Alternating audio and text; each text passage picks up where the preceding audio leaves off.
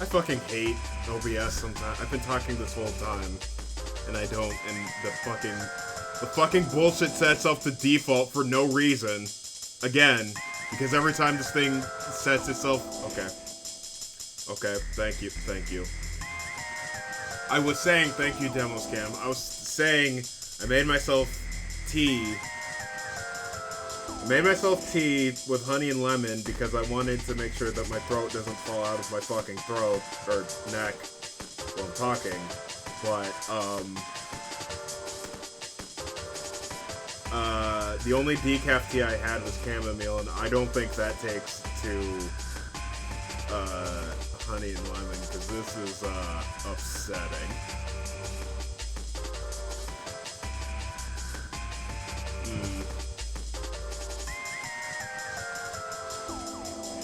Okay.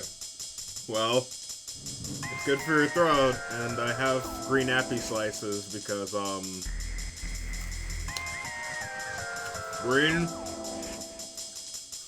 green apples are apparently what voice actors use to eat when, to get rid of, like, all the excess, like, spit and stuff in their mouths, so you don't hear a bunch of, like, squirming and sloshing up in their mouths. Yeah, I don't care. Go ahead and do the Discord. I don't care. That's fine.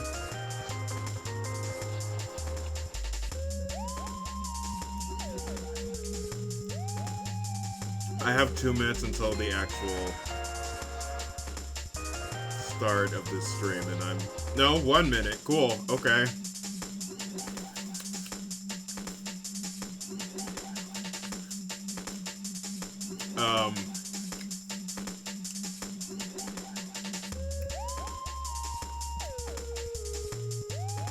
So, as you may have guessed, I am very nervous. I am very afraid of people, coming in here to call me fake and gay for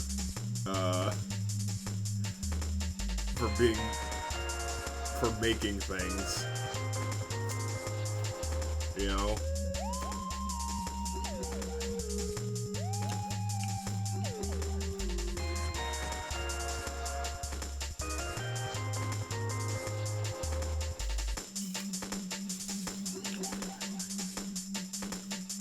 Real and straight? Oh, no. Oh, God.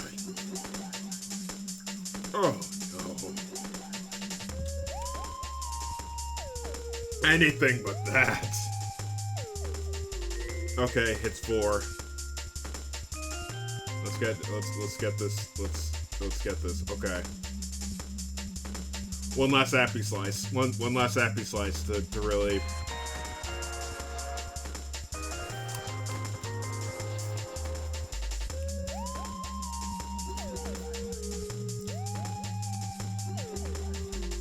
I just want one more appy slice to really just kind of stall this one out. I'm so scared.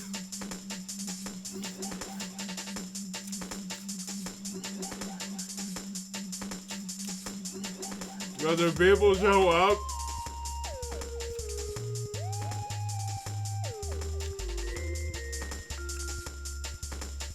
I don't know what like to friend server, but yes? I don't know.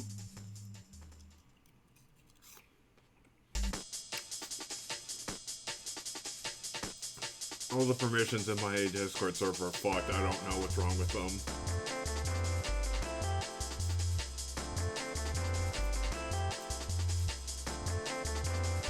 Okay. Okay. Okay. We'll just take one sip of tea.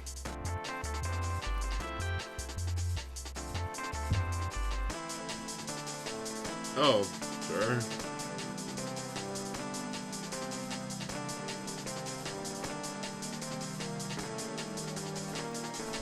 Okay. Here we go. Hello. My name's called Ryan, or Krunkidile, or Nick Mixiv, or Naked McSex have. All of those work. Hi. For the last 2 year and a half? Something around there. It started in 2021. I've been writing a book based on a tweet that I made in a cheesecake factory. And I am currently writing the second one, but the first one is pretty much done. I just kind of need to go through and take a hammer to some of the grammar or whatnot, but for the most part, it is completely done.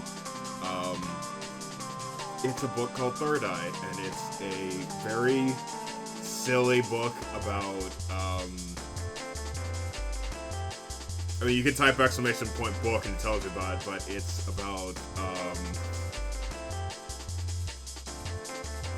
okay, well, welcome to the rest of the stream, because now I've hit the point where I'm trying to explain what my own thing is, but I'm like, you're gonna call me gay if I tell you. You, the people who have decided of your own will to come and watch me talk about this thing, will clearly make fun of me for talking about this book, so... But, last stream I did, people kind of coerced me to talk about it, and that made me think that maybe people do like things that I make, and won't call me fake and gay. So, here we are. I've been wanting to do a stream like this, but I didn't know when, and it is currently Juneteenth. I think it's I don't actually know what it is, but I just know that it's the holiday where, I don't have to go to work for being black. No, it's for the emancipation of slaves. I know that. I know it's supposed to be a national holiday, but I think a lot of businesses are actually like not letting people off. I'm getting away from myself. It's a stupid book, and it's about demons, and it's about being friends with them, and it's about genuinely enjoying things and the things that people like about them, and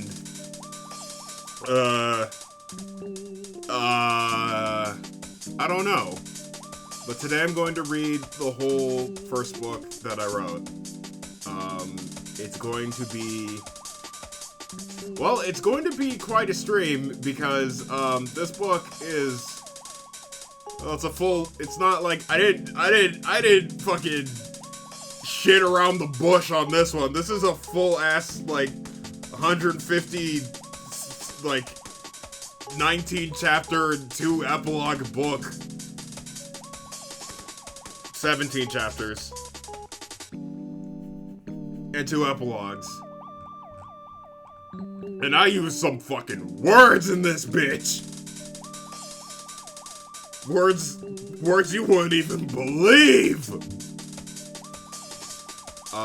So... Sit tight. Grab a snack.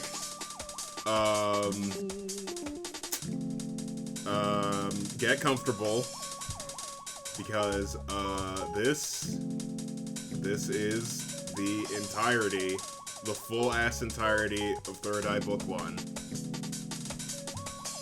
I'm gonna do it. I'm going to read this entire book, and I'm going to put on ambient music.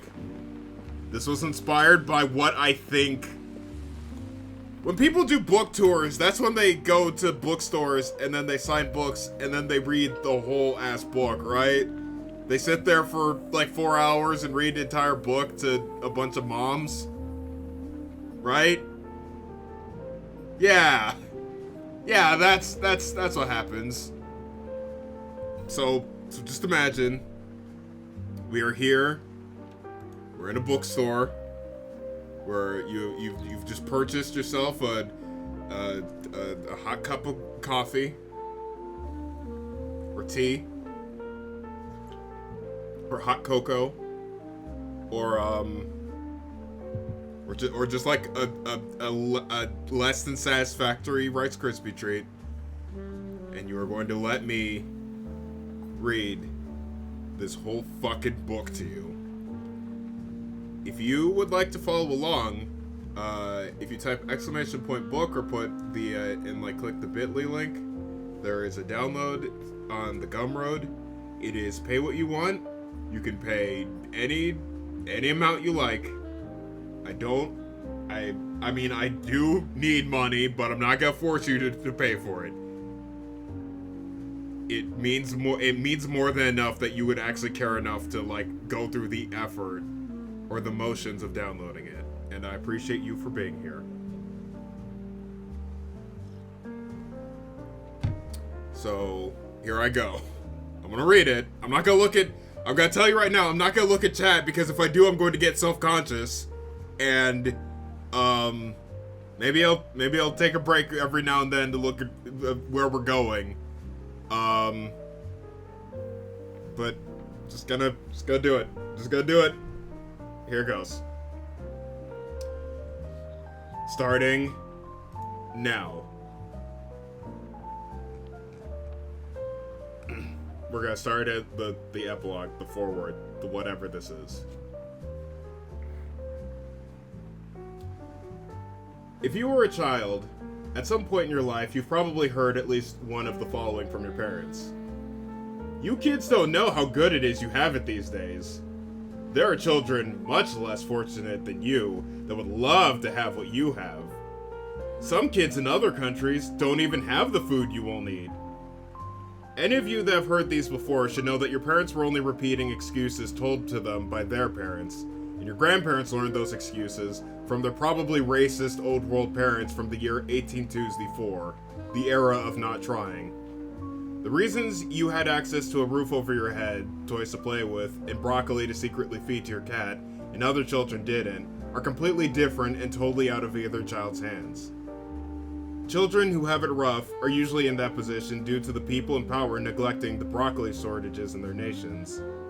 You, on the other hand, had parents who believed it was standard practice to guilt children into settling for less so they wouldn't have to negotiate with them or meet them halfway.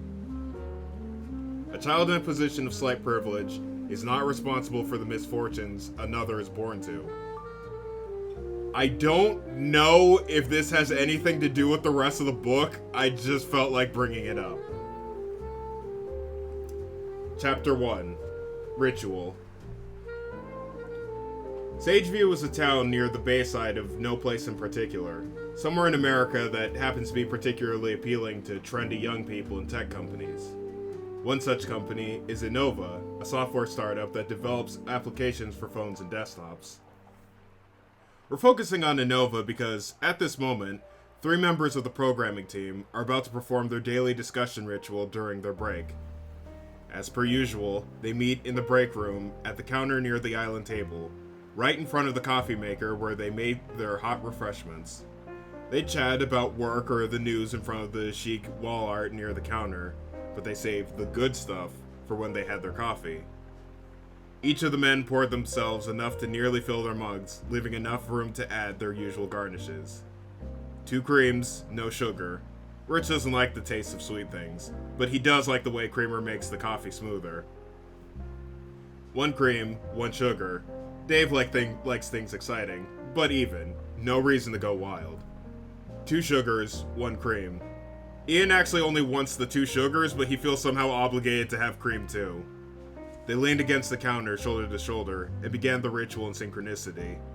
They smelled the rugged, mature scent of the big, sweaty Colombian mustache roast the package promised was fancy. They sipped, and let the bitter, acidic taste perk up their senses.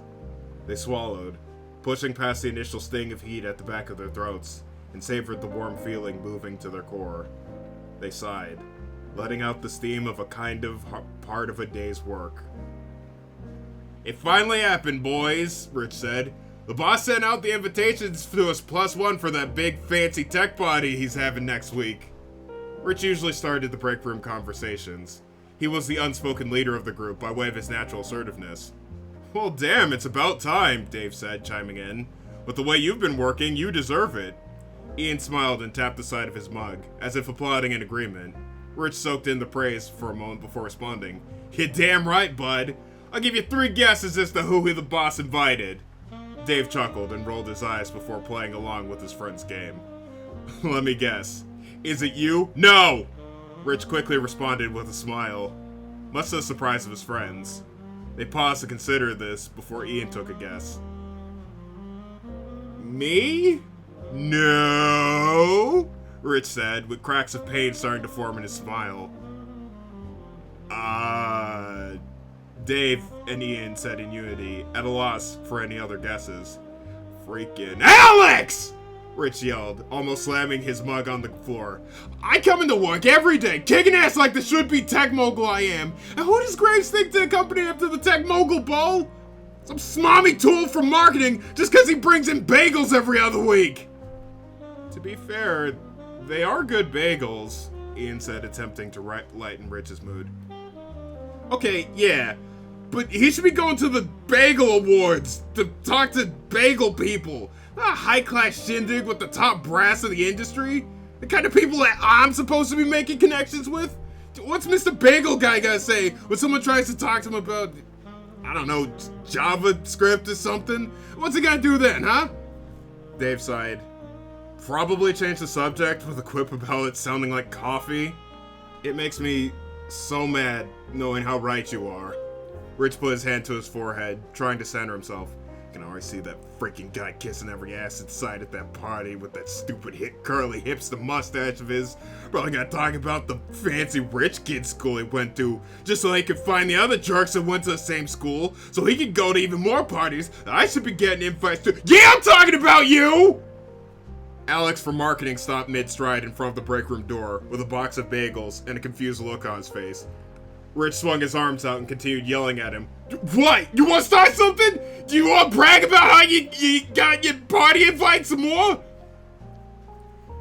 Alex simply gave a self-satisfied shrug in a response and walked away. Rich put his arms down in defeat and began grumbling to himself. I swear to God, I would give anything to have the kind of dumb luck that guy has. Ian stopped sipping his coffee and looked at Rich. You would? He asked. Yep. Why, you got an invite to that party or something? No, I just, He took a panic sip of coffee and choked on it before moving the conversation to someone else. Dave! How's, all of it going? Dave jumped at his name suddenly being called. He looked to Rich, then back to Ian. Apparently, Rich had finished cursing Alex's name, so it was his turn to talk about something. Like, in general? He asked. Okay. Dave drummed his fingers on his mug while trying to process what that meant. He figured anything would do. The contractors are almost done with the fence at the new house, and from the pictures they sent of the place, I'm gonna be the proud owner of one gorgeous 2-story house. That's how it's all going. Rich raised his mug. Hey, look at you, Mr. Property Investment. You trying to show me up with the good news? Maybe, Dave said with a cocky shrug, clearly beaming with pride. I think 2 years of renovation entitles me to brag about living the American dream a little. I'll finally have the beautiful house to park my beautiful car in. I wouldn't say beautiful when it comes to talking about your car, Dave, Rich interrupted. It's a very vintage car, Dave, Ian added. But not like vintage like wine, Rich said. Your car's old, Dave, Ian said. Aged like a damn shoe, Rich rooted. My car's... I'm talking about the future, when I have a better, less vintage car, okay? Dave Whisper yelled, trying not to make as much of a scene as Rich did. Oh, yeah, right, sorry. Ian apologized. Dave cleared his throat and tried his best to get back to his dream headspace. I'm going to have a beautiful car, and when I pull into my driveway and walk inside my beautiful house, I'll be greeted by my lovely family. Your parents are moving in with you? Ian! This time Dave couldn't help but yell. He tried to save face by smiling while he did it. However, that only made Ian more afraid of his outburst. In the future, I will have a family with a beautiful wife and 2 beautiful children, just like I've talked about forever! After making things worse, Ian lifted his mug to his mouth without drinking. He just held it there so he had an excuse to stay silent, aside from not wanting to make Dave any angrier. Yeah, family, Rich said, trying to move things along. You know what they say about families that got wives? You kinda have to have a wife to do that. Yeah, Dave sighed and ran his hand through his hair. That they do. The contractor find a spouse in the attic of that house or something? Dave started to yell again but caught himself before anything came out. He took a deep breath before calmly responding with a relaxed smile. Dating has been a slow process, but I am taking the steps necessary to make everything work. I got the house, next I'll have the car, and then I'll find the wife, and then we'll have the children, and it'll all work out because I'm following the steps. End of discussion. There was a brief pause, but it was in fact not the end of the discussion. It's gonna be real weird with you living in a family house by yourself. Rich, Dave said, slowly slipping out of his cold demeanor. Don't people get married before they get a house? Ian, it's like the middle part of a sad movie, but you skip the part where you lose your family. Rich, do you want a roommate in the meantime? I wouldn't mind moving in with you so it's less sad and lonely. Ian! We're done talking about me! What's new with you, bud? Ian jumped back and put his mug to his mouth again. Nothing, he said before making loud, fake slurping noises for some reason. Rich elbowed him gently in the side. Come on, tell us something good. You seem real interested in what's going on with us. Makes me think you got a secret you want to share with the class. No, it's just... Well, actually, So, the other day I was looking online for a new way to get back in shape real fast, because you remember the last time I looked, it had me do the Cave Buddies chewable vitamins cleanse, and that was a disaster. I remember. And I'm looking at the search results, but it's all the other stuff I already tried, you know, the supplements and the diets, the weird crystals, Dave said, the apple cider vinegar, Rich added. The three of them had a short laugh together. Ian was a regular patron of strange treatments for his problems, but his friends never judged him for taking a chance on something. He took this as a good sign. So, I didn't find anything new in the search, and I usually change whatever words I use, but I felt daring, I guess? So I went to the second page of the search results. Rich almost choked on his coffee hearing this. What? He half laughed. There's more than one page? Dave asked. He pointed to Dave in excited agreement. Yeah, I forgot that too. But there was a result there that was a post on that message board, Spoken, that had someone with the exact same situation as me. Well, that's fortunate. Did it help? Ian began to scratch his head nervously and fidget with his mug. He looked uncomfortable in his own skin. I guess? Sorta? Do you guys believe in demons? Dave unconfidently laughed at Ian's questions, as if it was a weird joke or a reference he didn't get. Rich gave him a cautious look and responded, well, that's a fucking question. Yeah, well, the people on the thread told this person to, ask a demon to reshape them to be better looking. Rich and Dave looked at each other, then back to Ian.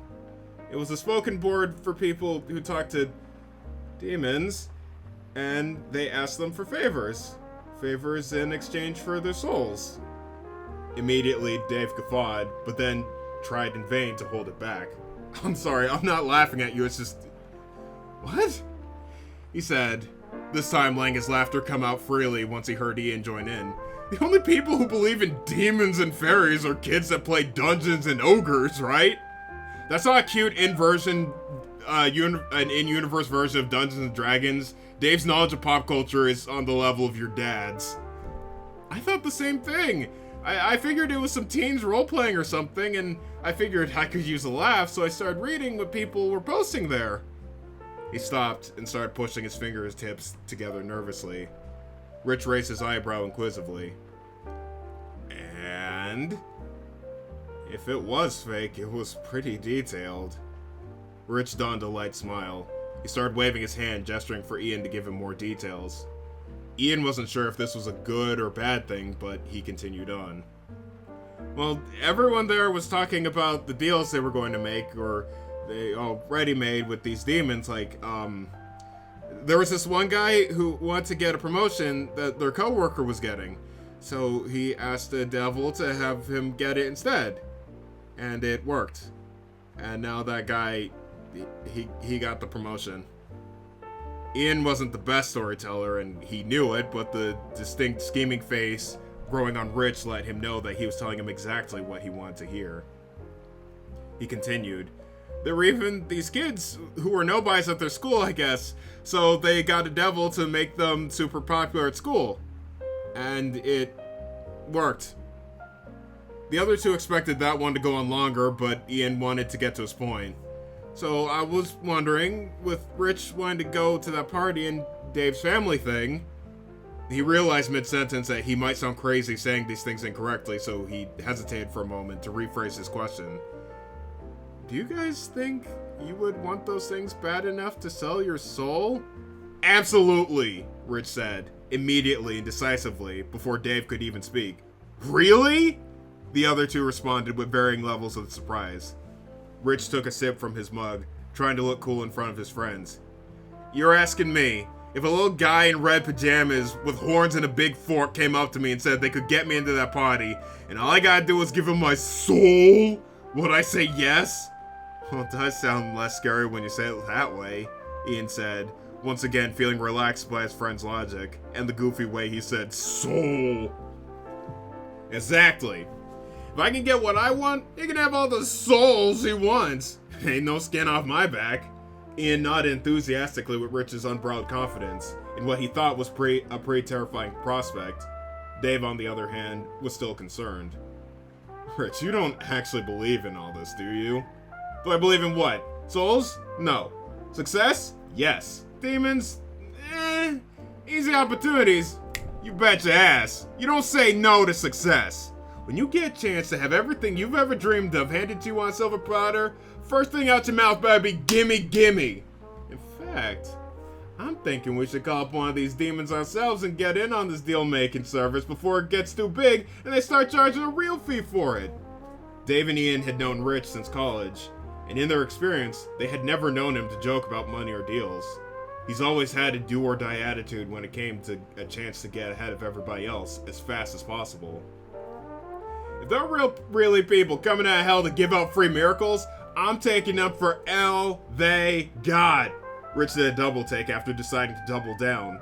Screw the party, I'm getting my own damn company, and then I'll be the one throwing the big-ass fancy parties.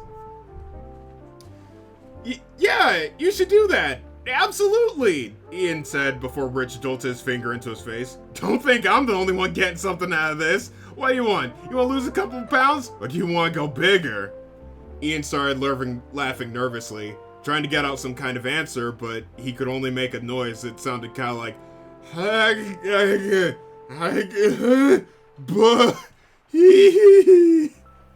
We'll start with the weight loss and go from there, Rich said, patting Ian on the shoulder. He then looked over to Dave. David, I don't believe in any of this, but you believe in the American dream. Yeah, because my parents were living it, and their parents, and their parents. And guess what? None of them talked to demons to do it. Were any of them married to a demon? Of course not. One of you was. Dave got ready to make another scene in Rich's face before actually thinking of the prospect of having a loving wife that was also capable of magically fulfilling any wish he desired. Rich took this opportunity to press the advantage. A smoking hot magic wish wife, Dave. And you two got some adorable magic babies after you two have a fancy-ass magic demon wedding? Okay, well now I know you're messing with me. If I was messing with you, I'd talk about how she'd have bangs. So you're not serious. Okay, haha. Very funny. Ian then spoke in response to where the conversation was moving. Actually, they do have a thing for having you meet demon partners. He said it like a reflex without realizing he had let his friends know exactly where his mind was. Rich and Dave turned to him and said at the same time, They what? Well, the devils do the stuff for people, but if you want someone to do something to you than you call a succubus. Hearing this, Dave and Rich lurched forward, then back, trying to hide their excitement, and keeping from looking like two middle school boys eager to hear what a boob feels like. Ian's face curled into a timid smile as he continued speaking, now with all the anxious enthusiasm of a middle school boy who lied about touching a boob. They're pleasure demons, and they're supposed to know all your desires, so whatever you call up is like your ideal partner. And they're not picky about whatever you might need. Hey Rich, I just thought about how bad I'd feel if I let you and Ian do this whole thing alone, so I guess I gotta join you on this plan of yours, Dave said completely nonchalantly. Rich laughed while slapping him on the back. That's what I like to hear! Best case scenario, we end up on Easy Street. Worst case scenario, we lose a bit of an afternoon we could spend getting drinks. All good, right? Yeah, Ian started looking away from his friends and pushing his fingers together again. What? What's Ian tried to hold in what, was, until the guilt building up in him burst out. So the people on the board have these names for people who give up their souls, and they're based on how their lives are going after the deal goes through.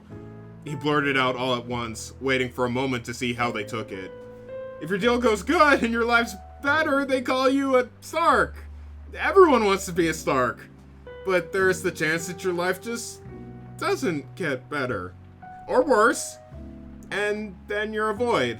It's like being a sucker, because you lost your soul for nothing.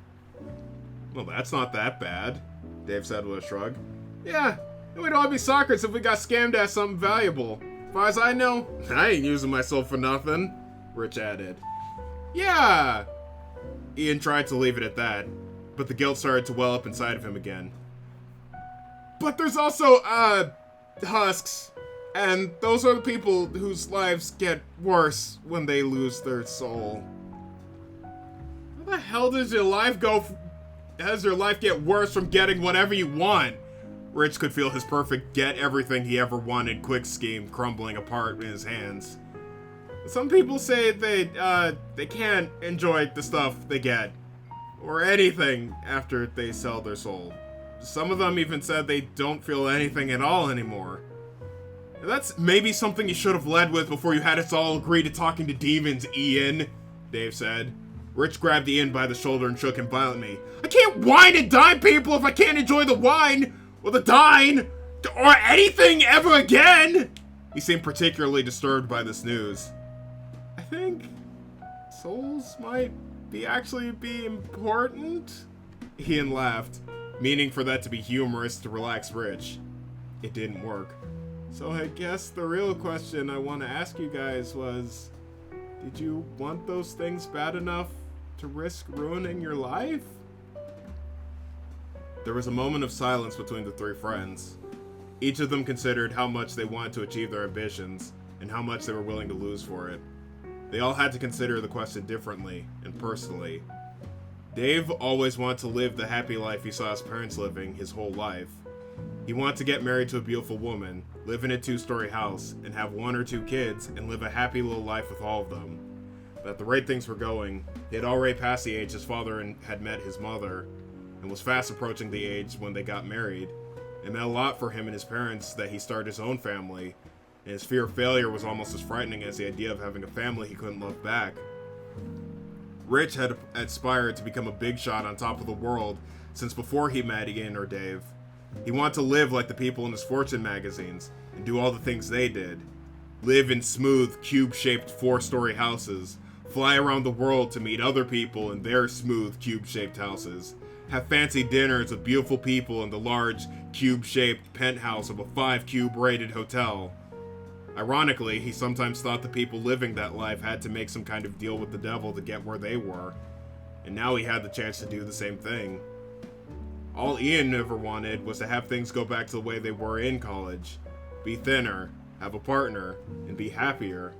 Then maybe things would stop going so poorly for him all the time. A demon could probably do that for him, but what if that's just the next misfortune in his life? Their silence lasted for what felt like hours, contemplating the worth of their dreams. They only stopped once Nick finally chimed in with his answer. I'd probably do it. It seems like it's worth the risk if it's something you'd wanted for your entire life, right? Oh shit, wait, I forgot to tell you about Nick! Oh damn it, I goofed! Okay, so there's actually 4 members of the Innova programming team. Rich, Dave, Ian, and Nick. It's just that Nick isn't part of the trio of college buds, so he's never fit in with them. He's like a 4th wheel to a thing that usually has 3 wheels. Nick had been listening to the discussion of demons and souls for a good while now, staying quiet since he wasn't a part of that circle of friends. He didn't plan on adding anything, but thought he could help them make up their minds if he gave his perspective. Also, he was getting uncomfortable watching them contemplate the worth of a dream and the weight of the human soul in complete silence. If it's your life's dream you're talking about, doesn't it make sense that you would take a risk on your own life to do it? I mean, not a stupid, dangerous risk, but like a calculated risk? If you're not willing to do that, then how much is your life's dream really worth to you? The vibe of the break room quietly shifted back to normal with Nick's reasoning. His logic made everything less mysterious and uncertain, and more perceivable and clear. If I was given the chance to make a deal with the devil for what I'd won, Nick stopped and started to contemplate dreams of his own for a quick second. Well, actually, I guess it'd have to be with a succubus for what I want. I haven't actually met that many people since I moved here, and I can't do it alone, so Nick realized that he had begun to ramble in a conversation he wasn't originally a part of. The alienating gaze of his co-workers made it clear that he had stepped into their business uninvited. Ian, Rich said coolly, leaning his head over to his friend while keeping his eyes on Nick. What would you say is the over-under on becoming one of those husk guys? Ian straightened up and scratched the back of his head. Oh, there's this thing that they said on that board about that. For every Stark that posts about winning, there are 100 husks who don't talk about losing. Rich took the last sip of his coffee. So like, a 1% chance to live the good life versus a 99% chance to ruin everything. Yeah, I'd say that sounds like a stupid, dangerous risk to me. Dave crossed his arms. Exactly! It's like I was saying this whole time. Hard work makes the man, not shortcuts or believing in stuff out of Lords in the Rings. Yeah, it was just a hypothetical thing. I didn't actually think we should do it. I was just curious, and this is probably not even real. Let's not do it. Ian said, taking their empty mugs and rinsing them out in the sink. He dropped them in his hastiness, but only broke his own. Yeah, neat little philosophy experiment, Ian, but breaks over. Rich began to walk out the door, but stopped as he passed Nick. He turned around and leaned on the table he was sitting at. Listen, let me tell you something that should make things easier for you. If you're ever thinking of doing something crazy and risky, just remember, if I wouldn't do it, then you shouldn't do it. Nick looked back to him in silence, confused. Rich clarified. I, in this case, is me, not you. You're the me. No, wait, you're the you, I'm the me. He started to really think it over for a second. If I wouldn't do it, then you can't do... You're the you, I'm the I. There. Good talk, bud. He and Dave marched out of the break room, starting up a new conversation that faded out of earshot as they left. When Nick finished watching them leave, he turned back around to see Ian still at the counter, writing something on a napkin. When he finished, his eyes met Nick, and he jumped a little, not expecting anyone to be watching him. I was writing this for you because if you want, I was gonna leave this, but the guys already left and, here. Bye. Ian quickly slid the napkin in front of Nick and walked out of the break room. He had written down the name of the spoken board, just in case he was serious. Those 3 friends each had an unremarkable rest of the day, and a slightly above-average weekend. Rich bought some new shoes after work. Dave talked to a woman at the farmer's market on Friday, and Ian swallowed a grape with a bolt in it on Sunday. But aside from that, nothing worth noting. Nick, on the other hand, had a contentious rest of his day, and an abnormal weekend that led to a batshit stupid crazy chain of events far more interesting than shoes or swallowing bolts. It did involve a woman, but she was far more interesting than the one Dave had met. This story is not about Rich, Dave, or Ian. I'm sorry I spent so much time focusing on them. this story is about Nick. At least partially so. If I confused or misled you, I'm sorry. If you would like compensation for any and all bamboozlement, please fill out and send in the following coupon. Oh, dang! Yes! I was thoroughly bamboozled and spilt cranberry juice all over my pants when your sick joke ran up and bit me in the face! I demand satisfaction and a new pair of pants immediately! Please fill out your name, email address, favorite flavor of satisfaction, and favorite flavor of pants. So that's chapter 1. Why did it take so long? How are we doing? Was that anything? Is that... Everything's we good?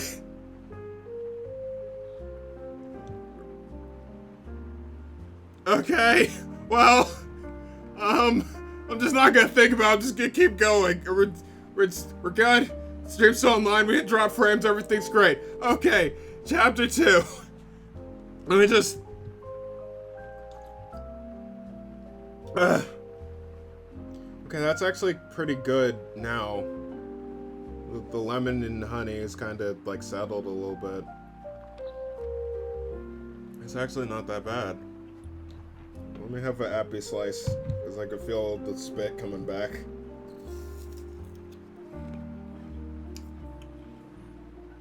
Okay.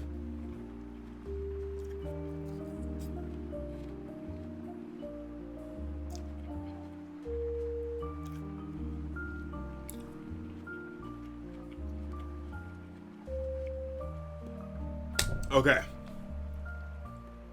Chapter 2. Summoning.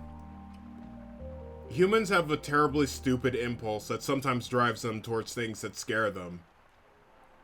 When we see something that disturbs us or hear about a really dangerous idea, fear should make us want to avoid it at all costs.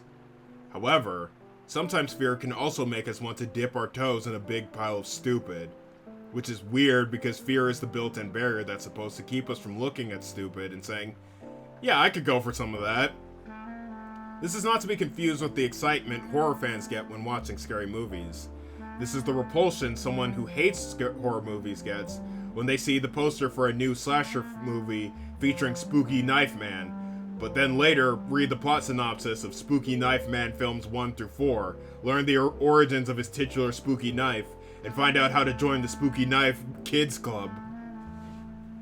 It's possible that this only happens with fear related to things we already know are not real and therefore can't hurt us. However, thrill seekers, daredevils, and the existence of Florida would say otherwise. Then again, I'm not a think doctor, so don't listen to me. I can't say. I can say that calling out a being who aims to rob you of that which makes you human is a terribly dangerous and stupid idea. One that Nick was fixated on. He understood the danger, but wasn't any less tempted to install the Spoken application on his phone and enter the name of the board Ian had given him. S/summoning. It showed up in the search results, as if this was a totally normal thing anyone should be able to find with a basic search. It had a board description, rules, and everything. This board is dedicated to serious discussions about summoning and dealing with demons. For more casual discussion, visit S/Demon Giggles. The first few threads were surprisingly casual forum discussion, despite the dark subject matter. Users discuss how best to deal with demons, much the same way one would ask how to fix a turlet. It not only made summoning a demon seem normal to Nick, but also possible and plausible. Then for a moment, his sense of fear started back up, and he started thinking about what he was doing. This was a board centered on doing something dangerous and potentially life-threatening. Exactly the kind of thing in the search history of someone who gets arrested for selling bathtub lava to teens. And he was doing it at work. He closed the application, shoved his phone into his desk drawer to punish it for being bad. It was a boneheaded thing for him to do that could have gotten him fired if he was caught by anyone. To atone for his misdeeds, he frantically crammed 5 hours of work into 2 hours before his lunch break. By noon, the anxiety hadn't left him, and it made his stomach hurt as he ate the chicken salad he made for his lunch. Apparently his conscience wasn't done punishing him for his out-of-character moment earlier. Out of character? The phrase crossing his mind forced a sudden change in direction for his thoughts. Researching things he was interested in had always been a normal thing for him. Yes, hanging out in a creeper form when he was supposed to be working was wrong, but he's seen Rich, Ian, and Dave procrastinate in weird ways before. Speaking of Rich, Nick hadn't forgotten what he said earlier under his breath. If I wouldn't do it, then you can't do it. An arrogant warning that got turned into an insult. Maybe if he did things the way Rich did, hastily and slapdash to get fast results, he would get blindsided by any rules or guidelines he didn't look into before. Nick, on the other hand, does his research before trying new things, so that he can move through things smoothly, with secondhand familiarity. So yes, Rich couldn't do it, and if Nick dealt with a demon his way, he shouldn't. But if he did it his own way, he might just come out ahead. When he thought about it like that, the whole situation didn't seem any less dangerous than gambling in a casino. And we let old people do that on vacation while drunk in a fiery hell desert. The mental green light on a new project got him too wound up to focus on work, so he decided to try and get the rest of the day off. He walked into the open door of the office of his boss, Mr. Graves, and knocked on the frame. Instead of eating, Mr. Graves was working away at his computer and didn't stop as he talked to Nick. Nick, good to see you. Keeping productive, I hope? Hey, Mr. Graves, I was, actually, yeah, by standing in the door of my office. To anyone else, that would seem like humorless managerial ribbing, but to those who knew Graves, it was humorless curiosity seeking to understand how standing in his doorway helped him write code for software. I'm on my lunch break, so I guess I stopped being productive for now? Nick understood that question statements were usually the correct answer to Graves' questions. Ah, then I assume you want me to let the union representatives know that you're using your allotted leisure time to the fullest. No, I mean you can, but I was actually hoping I could take the rest of the day off since I'm ahead on work and I'm feeling sick all of a sudden. Graves paused his typing to give his full attention to Nick. He pointed at him with the ornate pen he kept in the inner pocket of his suit jacket. You make your own lunches, don't you, Nick? I do. What was it today? Chicken salad? Graves began nodding, gradually breaking into a knowing smile. What this meant was beyond Nick or anyone else who worked for Graves, but a slow nod and a smile was probably a good sign. You take initiative. That's good work ethic. Very good to hear. Thank you, sir. But if it's making you sick, that means you're making mistakes. Mistakes that could carry over into your work. I don't want you giving our software stomach boogers too. Nick wanted to say my thoughts exactly, but Lord knows he has never thought of the concept of boogers in his stomach, so he started nodding slowly. Graves nodded with him and waggled the pen in between his fingers. I want you to take the rest of the day to rest and research proper chicken handling techniques at home. I expect a healthy chicken salad on my desk on Monday. Nick had never experienced Graves' sense of humor. Whenever he was in the office, he was usually all business. Thank you, sir, he said with a chuckle. I'll get right on it. See that you do. And if you need it, I believe Tori keeps a bottle of children's Tylenol on his desk. Tori is Graves' personal assistant. A chipper little guy that dresses kinda like a valet at a hotel for some reason. He was sitting on his knees in his chair, holding up a tiny ball of Tylenol, trying to keep himself facing Nick as his chair slowly spun around. Nick held out his hand and let Tori tap out 3 pills from the bottle. He felt obliged to take them out politeness. I think I'm only supposed to take 2 of these at once. Tori smiled at him. It's okay. You can have the 3rd one. He then leaned in and whispered to Nick, using his hand to obscure his mouth from anyone looking. You're worth it. A loving feeling shot into Nick's heart. Now he had to take the extra pill. How could anyone say no after hearing that? The two of them waved to each other as Nick walked away. Tori got up on his desk to give him one last goodbye to see him off. I hope your boogers feel better! In the privacy of his apartment, Nick was able to do his research without the danger of anyone seeing. He reopened the Spoken application and started reading through some of the pinned threads to learn the basic principles of summoning demons. He started with the tutorial thread for first-time summoners. Don't be afraid of being a first-time summoner. Everyone was at one point, but also, most everyone stays a first-time summoner. Not a lot of people have the funds to double dip on demon deals. Regardless, don't be a pussy. Cool. It started with what he already knew from listening to Ian. Further reading detailed an alternative way to pay for a demon's services. They can drain your life, shortening it in lieu of a human soul. The amount of time they take off seems to be based on the size of the job, but it's usually no less than 5 years.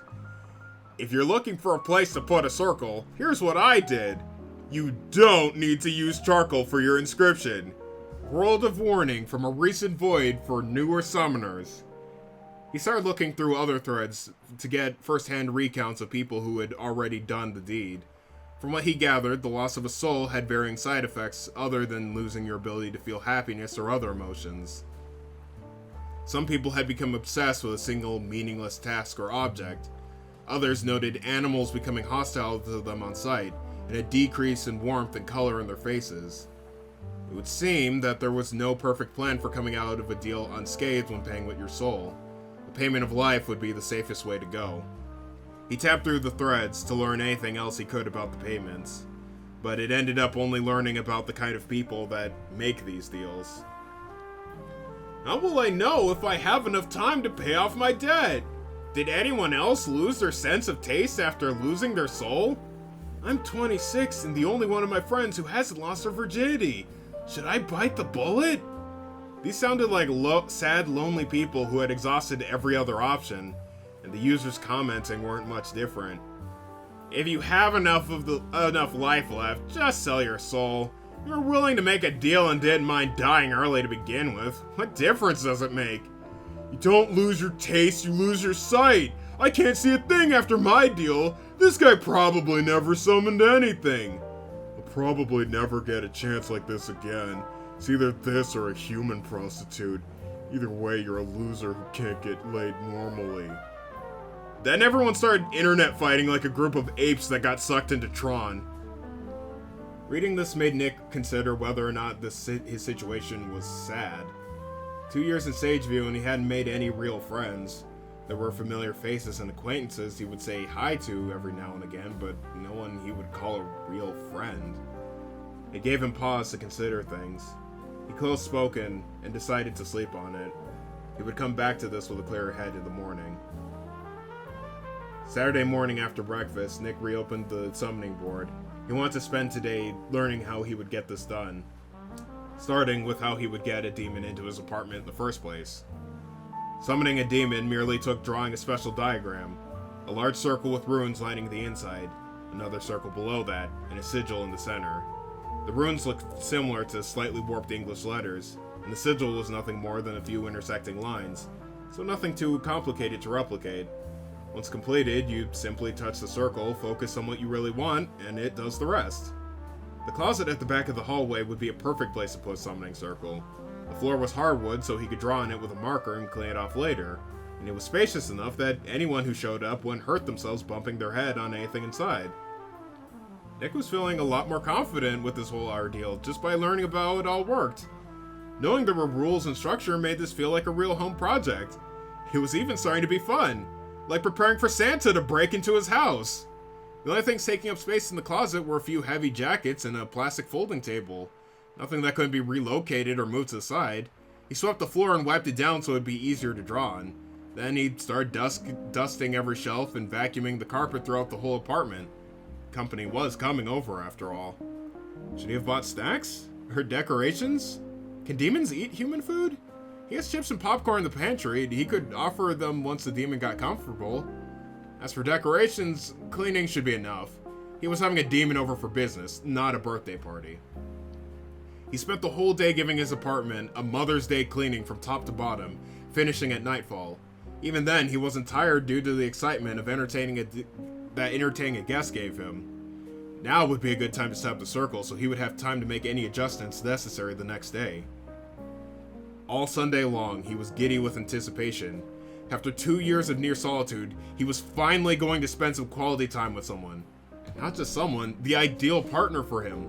if what Ian said was correct. He did his best to be productive, so he wouldn't keep staring at the circle all day, but couldn't help but theorize and imagine what meeting them would be like. What do demons look and dress like?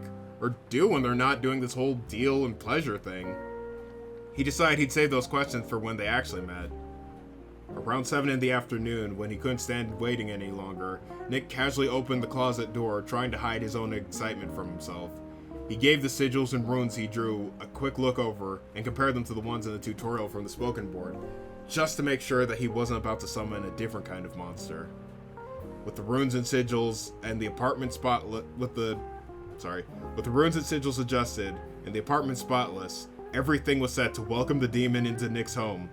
He squatted down in front of his circle, reached out with his hands, and stopped. Wait, he said out loud to himself. This is stupid. This is a stupid idea, right? He quickly took his hands back as a sense of fear started up again. He wasn't having a friend or relative over, he was inviting a demon. The thing the Bible probably says was the incarnation of evil.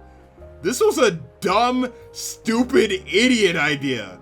This was a dumb, stupid, idiot idea he got from Ian. The guy who willingly bought something called edible fireworks off of a shady online store because, quote, I don't know, I thought they'd make me strong? He dusted himself off while nervously laughing. How I was actually gonna do that? Wow, talk about... It was out of character for him. He had never been the kind of person to put himself in mortal danger for a little fun, no matter how desperate he was. He had clearly never been the kind of person to follow through on an Ian great plan. He could only imagine what the guy would say if he found out he actually followed through on his napkin scribbling. It's okay, Nick. I was just, putting it out there in case you were serious. I was a little curious though, if it worked. It would have been nice to know if I could actually achieve my dreams, but it's fine. Then Ian would eventually tell Dave, and he'd come over while Nick was trying to work and say something like, I'm glad you didn't do anything dangerous or embarrassing, but you really should have come to me before doing anything you're unsure of. I've had my fair share of risky endeavors, let me tell you. And then he would tell him. And then later he'd tell Rich, and Nick knew exactly what that guy would say. Hey, I don't want to say I told you so I won't. I'll just say, next time I give you some advice free of charge, don't take it for granted. Wait, that's me telling you I told you so. Guess I did want to tell you. Hey, how about that, huh? There was a time when Nick tried to be friends with those three when he first started working at Innova. It didn't take long for him to realize they didn't have any real interest in his hobbies. They were so out of alignment with one another that he fell in and out of their social circle in less than a week. Now he exists in the background of their lives as something of a lesser character, only coming into focus whenever they need something from him or have to work directly with him. They were not his first choice of people he'd want to be around. The kind of person he did want to be around was someone open to any new ideas, both his and theirs. He wanted an honest, consensual friendship with someone who would let him learn about themselves while they learned about him. Even if they didn't like all the same things, the willingness to hear it, even just once, was more than enough for him. It was enough for Nick to start thinking about how much he missed positive interactions with another person. Thoughts that got him to absent-mindedly place his hand on the floor. Right on top of the summoning circle. Which very quickly started to kick up sparks. Wait, he said. The sparks turned to embers, then to wisps of fire that began to spiral around. No, but don't, actually. He started to sweat. The wisps converged into streaks of flame that sped up and expanded, creating a roaring vortex in Nick's spacious closet. Stop! Don't!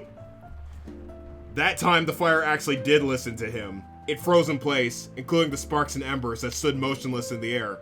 Oh. Okay, so how do I get this out of here? The fire suddenly twisted in on itself, forming into a solid orb before exploding.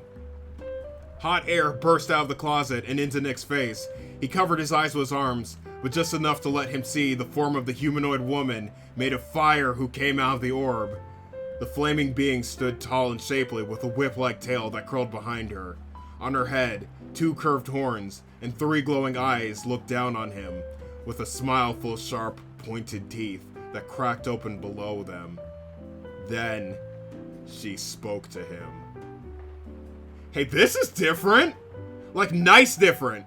For once I can't immediately smell where someone's been masturbating. That wasn't the greeting Nick was expecting. He thought she'd be way more poetic or witty with her words instead of what he thought was a compliment. Thanks. I lit a candle and vacuumed, he said with a shrug. The demon touched her cheek with one hand. Stricken with girlish surprise, she leaned into his face with eyelids lowered and a sweeter smile than before. Wait a minute! Did you get your hovel all cleaned up and tidy just for me? Her breath was hot, but smelled sweet like nectar. Her compliments and appreciation of his hard work relaxed Nick's muscles and started to clear away his worries. Without those in the way, he felt like he could confidently open up to his otherworldly visitor. Yeah, actually, I wanted you to— Ha! Nerd! She flicked her finger against Nick's forehead with such a force it shoved him up against the wall behind him. Before he could say anything back to her, she was already dangerously close to him and planted her finger on his mouth. It was warm, but didn't burn his skin. Wait, I want to try something, she said. Her 2 lower eyes narrowed, while the third on her forehead kept the exact same shape, holding its blazing gaze locked on him. She said nothing, but was clearly plotting something. Nick assumed she was going to hit him or spit in his eye or something. That's when he realized he had summoned a mean girl. He'd never had a problem with mean girls in school, but her being inhuman and made of fire made him feel like a lonely, introverted boy, and her, a girl who smoked in the bathroom. If he was going to make it out of this unscathed, he had to be confident enough to keep her from verbally eating him alive. First, he'd start with something funny, or at least humor adjacent. As long as it was lighthearted, and he said it with confidence, he should be able to go naturally from there. Hey, you're a total loader, aren't you? She interrupted. Excuse me? Am I wrong? Nick's confidence was sniped in between the eyes by this literal firebrand. Her dead-on assumption got him to make a defeated face that gave her all the confirmation she needed. She stepped back and nodded before folding her arms and firing off another shot. I'm also guessing the people you're around don't respect you. Another direct hit. This flaming woman bodied Nick with her words. She had already shown him she was strong enough to push him around with little effort. Now she was showing him how deep she could cut him with just her words. She was beyond a mean girl. Everyone around you pushes you around, she said as her tail began to sway from side to side. And you hate it. And you hate them. For some reason, this was the anti-tank round that really struck him. Nick wasn't too fond of the other guys at work, but he never thought he hated them. She continued. So you want to show all those skid marks you're not a loser by scoring the biggest win you can. And the best way to do that... With a snap of her fingers, the flames on her body went out, revealing her true form. Tall, red skin, 3 illuminated eyes, 2 where a human should be, 1 on her forehead. Long black hair that curled into sharp hooks at her shoulders. Curved horns, and a tail in a tight-fitting 2-piece black outfit, still with the same height, and the same confident, knowing smile. He's the bag of baddie like this, right? She said, showing herself off to him. Nick looked her up and down, taking in the sight of what an actual demon looked like. She was something that was only visible in the real-life meat space by means of facsimile, either with prosthetics or makeup, or rendered using a computer. The sight of a real, living, otherworldly being right in front of him was infinitely fascinating. Oh, wow, was all he could say. I know, right? I can't believe I came out looking this good either. She took a step back to let him see her better. then began to turn around, putting her toned arms behind her head. All this could be yours. And I don't think you give half a quarter frozen fuck how you get it. She took a few swaggered steps down the hallway, swaying her hips and waving her tail before she spun around to sit at the back of Nick's couch, facing him. I think I got your situation down pretty good, yeah? Feel like wadding up all that anger and slamming it into the gates of Tuna Town? That'll show him who's a loser. Mean or not, this demon did have a point. This all happened because Nick let Rich push his buttons into trying to put his life in danger better than he could.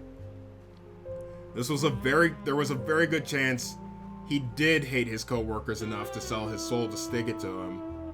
He looked away from the succubus and down to the floor, considering if he should call this whole thing off and ask her to leave. When he looked back to ask her if that was okay, he saw her expression had changed. No longer smug and mean, more relaxed and attentive. Hey, she said. Nick flinched a little, not expecting a sudden change in her demeanor. Did I make you mad? He wasn't sure if this was her teasing him more, or she actually wanted to know if she crossed the line. He stood silent and shrugged slightly. She stood up and put her hands behind her back. Are you mad at me? No. She took a step forward. Are you mad at yourself? I might be. 2 steps. Now she was back in the hallway. Are you scared of me? A little. The honesty of admitting his shaken nerves put more confidence back into him. Seemingly sensing this, the demon slid up next to Nick and pushed his shoulder up against his, her height moving him into an awkward slanted posture. Alright, unless all your answers were no, we're doing something wrong. Cause I'm here because you want to have fun. Right? Right, he responded. A subtle smile started to show on his face. We can't have fun if you're mad or scared, right? Right.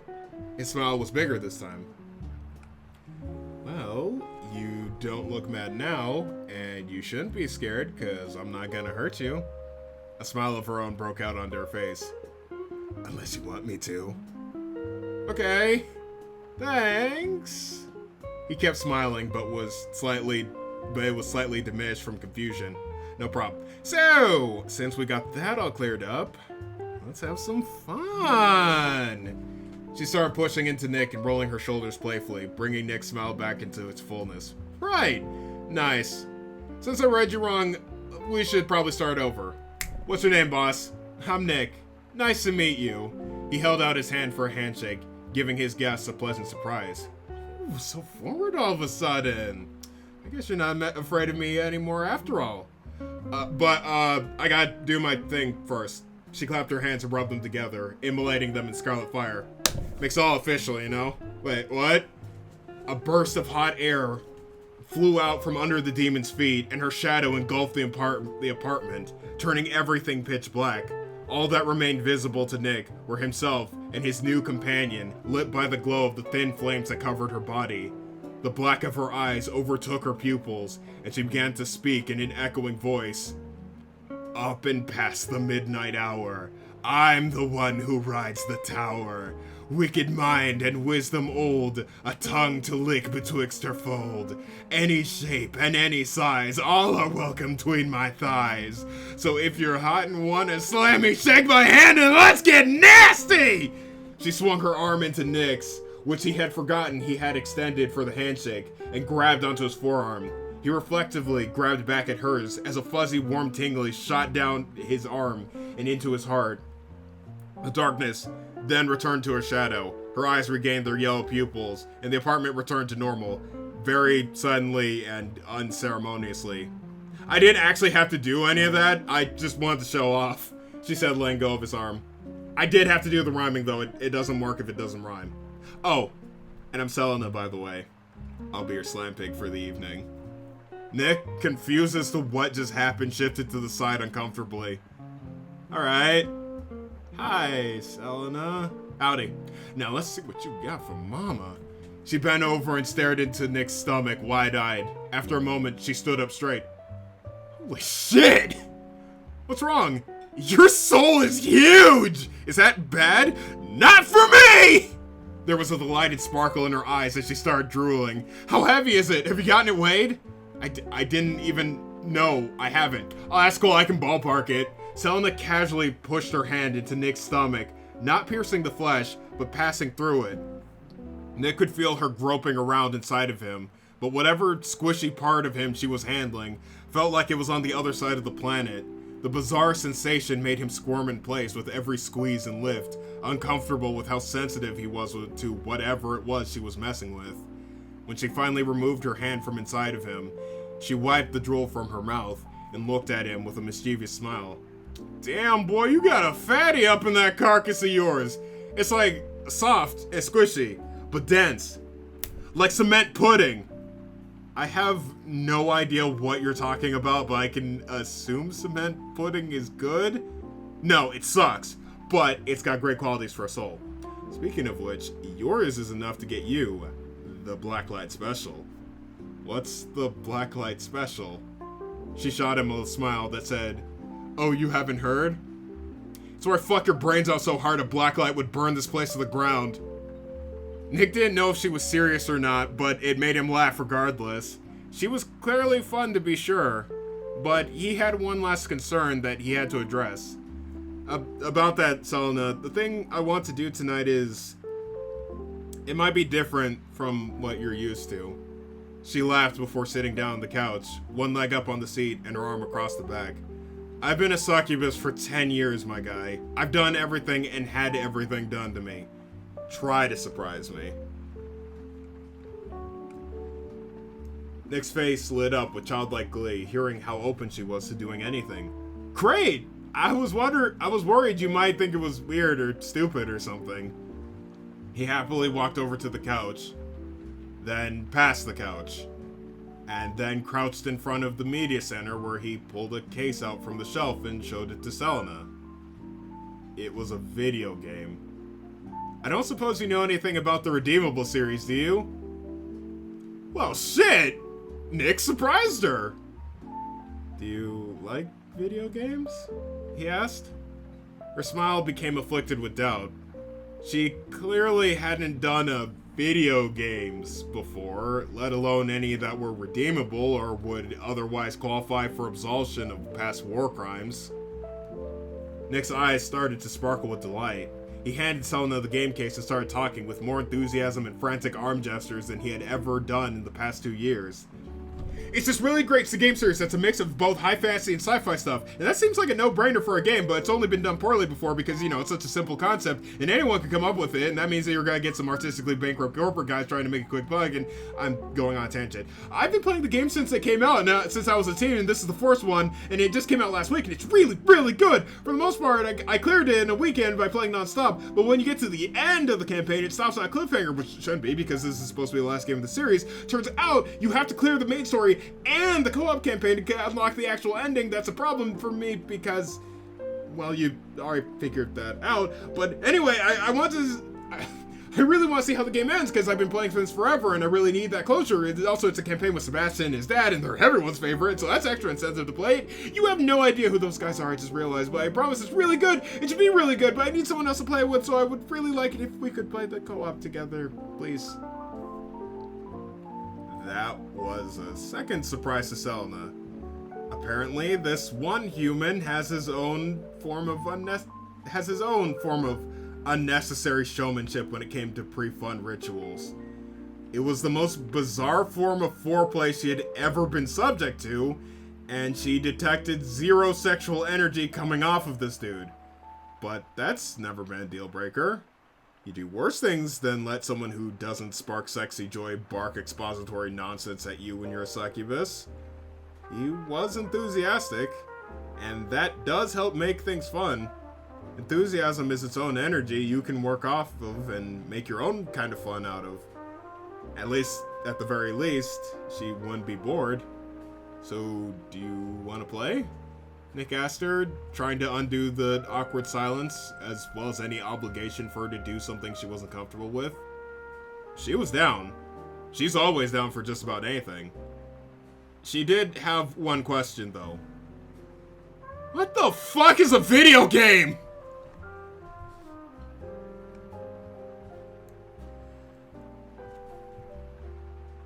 That's chapter 2.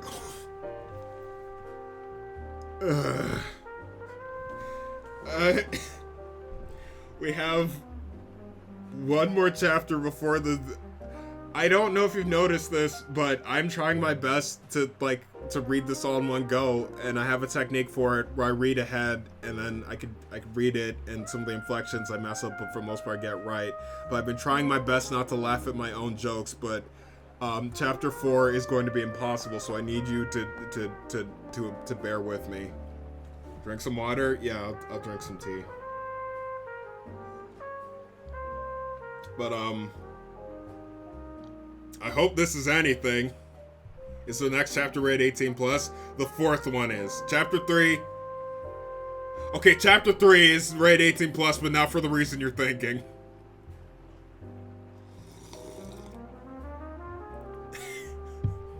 We might well put a warning up. Okay.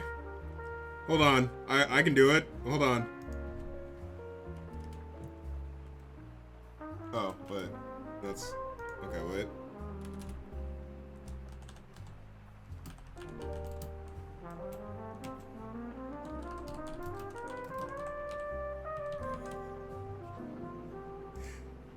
There we go.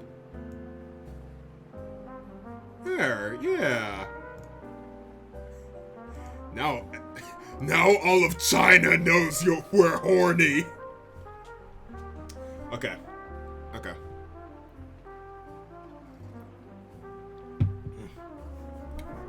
Thank you. Okay. Chapter 3. Maiden. There on the couch was a being of forbidden pleasure and insatiable lust, holding a game controller in her hands. The situation she found herself in was made only more confusing when she was told that it worked like a television remote and did not go in anyone's butt. Next to her was her summoner, a young man with brown skin and fluffy curly hair who lacked the desperate glum of a man-child hungry for puss that her clients normally had. He instead had the excitement of a child at the birthday zoo. He began to explain things to her with giddy enthusiasm. So I don't think you'll need too much context for this, but if you do, I'll fill you in as quickly as I can. But basically we're going to be playing as his father-son team, Boswell and Sebastian, to save the son from a curse he got back in the second game. I'll be playing the dad, and you're the son. Ah, roleplay. Finally, something she was familiar with. Like all things in life, this game was merely a patchwork of different kinks of varying sexiness. I got you, Chief, she said with a nod. I can shapeshift into a dude if that helps set the stage for you. No. You're perfectly capable of doing this the way you are, Nick said, thinking she meant being a man would make her better at video games. Yeah, that'd be weird, wouldn't it? Selena responded, thinking he meant someone his age could only have a small child for a son. How about I just call you Daddy? You don't have to do that either, he responded. I would probably get confused. Oh no. Selena had gotten herself into an awful situation no amount of enthusiasm on either side could solve. This was going to be a very long and boring sex. She would have to endure possibly hours of bland eroticism this guy would enjoy in a way she didn't understand.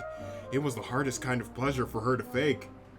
Sure, we'll play without role-playing. Sounds... She struggled to come up with something positive that didn't also sound sarcastic. I'll just get us started by fondling this control nipple, I guess. She started circling one of the thumbsticks on the gamepad with her finger, looking back and forth between it and Nick to see if it was getting him closer to finishing. He stared back at her, completely oblivious to what she was trying to do, so he went back to his explanation. So anyway, the game is set in a world with a kingdom that fears forbidden magic, and they send this guy Alexander out to fight the kingdom of monsters and evil wizards, and he goes there with this huge army, but they lose, and he's dropped into a cavern where he finds this future technology he uses to... Question. Selena raised her hand as if she was in school looking to be called on. Oh, yeah? Do I need to know any of this nerd shit to come? No? I see. Should I keep going? No. When Nick noticed she stopped titillating the controller's joystick, he considered letting her leave and thanking her for her time. Considering she would probably still want to be paid for her time, however, he decided he might as well get his soul's worth. He trusted his taste in games, thinking she might turn around on it if she actually got to play. I'll just let the game fill you in on things as we play. He forced a smile and laughed awkwardly. She did the same in response. Nick started up the co-op campaign of the game, something he had done numerous times before just to see how it started. The opening cutscene played, showing the protagonists, Sebastian and Boswell, making their way out of a dark forest and towards a sinister castle, glowing with a dark magic aura. Sebastian placed his hand on his neck, over a black mark that seemed to be spreading down his body. His father looked back at him, with a growing concern for his well-being. Nick appreciated the subtle storytelling of the cutscene, and how it explained the plot without words. He expected Selena to feel the same, but she was instead jabbing at the controller in an effort to make something happen. I thought, isn't this supposed to be a game? She asked. Oh, we're not playing yet, this is a cutscene. It's like a short movie that tells what's happening in the story, for context. Then why didn't they just make this a movie? Why do I have to be an accessory to this? Nick got excited again. She asked a question. A begrudging one, but one that wasn't sex-related. A question requests an answer, meaning she wanted to have a conversation with him about the game, meaning she might actually start getting interested in it. He turned his body towards her to talk, but stopped himself. He calmed down to explain things without going on another tangent. Think about it like this. You know how when you watch a really good movie, you feel this connection to the characters and the story that plays out? No, that has never happened, and you are full of shit. Please continue. Nick furrowed his brow. Okay, well, when that does happen, it doesn't.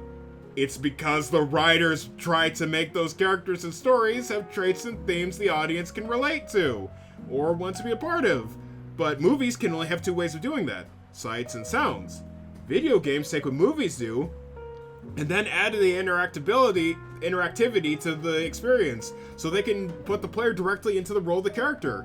Your achievements, the challenges you face, the decisions you made to handle all of those, combined into a story that's unique to you. And that experience molds your view of the world and its characters in a way that movies or a book or anything can't. She was confused. Not by what he said, but because what he was saying made sense. At the very least, it was enough to upgrade her mood from apathetic to curious. Her attention moved back to the screen. When the cutscene ended, it changed from a pre-rendered movie to the actual game.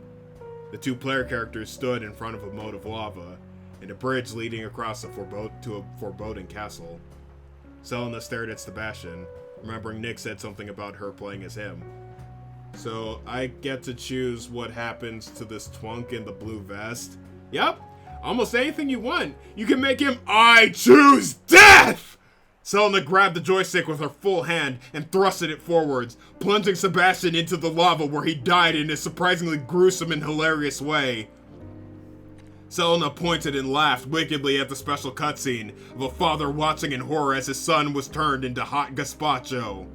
She expected Nick to see Nick crying over his beloved video game boy's demise, but he was actually laughing along with her, trying not to do so too loud. When he was able to talk again, he explained to Selena, every one of these games has one hidden dramatic stupid way how Sebastian dies. I knew it had to be in this, but I didn't expect it to be right at the start. Hearing him take such pleasure in the morbid demise of his video game friend was much preferred to the usual crying and shitting humans do when they watch her melt their prized possessions. It was pretty cool even. Regardless, she interpreted the game over screen and Nick's pleasure as the deal successfully being sealed. Well, I'm glad you enjoyed that, and I guess that's just how you jizz, so me and your soul will get up out of here and leave you to mourn the loss of Sobobo, Sebastian. And the game's not actually over. We just start over at the checkpoint, see? With a push of a button, Sebastian and Boswell were back where they started, unharmed and unmelted, as if nothing ever happened. Aha! Fucking sweet, dude. She slumped back down and had Sebastian join Boswell as he made his way across the bridge. As the two heroes moved towards the castle, Boswell began to speak to his son. He laid out the perilous journey that lay ahead of them, fraught with monsters and traps, each one more nefarious and wicked than the last. He asked Sebastian if he was truly ready to face the dark forces and confront its denizens. Sebastian responded by screaming in agony after Selena threw him off the bridge and back into the lava. Nick laughed so hard he almost started crying. She expected him to be annoyed this time, but was admittedly glad he appreciated her comedic timing. It made her happy enough to let his infectious laughter get to her just a bit before the game restarted. Just as Sebastian was about to make a special encore presentation of his untimely death, Boswell sprinted into the tower, starting another cutscene. The scene showed the dark exterior of the spacious castle foyer. The walls and railings of the upper levels were covered with dust and cobwebs, but showed no trace of dilapidation. A pair of curved staircases led up to the second level, with a sealed passage leading to the other lower ones.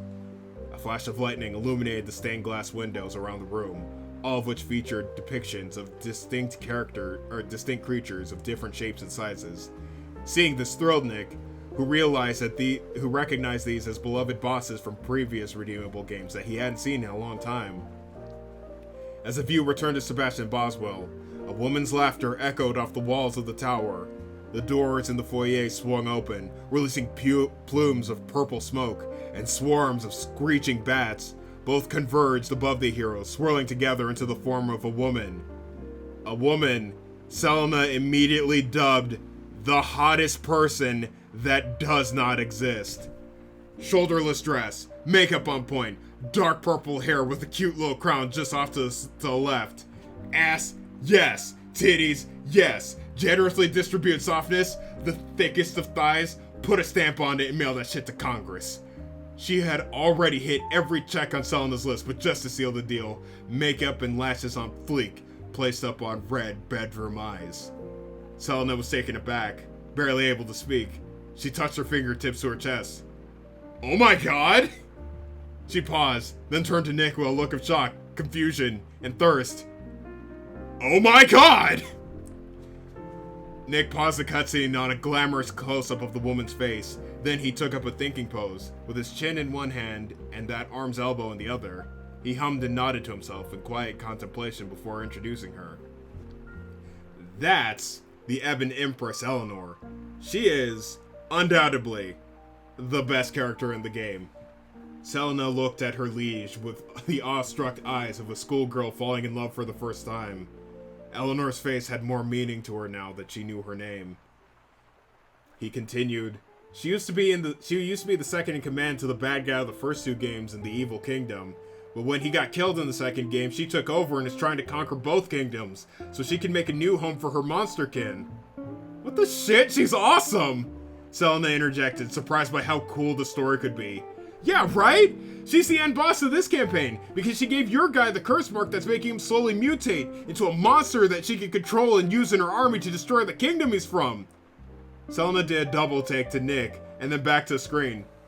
Why are we fucking around with the booger boys? Why isn't this game about her? I ask myself that every time I play these games, Nick said in a solemn, understanding tone. He unpaused the movie. The Ebon Empress descended from the air, touching down onto the ground level. She stood confidently ahead of Sebastian Boswell, almost as if she was fully aware of her end boss status, and that they could do nothing to her as they stood now. Eleanor coyly touched her hand to her face and greeted the two heroes, clearly aware of their reasons for trespassing in her castle, but asking just to see their reaction. Sebastian yelled some heroic spiel about how much she's taken from him and how she'd regret what she did to him, and Boswell only glared and spat on the floor. Completely unfazed like the bad bitch she is, she disregarded both of them, leaving her welcoming committee to handle their affairs while she went off to do hot girl shit. She reverted back into smoke and bats, from which her echoing voice and the mobs of what could only be described as boogeymen emerged, ready to fight. The players were given control of their characters, and a text prompt displayed buttons for attacks and movement for them. Attack? Like fighting? Selena asked excitedly. Hell yeah, like fighting! Nick responded with encouragement. I get to do a hit? Do a hit! Selena squealed happily at the violent turn of events. Violence happened to be her second passion in life, and being able to inflict it on CG boogans made her more invested in the game.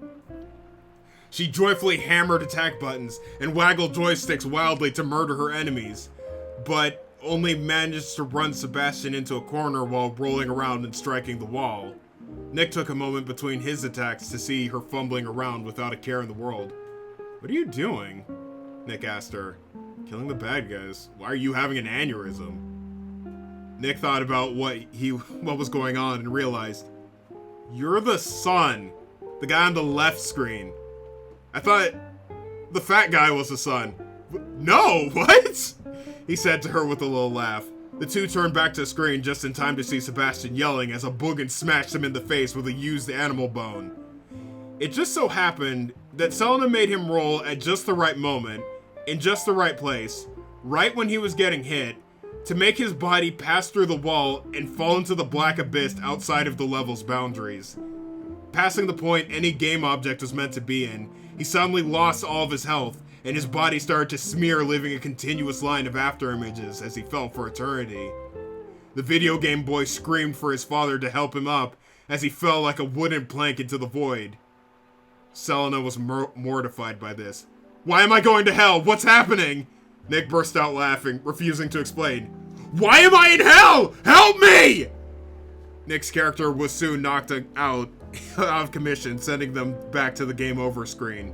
When he finally stopped laughing at Sebastian's terrifying descent into the emptiness of the universe, he asked the demon, "Wait, how did you think Boswell was the son?"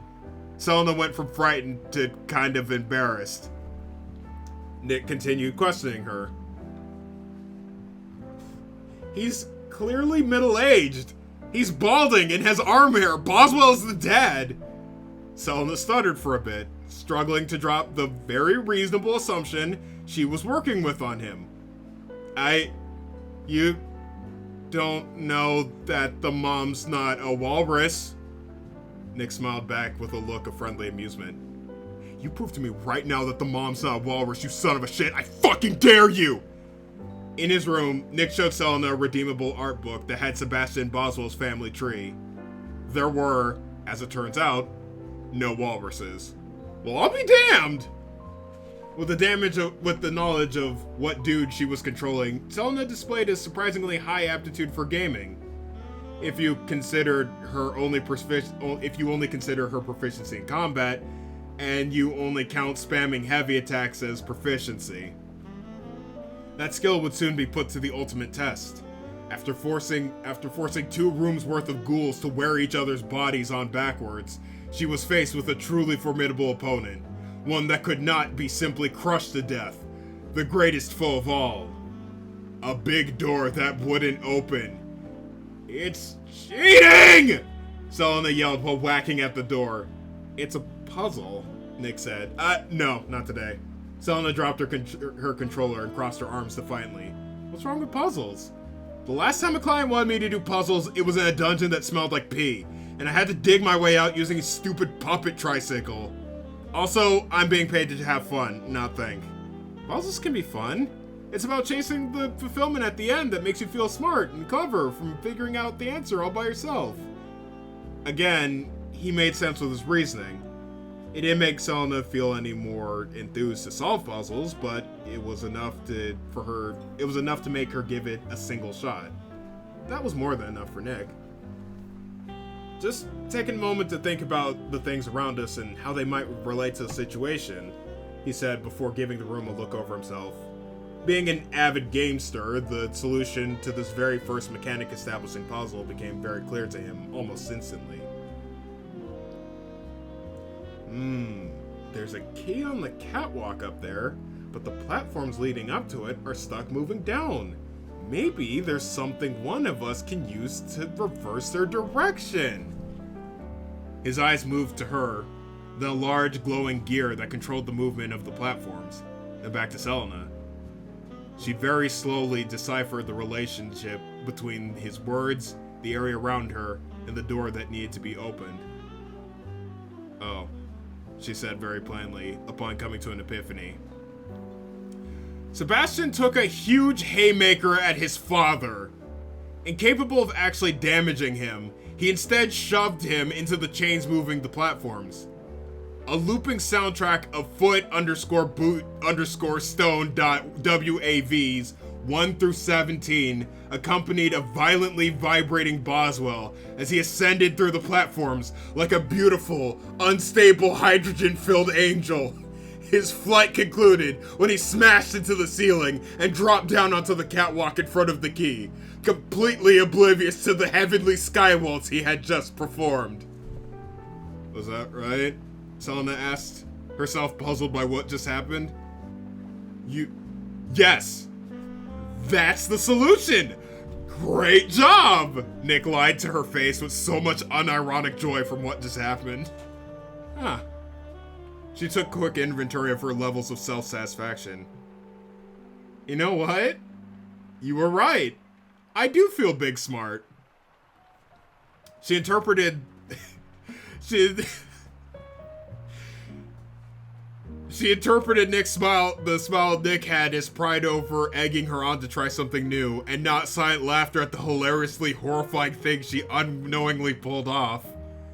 Through the door, they found themselves in a vacant, morbid workshop littered with rusted tools and dismembered bodies.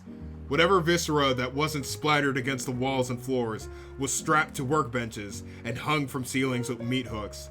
The grim work being done here involved joining machinery with various pieces of flesh before fusing whatever would fit together into cybernetic abominations.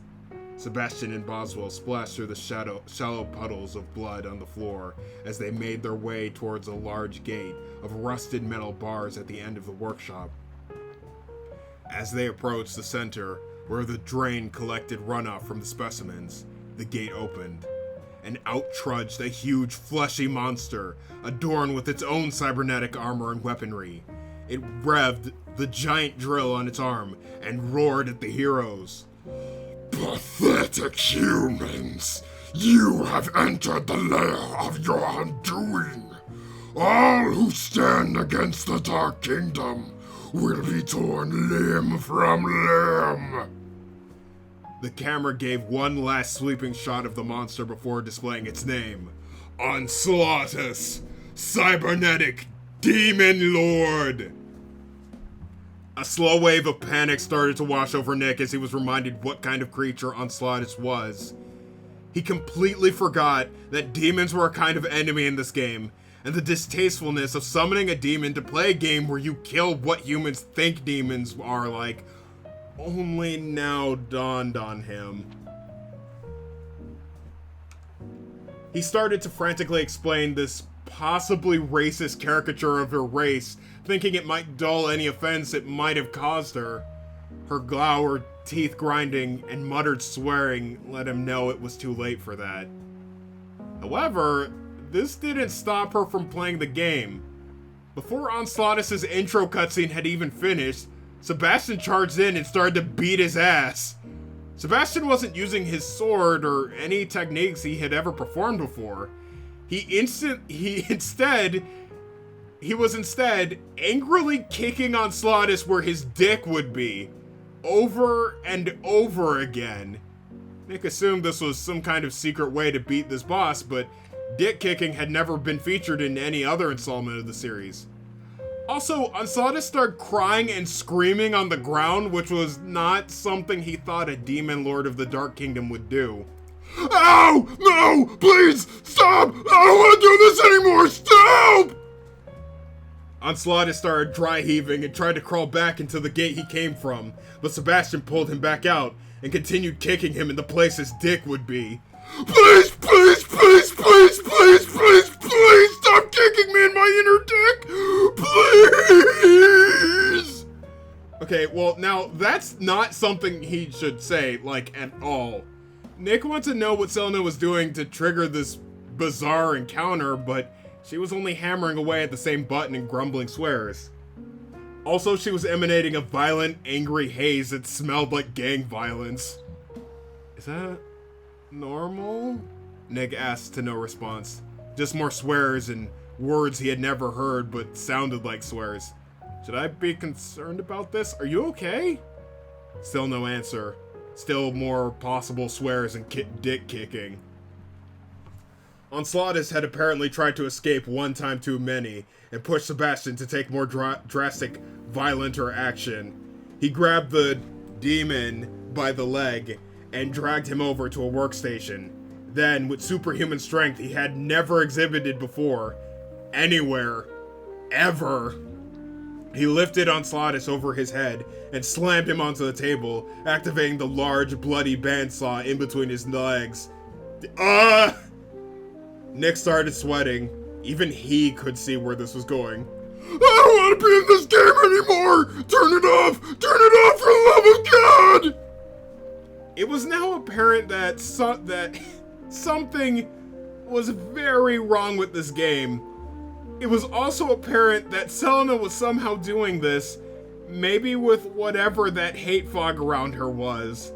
Nick wanted to shake her to snap her out of her trance, whatever trance she was in, but didn't know if the anger fog was corrosive or would make him into a rage monster like the one Sebastian had become. He stared out of the window with terrified eyes and tried to hum a happy song while a wet, metal, slicing sound and Onslaughtus' screams haunted his ear. Oh, my poor crotch and bones! Wait, why did you stop? This is the most pain I've ever been in! Please just kill me! There was the sound of a sloppy impact and something elastic being pulled and snapping. Hey, don't take out my heart! I need that!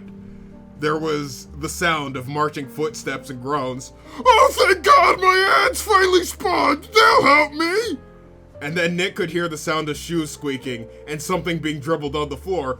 Oh no, he's sick with it on the court! This boy giving them bitch-ass niggas the jukes!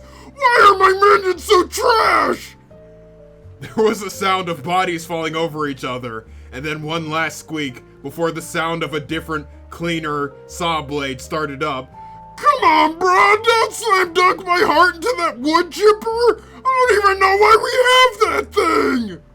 He expected a meaty grinding sound to follow, but instead heard a thump and another squeak. Wait, you faked the funk on that nasty dunk? Are you reconsidering ending my life after all? There was a swoosh, followed by a meaty grinding and the sound of an air horn. Oh, you didn't reconsider shit! You sunk a gnarly three-pointer with my heart! You just wanted to show me that you had the mad ups to dunk my heart and the solid fundamentals to sink buckets! That's a pretty baller execution, no cap! Well, anyway, I'm dying, you killed me! Here I go!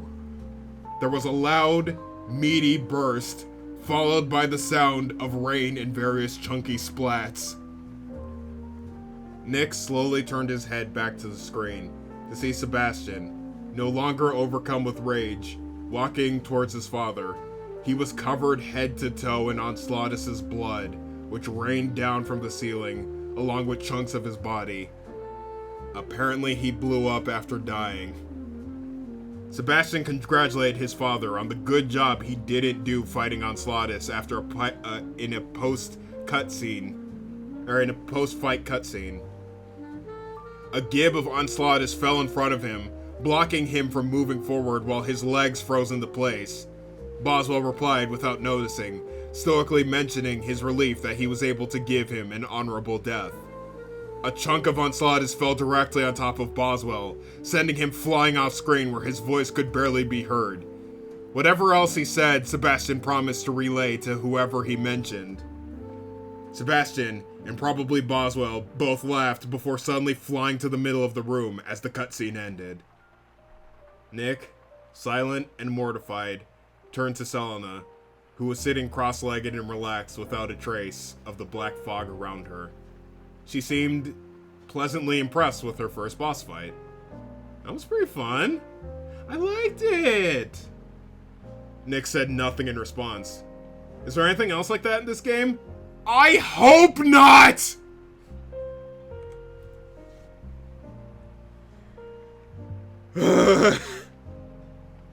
So that's the first of the terrible voices that I had to do.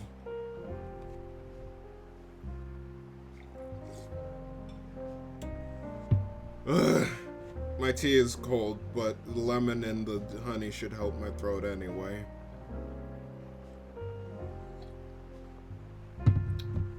Ay, ay,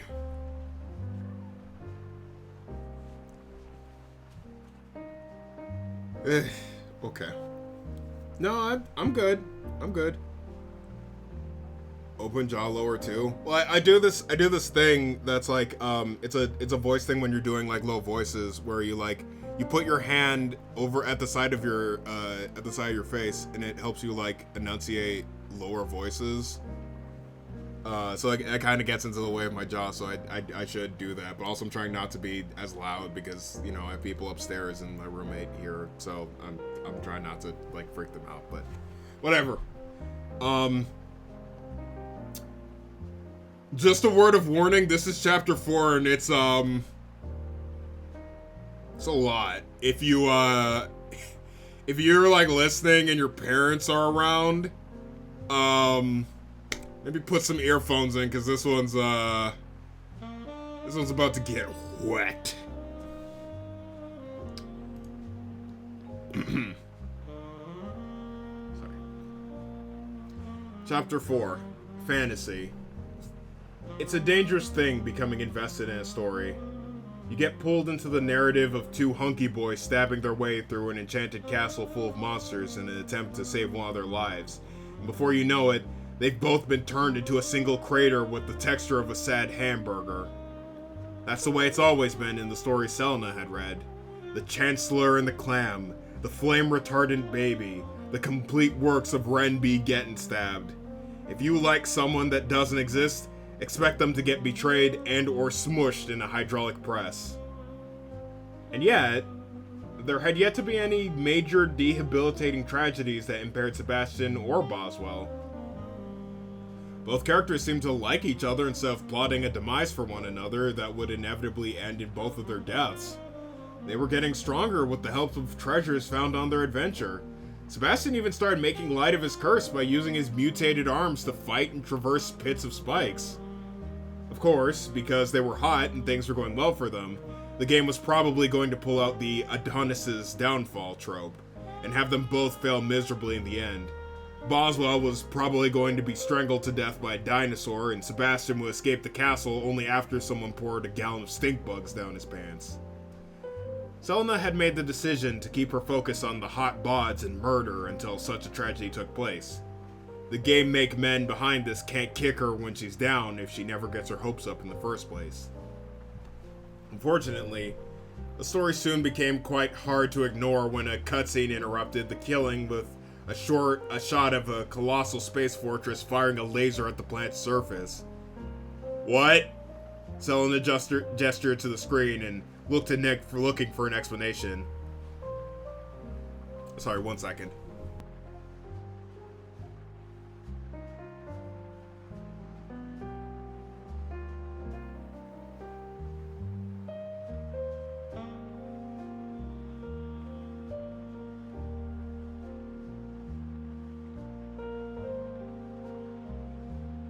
Sorry, I had regular boogers. Right. Oh yeah, at this point in the main campaign, the aliens failed to take over the planet, so they're gonna destroy it out of spite. Excuse me, but when the fuck did aliens? Like I said earlier, it's a mix of sci-fi and fantasy. You didn't say shit about Martians! I would have, but it didn't help you orgasm. Selena's immediate confusion over that statement was soon wiped clean after she realized that's exactly what happened. She sat back and let Nick explain. The technology and machines in the game are from aliens who came to take over the planet after the Dark Kingdom was defeated in the first Redeemable, but in this game they've lost too much ground and decided to destroy the whole world since they can't have it. She had more questions, but realized she was starting to get invested in the plot again. She let her concerns go for now and instead thought of how funny it must have been to see these medieval cavemen learn to shoot a gun. In the game, Alexander slammed his fist against the wall, distraught at the scene outside of the window. This meant his comrades fighting against the space Martians, who had apparently always been there, had failed, and the world was doomed. He questioned if there was even a point in continuing up the tower. His father put his hand on his shoulder and reminded him that he needed to continue, both for his sake and the sake of someone named Annette.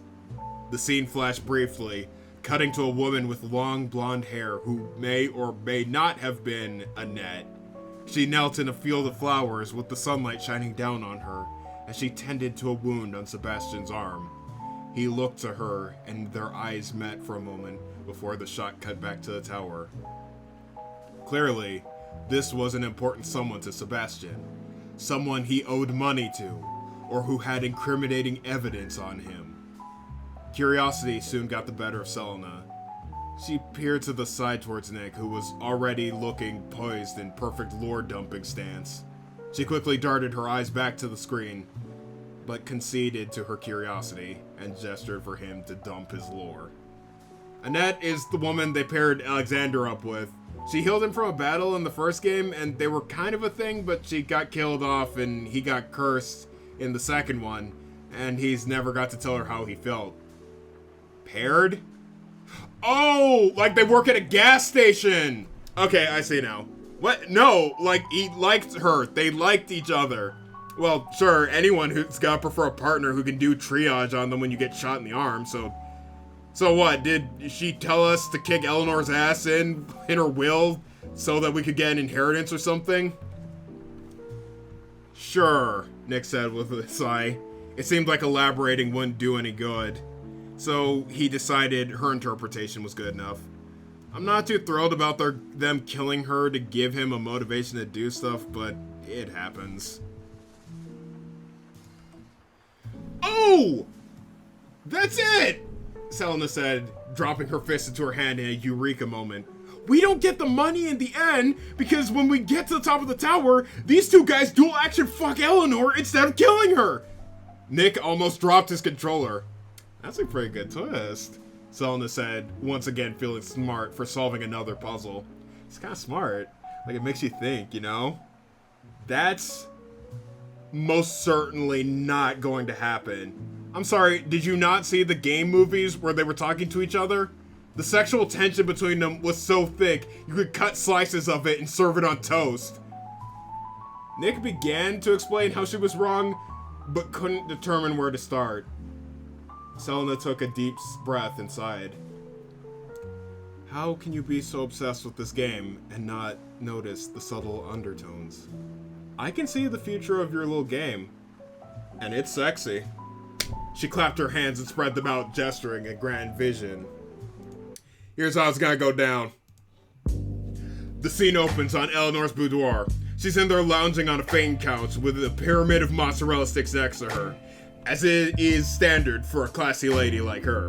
All of a sudden, there's a commotion outside. Vases are breaking. Dudes is getting punched out. There's a lot of karate screaming and guts splattering up against the walls. But Eleanor's not worried. She knew this shit was going down the moment she smelled the scent of two rough and tumble horny boys entering her castle. The girl is ready to clam up. Just as the commotion outside dies down, Sebastian and Boswell kick down the door. They stand sexy strong in front of the pile of defeated underlings, all with their respective weapons placed ceremoniously in between their own butt cheeks. Boswell's got a shirt unbuttoned so you can see his magnificent treasure trail leading all the way down his dad bod and up to his back. He's got a musk so strong, it starts peeling off the paint of the walls and reapplying a new coat of primer that goes better with the marble floor. Total sloppy poppy energy coming from this dude. Sebastian doesn't have a top that opens, so he just took a can opener of that shit to let his juicy, muscular man titties breathe free in the night air. He's got those big, pink, erect nipples glistening in the moonlight, like a pair of bumpy self-destruct buttons. Both standing with extreme hard-ons under their trousers, a restrained salute to their sexy empress. Eleanor takes a mozzie stick and starts nibbling on the tip, eyes lowered, one leg uncovered by her dress. She takes a bite, but the cheese is super goopy and stretches like forever, so she ends up having to erotically cram the whole thing in her mouth. And while she's chewing, she says something like, well, looks like you finally made it past my cock block brigade. I doubt you came all this way just to stare at perfection. And Sebastian's all like, that's right, I'm here to lay some pipe. Also, he's got stinky sausage pizza. You know, because fucking around in Fairyland is not a real job, so I can only assume one of them's got a side hustle as a pizza guy and whatever job does pipe guy stuff. A plumber. Yeah. Eleanor gets up. She starts runway walking towards the boys. They have to fight against the shockwaves of raw sexual energy she's giving off just to get close to her. When they finally do, she rewards them by getting herself all up in a manwich and starts grinding on both of they's junk. They're gentlemen, so they respectively start making it rain singles or quarters or whatever the fuck they use for money here. Then, using only the clapping of her ass cheek, she obliterates Boswell's pants, and before Padre knows what's what, he's already balls deep in royal ass cheeks. Alexander's clearly not ready to handle all this woman, so he spends all of his upgrade points to give himself an extra ball sack so he's qualified to even apply for a fuck. The madam finds this acceptable, and the six-legged two-third leg race begins. Dad's hitting him from the back. She's slamming dick at the front. Son found a pool noodle that'll fit in his butthole. It's a goddamn fuck convoy. Alex is reaching critical mass already, so he undocks and has to start eating her out. But while he's down there, he gets all caught up in the crossfire, and his dad starts playing a little chin music on him with his balls. It's okay though, because it's hot. Eleanor's about to climax, so the boys strap on their protective 3D glasses and prepare for the oncoming tidal force. Prepared for launch, Alexander whispers the activation code into her badge. Extended Home Equity Loan. Eleanor ascends into the air, arms spread out wide, legs converting into all range mode. All systems are go. She spins at a record-breaking 40 million RPM. Crackling with speed energy, she unleashes a deluge of biblical proportions.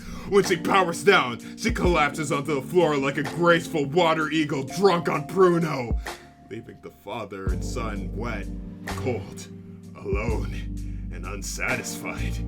This would not, could not do. These boys came to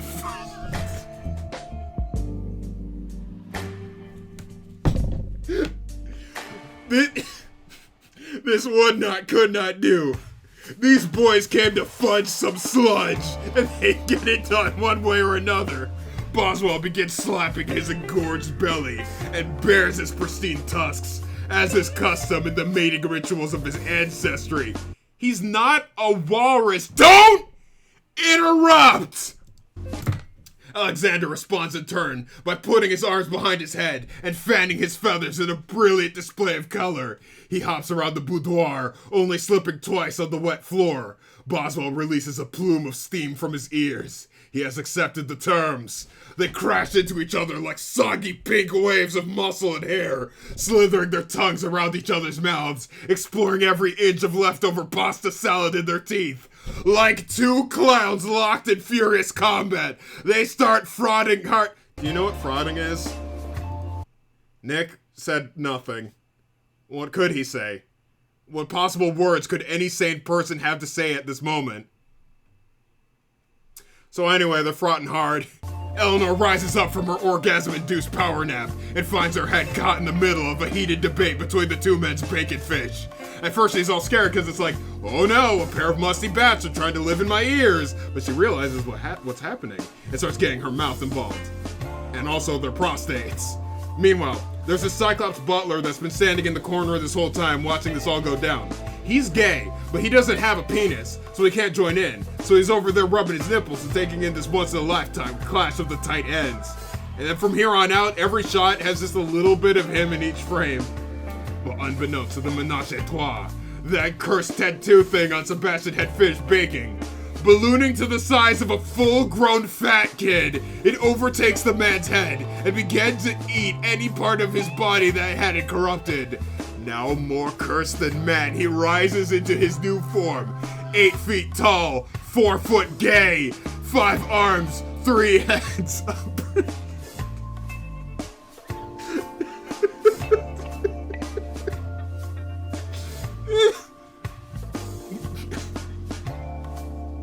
5 arms, 3 heads.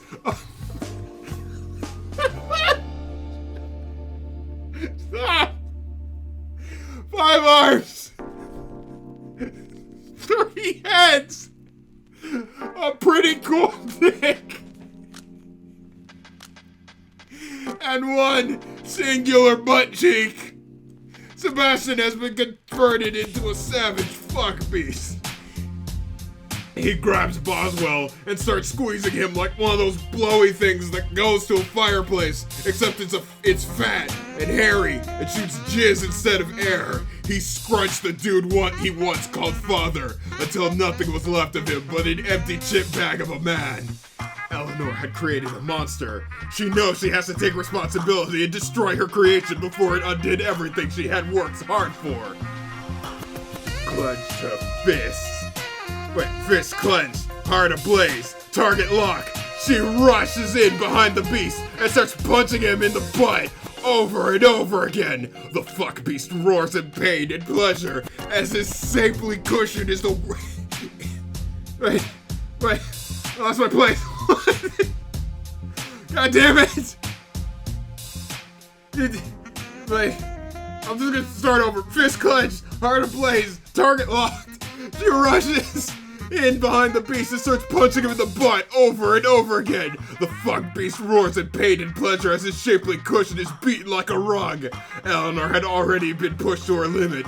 Even the world's baddest baddie couldn't deliver an eternal butt punching after losing 4 times her body weight in sploosh juice. But she had to persevere. She had to finish the task she began. With one final uppercut, Alexander's butt flies off and out through the ceiling.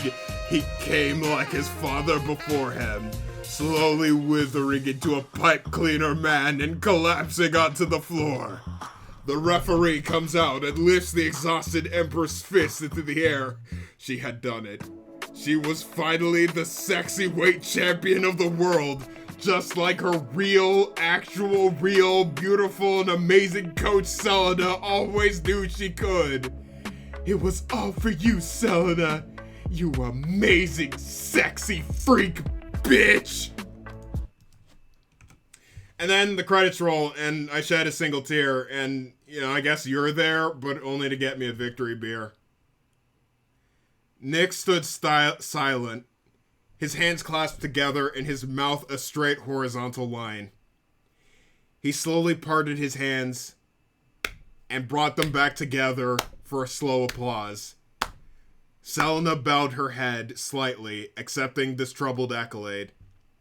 When the applause ended, Nick promptly said, "What the fuck? That's how the game ends! Sorry, but your dudes is dead. That is absolutely not even close to what will happen," he said, unable to contain the smile this stupid conversation was bringing him. Selena leaned in, pointed his finger at his face. "I will bet you your fucking soul that one of these dudes rails Eleanor before this thing is done." "Okay, you're on. I'll take that bet," he said confidently. "Yeah, you will," she said, turning back to the game. "You can't help but be wrong about everything." I feel like I need to apologize to some kind of committee. I feel like... I feel like I need to, make a donation of some sort to somebody, but I don't know what or where. I almost made out of it. I was reading this over and the term fudge some sludge killed me once. And,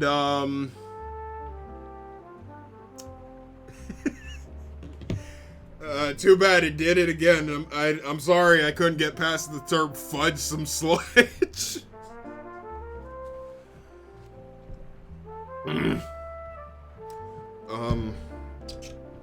Sorry. Take some water.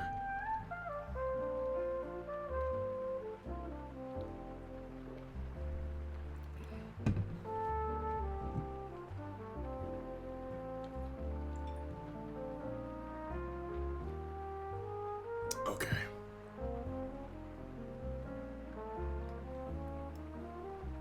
I keep drinking and then it makes my mouth have to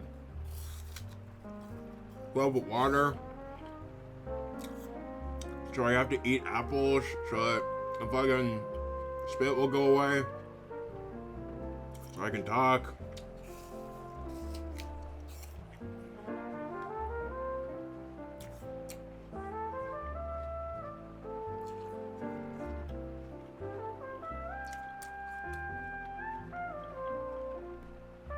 I'm sorry, I just...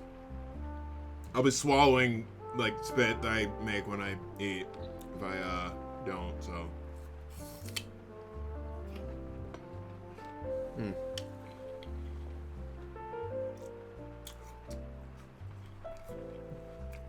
Okay. Sorry. Okay. Okay. Chapter 5. Setback. The night Selena thought would be a dry, chafing, uphill battle against boredom turned out to be a cool, cucumber-infused hang wearing sunglasses and a backwards ball cap. Despite her best efforts, she couldn't help but get engrossed in the lore of the game, something Nick was more than happy to tell her about in great detail.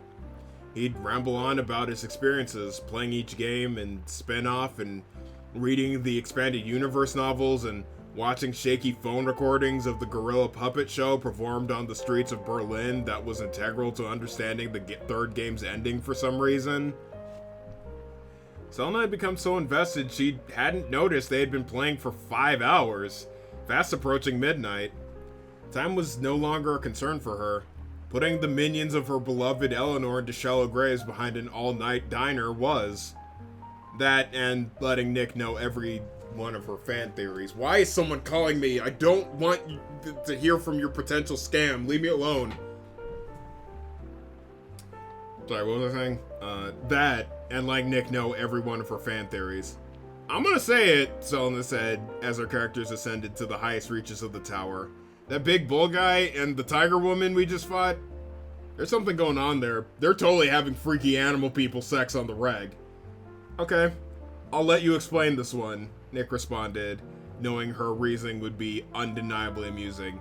You said every game has them in the same area, right? Yeah. And they're both monsters that work for Eleanor, correct? That is the end of my explanation. Nick stopped to hold back a laugh, then considered her theory. You know what? I think they're good for each other.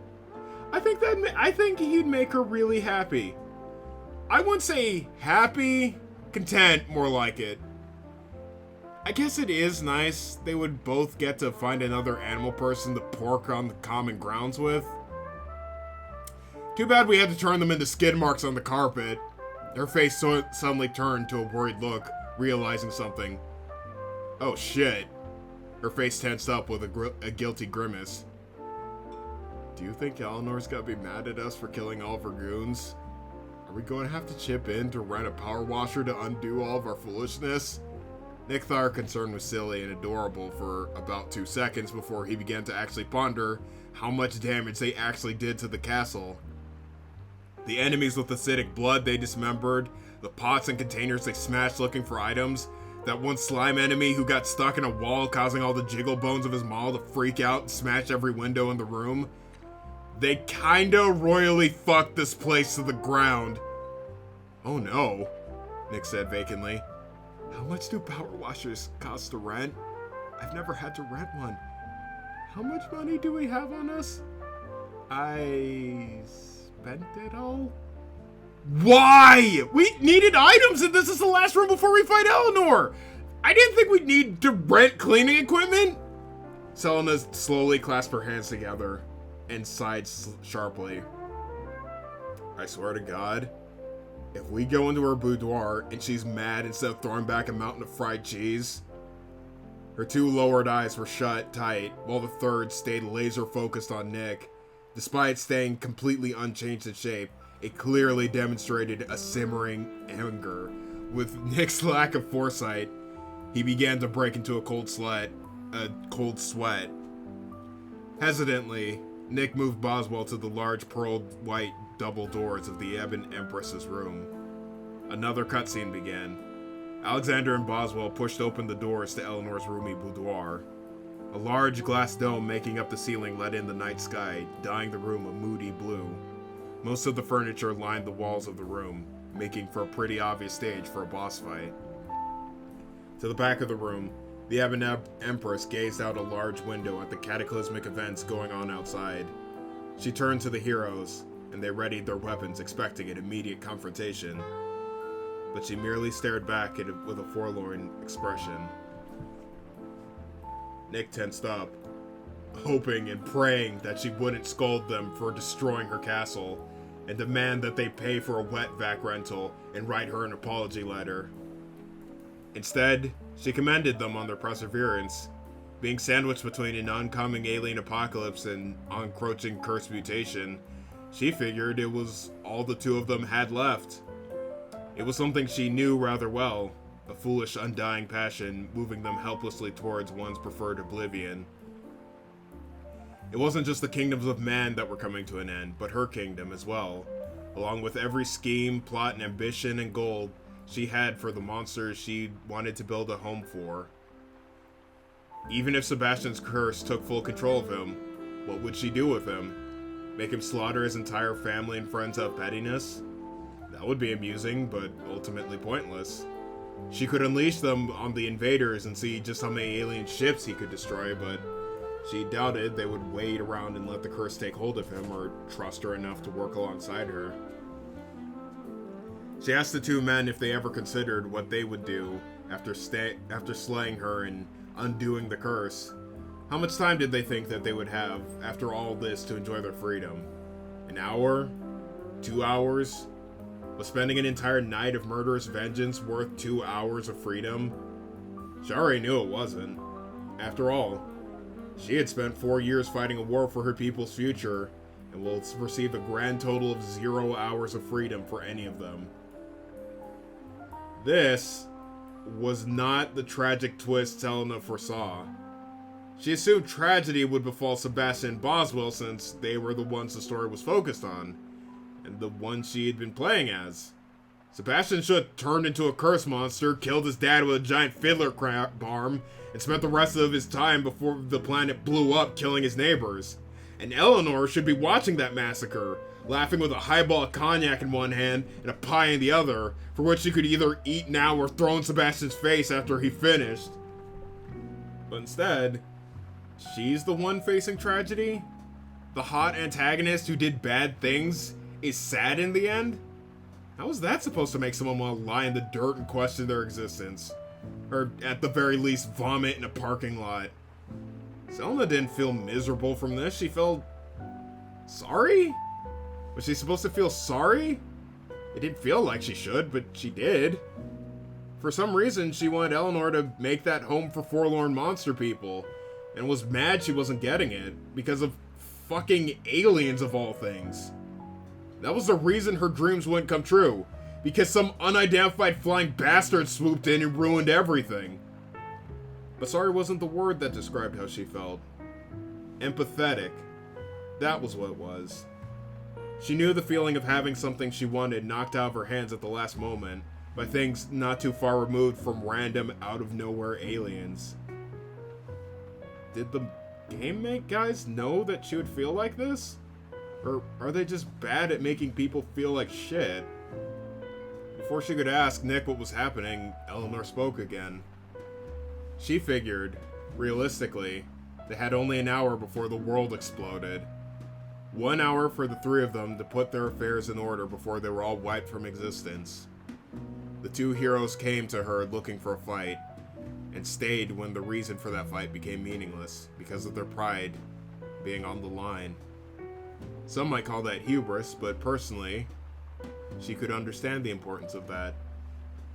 She is an empress after all, and she does have her pride. She clawed open a pair of rifts in the air at both of her sides that let loose a pair of shadowy, screeching, eyeless serpents with maws of long, pointed teeth.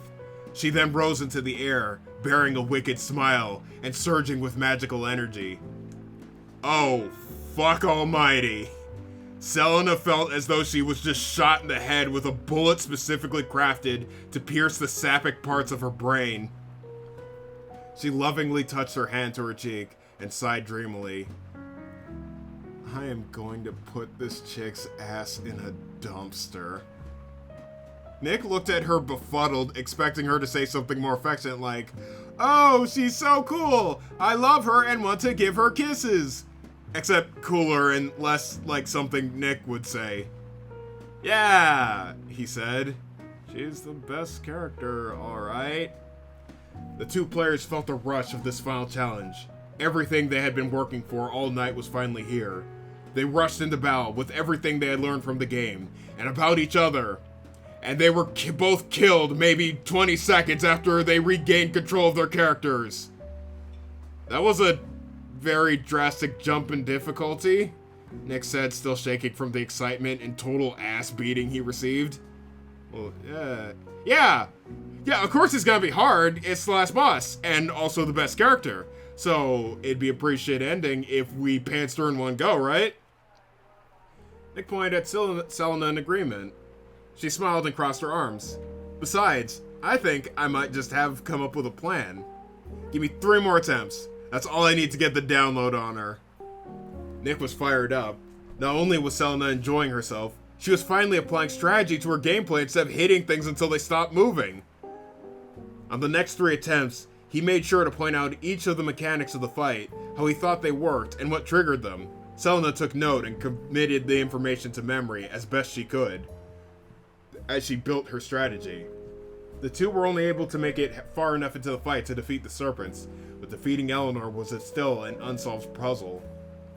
Fortunately, Selena had all the info she needed to formulate her plan. Alright, you know that thing where she goes real high in the air so we can't hit her? Pretty sure she does that when we get close to her from behind, so I need you to keep her attention and stay in front of her while I take care of the snakes. Then I'll move in for the kill. Hey, yeah! That might just do it, Nick said, nodding. He had already thought of a similar strategy when he pointed out the mechanics, but letting her come up with a plan would be more fun for both of them. Putting Selena's plan into action, Nick tried a hit-and-run strategy to keep Eleanor busy and away from Selena while she dealt with the 2 snakes. At this point, both of them knew the fight's mechanics rather well and could pull their roles off with considerable success. With the last serpent defeated, Nick tensed up. They still had a huge reserve of health, far more than they did in any previous attempt. If a plan Selena came up with on her own worked, she'd be ecstatic, and the idea of her getting just as happy over his favorite game meant the world to him. Just when Alexander had defeated the snake creatures and ran over to aid his father in fighting their nemesis, Selena paused the game. Nick watched in confusion as she slid off the couch and onto her knees. She shuffled towards the television and pointed at the screen, wide-eyed, eyebrows raised, mouth emotionless. Selena's plan had worked. She had adjusted the camera to just the right angle and paused at just the right moment to get a choice upskirt shot of Eleanor. Nick looked at the screen, then Selena. She began nodding. He looked back at the screen, then back to Selena. She started nodding harder. You are no longer allowed to come up with plans, he said. Understandable, she replied, completely content. Her plan was stupid and pointless, but not fruitless.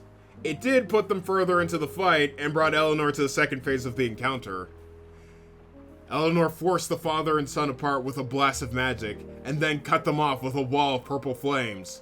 Boswell was left to face monstrous beasts that emerged from the flames, while Sebastian was left alone with Eleanor, who transformed herself into a hulking, arcane monstrosity with rocky skin, and a head made of 4 eyes around one large, rancorous mouth. Shortly into the new phase, they were defeated. Understandable. It was new to them. At least progress was made. Another 3 attempts. They only reached the second phase once. Another 4 attempts. Got to phase 2 twice. 3 more. Not even close. Both of the players were frustrated. Nick, familiar with trial and error in games, was used to this. Selena, on the other hand, was visibly frustrated. He saw her waving the controller up and down in one hand and pouting as she waited for the next attempt.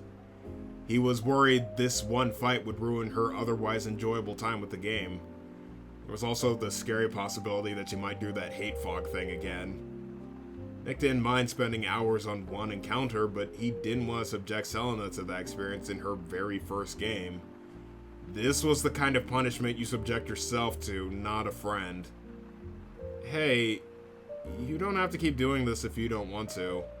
You've already done more than enough. If you're done... Oh, you've already done more than enough. If you're done, you can head home and turn in for now. He tread carefully with his words, trying his best not to worsen her mood by being too obnoxious. He smiled as he spoke for good measure, just so she wouldn't think he didn't have fun. His voice slightly wavered. I can just look up the video of the ending online. You can too if, you still care. She moved her head slightly, just enough to see him from the side. I can? Yeah, people record themselves playing video games all the time. It shouldn't be too hard to find. She blinked, waiting for him to say something else, but he just sat there with a soft, honest smile. He looked down at the floor. For some reason, he felt ashamed to look at her. You probably think that makes all the work we did. You probably think that makes all the work that we just did, and you coming here pretty pointless. Sorry about that. Selena huffed and looked down at this pitiful, downtrodden human. Yes, you wasted my valuable time. Time I could have spent smashing fluorescent light bulbs behind a dumpster.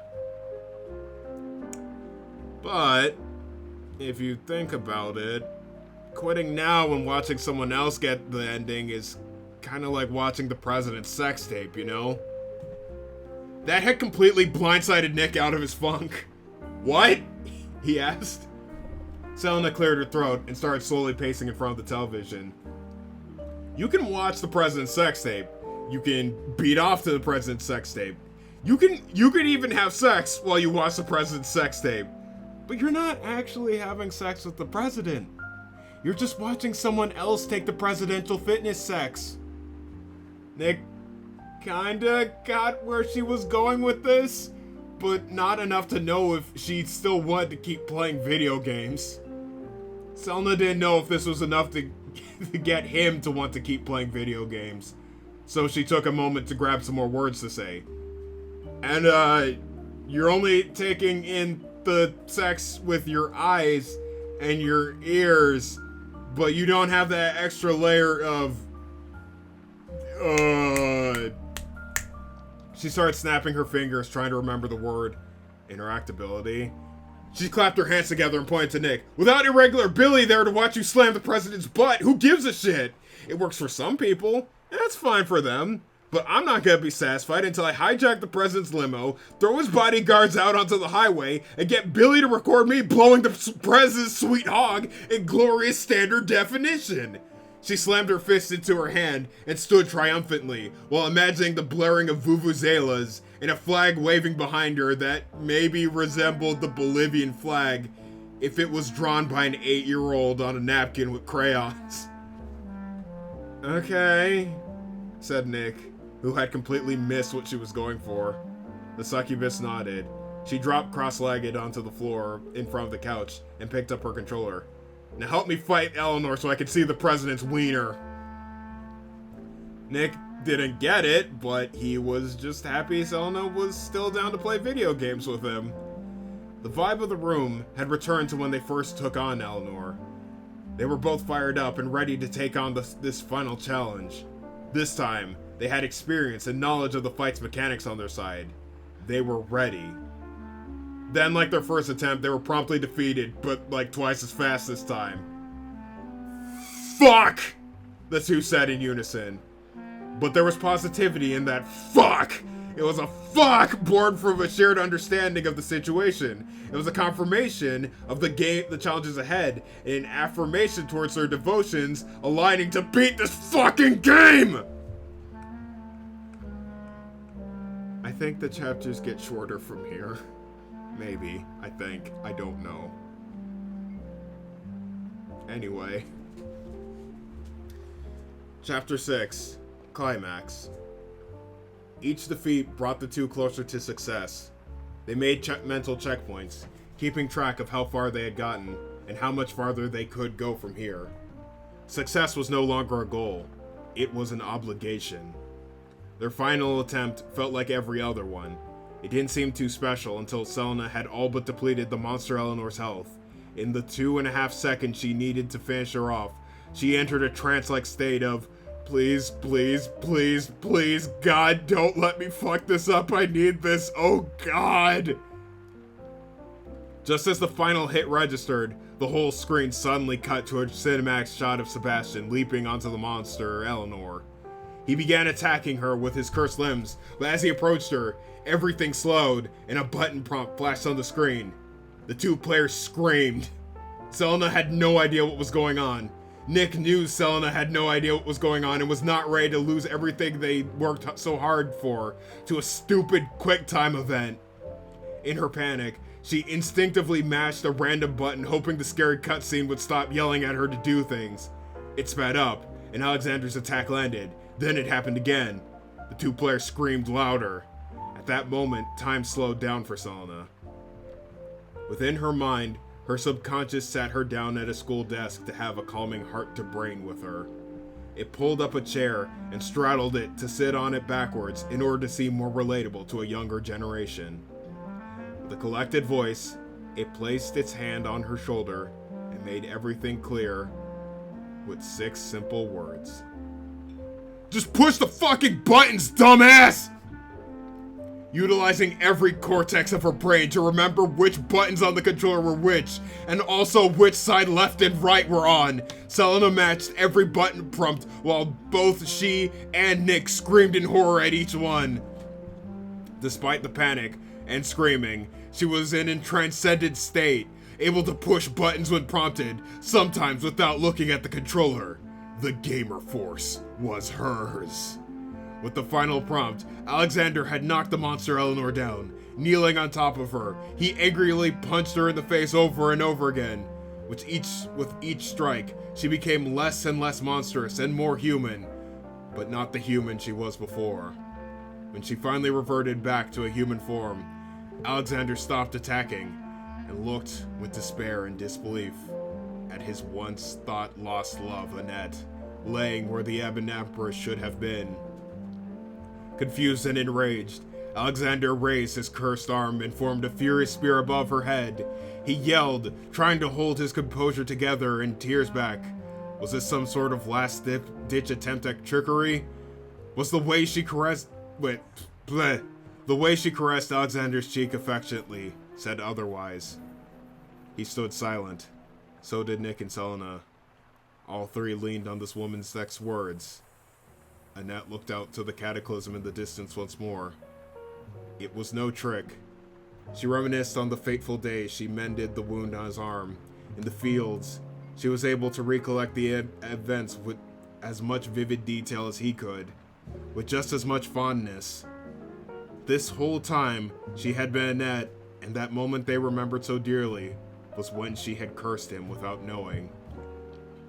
All the same, Alexander had cursed her with feelings for an enemy. The tables had turned. Now Nick and Selena leant on Sebastian's next word. Or move. Anything. They needed this fictional video game man to say the right thing and bring this whole story to a satisfying close. Boswell walked towards his son, concerned that he may lose him to the enemy. Without a word, Sebastian formed his cursed arm into a massive crab claw and split the room in two. He watched as the side his father stood on slowly slide down to the first level of the tower.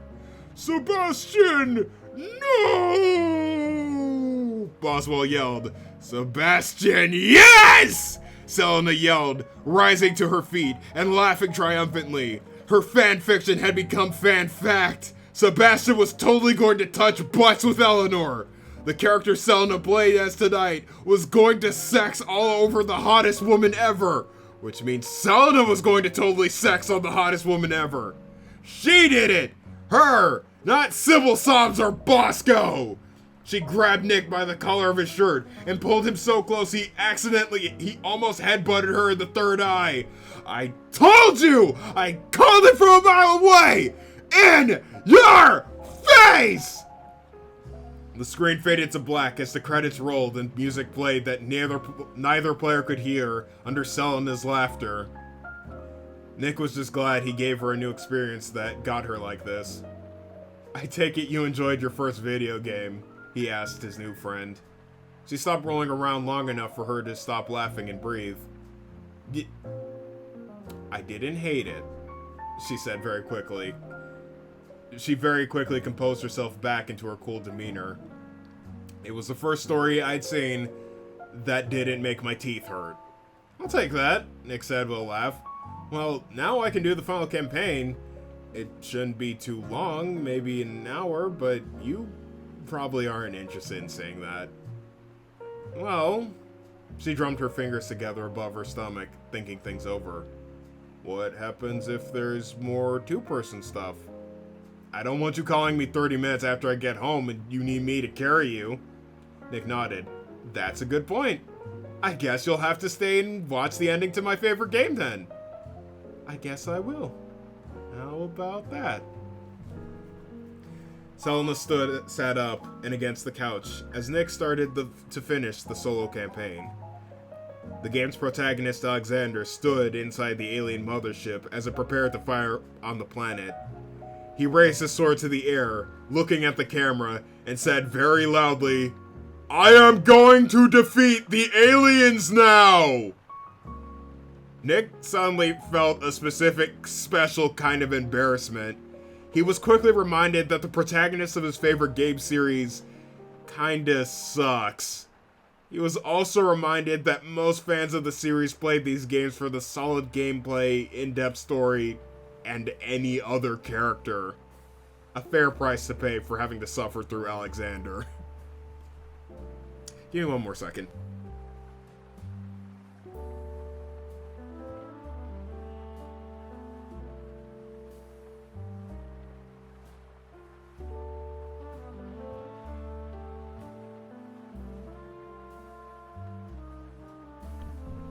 Sorry. This is the main guy of your game, huh? Selena said with an almost sickly look. Somehow she too felt a similar kind of embarrassment from witnessing this roast beef sandwich of a man. Yeah, he's kinda... It occurred to Selena that Alexander resembled a man she thought she had done business with 12 times, before realizing he was actually 12 different guys with the same haircut. And dick. Thankfully, she didn't need to suffer through him for very long. Nick made short work of the alien forces, shredding every enemy, puzzle, and mini-boss in little time. Selena felt a little overwhelmed seeing him tear ass this hard without her to slow him down. In actuality, Nick had spent way too many hours crafting the best gear and min-maxing his abilities to a point where he far exceeded the difficulty of the game. It was the only thing he could do while waiting for someone he could play co-op with.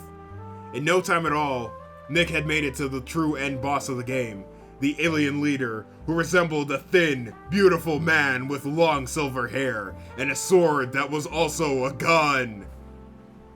He sat on a throne, holding down a big red button with the word "shoot" on it. That was apparently what was firing the beam destroying the planet below.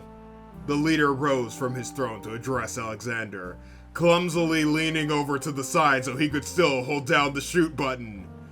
"Ah, the human hero, Alexander, my mortal enemy. The man who has set back my invasion so hard, I am forced to blow everything up.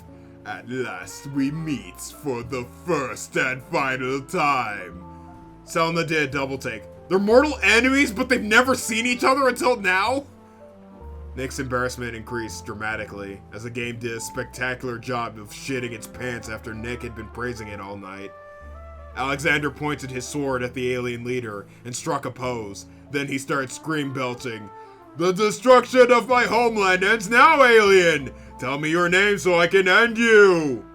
"He doesn't even know his name?" Selena said while Nick tried to escape this hell of mortification by focusing really hard on becoming a packing peanut.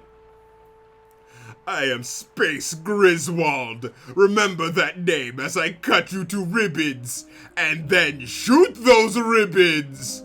The alien detached his hand from his wrist to keep on the shoot button. Then he started crip walking, or what a Japanese animator thought crip walking, spelling the word crip with his feet as he walked at Alexander for some reason. I'll be real with you, Chief, Selma said. As long as one of these guys dies by the end of this, the day will have been saved for me. The second Nick regained control of Alexander, he began wailing on Space Griswold with every high-damage weapon he had in an attempt to get through what was clearly a last-minute addition to the game. He eventually threw enough laser axes at Space Griswold to push him into a corner behind a stack of metal crates his pathing couldn't navigate, causing Space Griswold to T-pose while vibrating and screaming. Selena, unfamiliar with video game tropes, found this to be a particularly interesting choice for a fight mechanic. Once Nick had axed Space Griswold down to his third health bar, both he and Alexander suddenly slid into the middle of the game arena and clashed as if they had been in an actual fight this whole time. Alexander was barely able to block an upward gun sword swing from Space Griswold that knocked him backwards onto one knee. As he rose to come back at his opponent, Space Griswold flew into the air and began materializing and launching copies of his sword gun at the hero.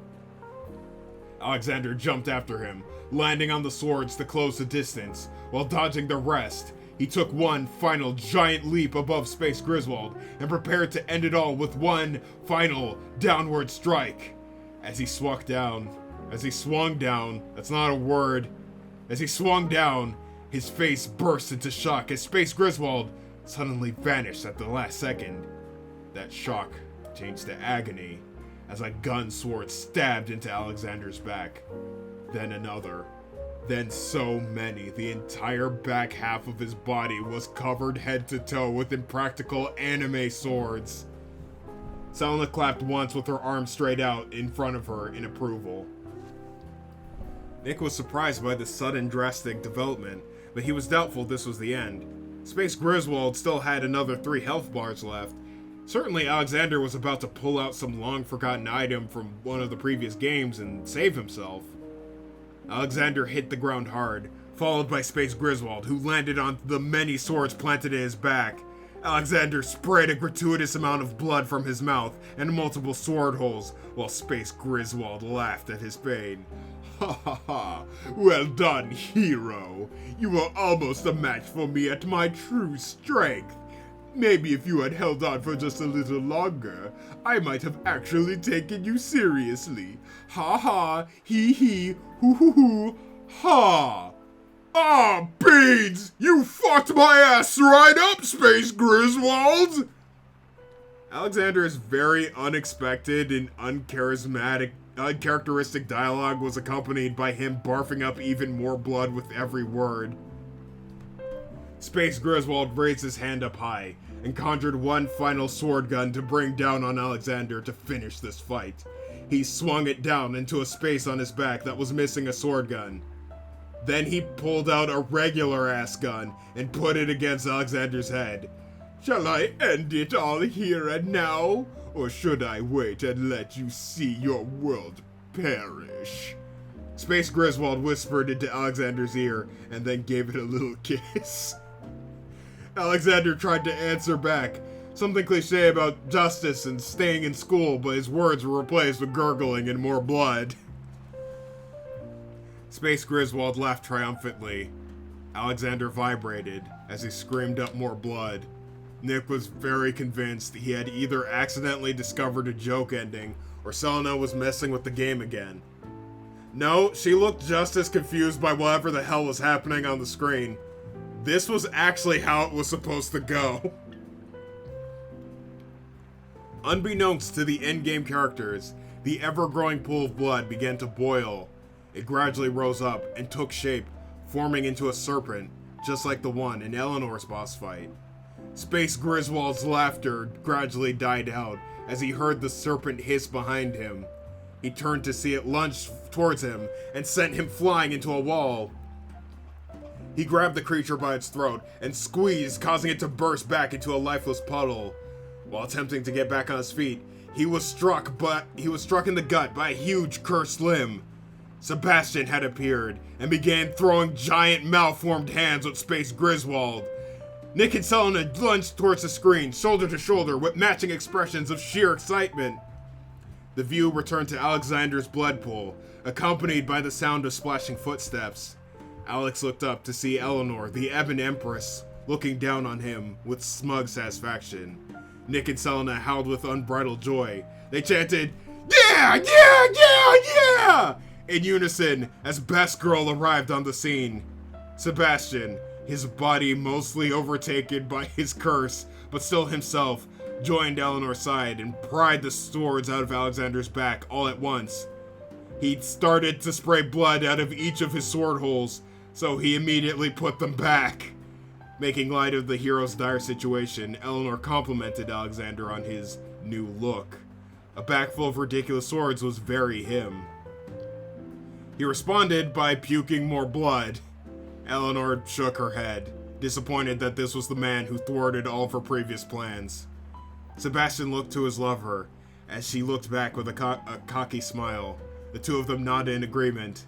They stepped forward dramatically. The camera zoomed out. Everything slowed. The game asked if they wanted to finish the game in co-op mode with Sebastian and Eleanor as playable characters. The next 5 minutes were a blur of adrenaline.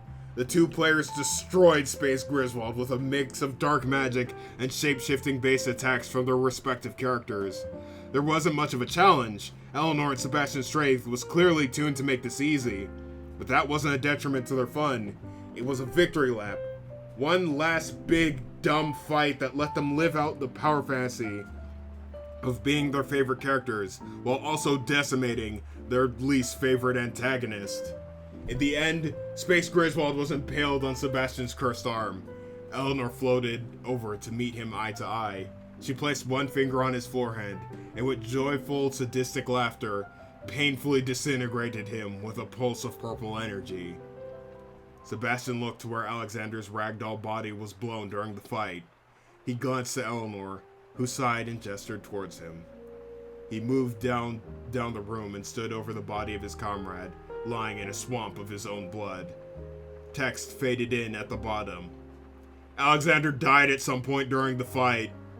Sebastian said his goodbyes and closed Alexander's eyes, then closed his mouth to keep the seemingly endless stream of blood from flowing into the carpet.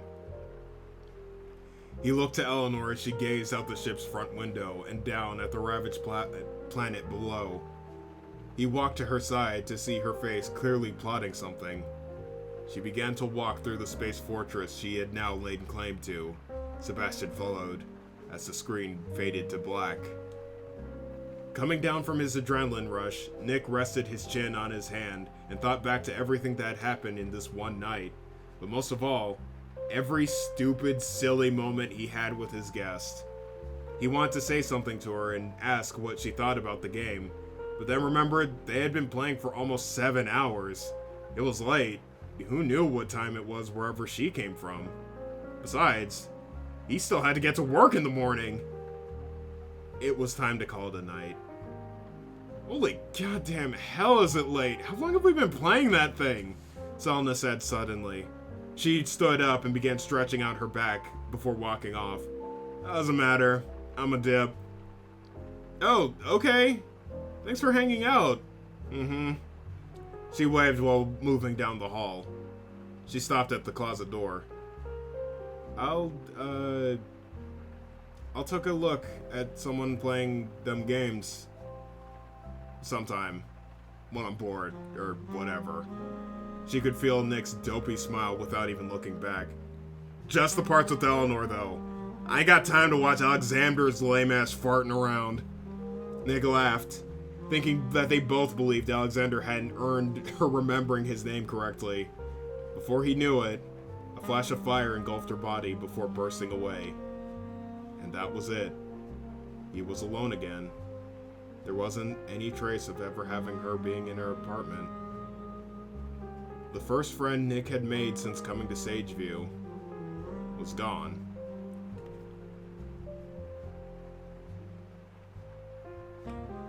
Why are you all What is the fire? What is the fire? What? Did I burn something? I'm sorry.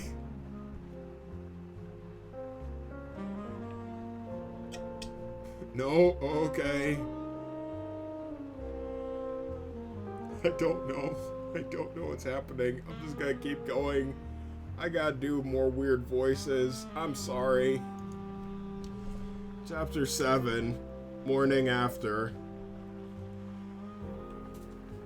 It's a Slay's Day. Slay's Day is a stupid name for a day, and they knew it when they came up with it. They called it that because it's the day that kills the weekend and forces people back to their miserable jobs. Which makes it even more infuriating if you're someone that has to work weekends. But everyone knows it's called that because it's a stupid name that you have to use in your normal vocabulary, where nobody knows what the hell you're talking about. Just like the name of every other day of the week. It's a stupid, stupid, horrible Slay's Day today. Luckily for Selena, she makes her own hours. Selena sleeps on her couch. She used to sleep in a bed, but the room her bed is in has become the cricket room. She does not go into the cricket room. A long night of working had her completely wiped out. The minute she had gotten home, she crashed headfirst onto the sofa without scheduling a fuck to give today. This was going to be her day, and it was going to be spent face down in a pillow. However, the world hates Selena, so it started banging on the door around 1 in the afternoon. She ignored it. More banging at the door. Selena threw a thermos of peas at it. One more round of knocking. "Don't make me come over there," she said into the pillow her face was buried in. That seemed to work, but only for a short moment. An infamous buzzing sound rose up from behind the door, one caused by the furious beating of a million enraged wings. This was a sound she couldn't ignore. An emergency fuck had to be deployed post-haste, causing Selena to spring to her feet and scamper to the door. The minute she grabbed the doorknob, her entire door blew off its hinges, sending her back and face down into the carpet of her apartment. In the doorway, another demon smiled, with an intense mouth filled with yellow isosceles teeth. The two sky-orange flames that served as its eyes jetted out of the top of its head, while 3 moths fluttered around them. He waddled into the apartment. The mass of his body jiggled and churned under the pinstripe suit that barely contained it. Every step he took caused an obnoxious rubber squeak that could not have possibly come from his leather shoes on the carpet. "Hello!" the demon said as loud as his "Hello!" the demon said as loud as his pickled baritone voice could go. His face was a mere 3 inches away from Selena's ear, yet she didn't react in the hopes that he was stupid enough to think he had killed her somehow. "It's me!" he said after standing straight up, arms stretched wider. "Your favorite landlord / local painmonger, Tangrath! I just got done with the little repo work, and I wanted to show you the nifty prize I just picked up." Tangrath shoved his arms deep into his mouth and removed from it a ceramic drive-through clown he displayed to his tenant boastfully. This was so unexpectedly stupid that Selena broke character to stare dumbfounded. "Yeah, it's pretty, boss! It even plays my favorite sounds!" He punched the clown in the face, and it began making the sound of a depressed trumpet full of baby food. "That's me farting," he grumbled jovially. "And it loops." With a second jab, Tangrath ended the butchular cacophony. He picked up his clown underarm and started pacing around the apartment. "The thing is, I don't know where I can possibly keep it. I just own so much great stuff. Ooh, should it go in the bodega? Maybe next to the fountain in the foyer, or maybe..." Tangrath stopped and gasped dramatically. He then snapped his head in Selena's direction before spiking the clown into the middle of her living room. "Generosity!" Before Selena could object, Tangrath flew at her and put her into an affectionate headlock.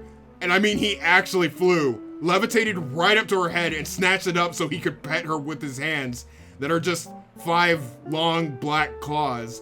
And no need to thank me, my little rotten cantaloupe. You deserve it.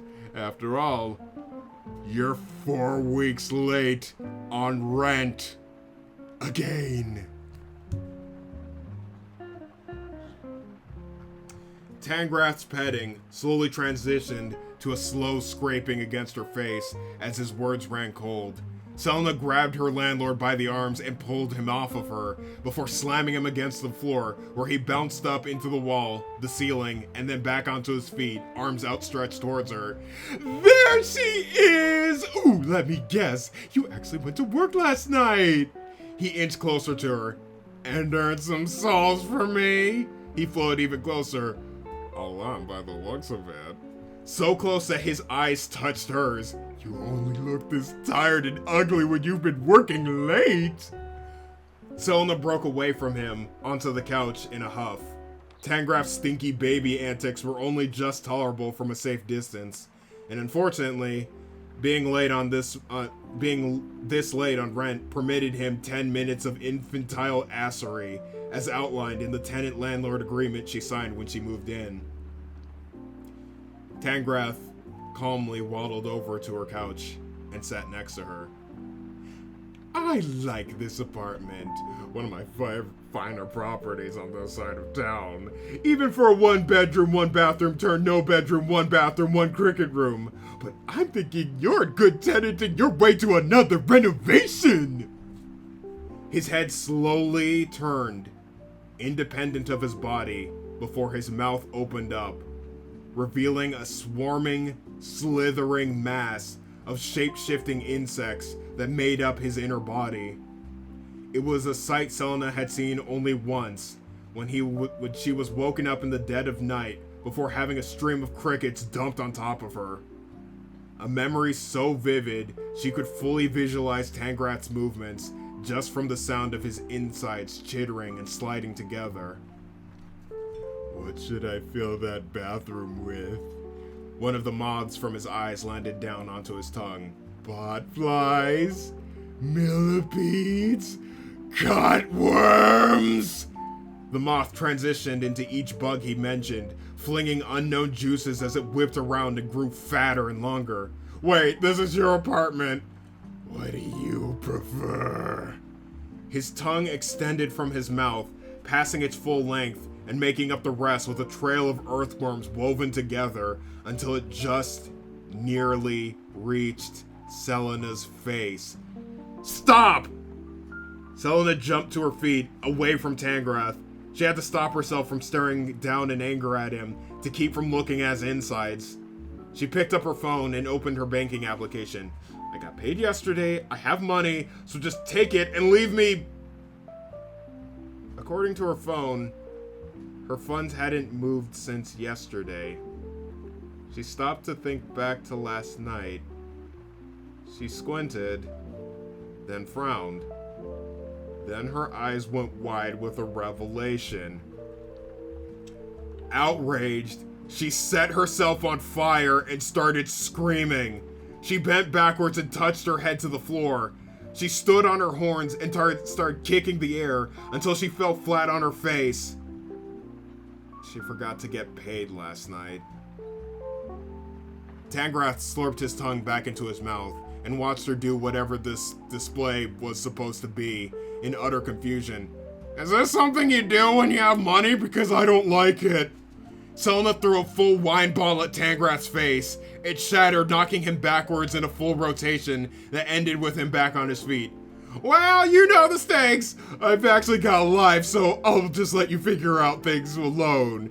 He sprung up and grabbed his feet while floating in the air like a deranged sewage pixie. Okay, bye-bye. Toodle. Ow! Tangrath flew spinning and screaming out the door and into the sky as if some unseen force outside of his control had pulled him away. When he left, the door somehow flew back onto its hinges and secured itself back into place. Selena slowly placed her hands over her face and took a moment to collect herself. There was, unfortunately, only one way out of the situation. She had to spend her day off making up for last night. She only had enough money to either eat or pay rent, so she decided to eat now and work to make back what she had spent to pay rent later. The convenience store half a mile away was the only place she could get her one meal of the day on the cheap. It'd have to be something that could hold her over long enough for half a night of bacon fish wrangling and or taking temperature by hand. Luckily, microwave raisin pizza and a 2-liter bottle of club soda with toilet paper in it doesn't cost that much. As per usual, she had to take the long route there. It was the best way to avoid running into any other demons, and she couldn't risk running into that freak who trapped her into a one-sided conversation for an hour last week. Moving through the back alleys was the safest way to avoid making eye contact with anyone. She kicked in the glass door. The convenience store staff jammed closed with chewing gum and quickly snatched up her awful meal. A cashier with dark, miserable eyes that swelled the light around them rang her up. "It'll be 70, Maury," she said. "Would you like puncture service for your soda, stupid?" "I don't know what that is, but I obviously don't want it," Selena responded. The cashier had already stabbed a hole through the bottle with a rusty ice pick. "Sorry, I don't care. That'll be an extra 50 more, dipshit." Selena angrily snatched the bottle and tried to drink as much as she could before it all leaked out. The cashier grinned as she struggled to pay using the scanner that only decides to correctly register inputs 1 in 8 times. She went back through the alleyway, chucking the bottle of club soda into a burning garbage can. Walking past the dehydrated Christmas trees and soiled boxes, something felt off. It was far too quiet, uncomfortably so. Selena grabbed the plastic bag with her terrible pizza and held it close so it wouldn't make any noise shaking about, and began to walk as quickly and quietly as she could. It was probably nothing. But when you live in a neighborhood notorious for gangs of roving street mandrels, it never hurts to be cautious. Unfortunately, the entire bottle of club soda she had to drink all at once decided to throw caution to the wind and ratted her out to the whole block with a loud, but admittedly rad, burp. Almost on cue, something slithered off of the roof of the building to her right. A long, slender figure dropped directly down in front of Selena, like a bastard payload from a supply plane. It violently writhed around on the ground upon making impact before springing up into a crooked S shape and lit 2 red eyes that glared at her incredibly annoyed ones. "Oh, God damn it, not you again," she grumbled. The crooked figure turned and walked towards her, a demon with a body resembling a fleshy crane without feathers, a blood-red beak, and digigrade legs. No wings. Instead, 2 long, ashy black clawed arms turned upwards and around, allowing it to see out of the bloodshot eyes located on the back of its hands. It lurched towards her, grabbing at the ground with its talons to take steps that sped up and slowed down in rhythmic succession. "It is not pleasant to see me again," the demon spoke, keeping its distance while circling her. Selena refused to follow it with her eyes, and instead considered if it would be able to catch her if she threw pizza at it and ran. "Nobody has ever been happy to see anyone here. What makes you think a repeat jackass like you is any different?" The demon dipped its head and exhaled a joyless, wheezing laughter. All the while it kept its eyes trained on her, motionless and unflinching. "Does it not enjoy my company?" it responded once it caught its breath. "Pity," said the same voice from the shadows. "I will be talking to it so much." A second, identical bird demon emerged from in between a row of tightly packed garbage cans. its body moving from semi-solid to soft, moist solid as it rearranged its jumbled limbs into place and joined the other body encircling Selena. Have you been squatting in this alley just in case I walked by? It flatters itself, so self-absorbed, thinking I have nothing better than to stalk it all day. So that's a yes. Selena adjusted the pizza in her hand, getting ready to chuck it into one of its faces. Cool. It has been a totally radical minute and a half, but I have to do my job now. You know those things no one will give you because you refuse to bathe? The demon wheezed another unsettling, gasping laugh with both of its voices in perfect synchronicity. Its beaked mouth staying completely emotionless was one thing, but laughing at all made the conversation more unnerving, especially since it didn't seem to be enjoying anything about it. It is funny, the first body said. So clever. It is funny and clever. The second body concurred. That's why I like it. It is funny. My funny thing. Okay, great! Selena pushed her way past one of the demon's bodies and down the alleyway. The creeping sensation she could feel moving up her spine kept her from turning back and making sure it didn't follow her. She felt compelled to yell something threatening back at it just to keep it discouraged from doing so. If I see either of your cheekless asses on the street again, I'm gonna knock the shit out of you! She could still feel the glow of its eyes on her, as well as the slow, unsettling finger wave it made that scratched the back of her neck. Back home, Selena choked down the entire terrible pizza while taking a bath she hoped would put her in a better mood. It kinda did. She was no more miserable now than usual, at least. She brought up Allure, the work app on her phone, while getting dressed, pausing for a moment to look at the suitcase full of big, ugly t-shirts she wears around the house. She wanted so badly to get naked and worm her way into one so she could lay on the couch and binge those car crash videos they show divorced parents when they get DUIs. Maybe tomorrow. When she glanced at her phone, a notification told her she still had a client in service. Her last client. It would seem that while she forgot to take his soul, he forgot to get rid of the way back to him. Which meant the deal wasn't finished. And as long as one of those two things stayed true, she'd have a way back to that sucker's apartment. She could still get paid. Selena broke out into a devilish grin and pulled out the biggest, ugliest t-shirt she had and laid it out on the couch before engulfing herself in flames and vanishing. Looks like she might get her day off after all.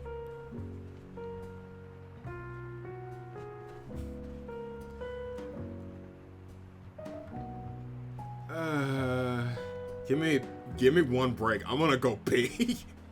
I'm going to go make water. I will be right back.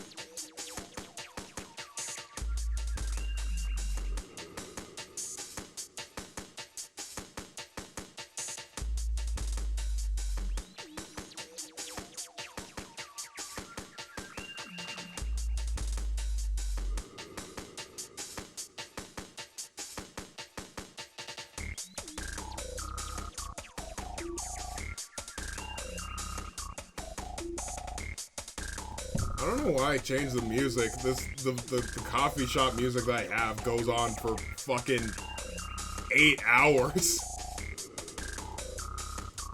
Anyway, I'd like to take this time to thank you all for,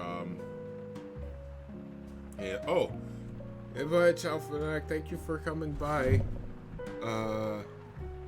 Right. Okay. Right. Back to, wait, shit, wait, I'm fucking up. Okay.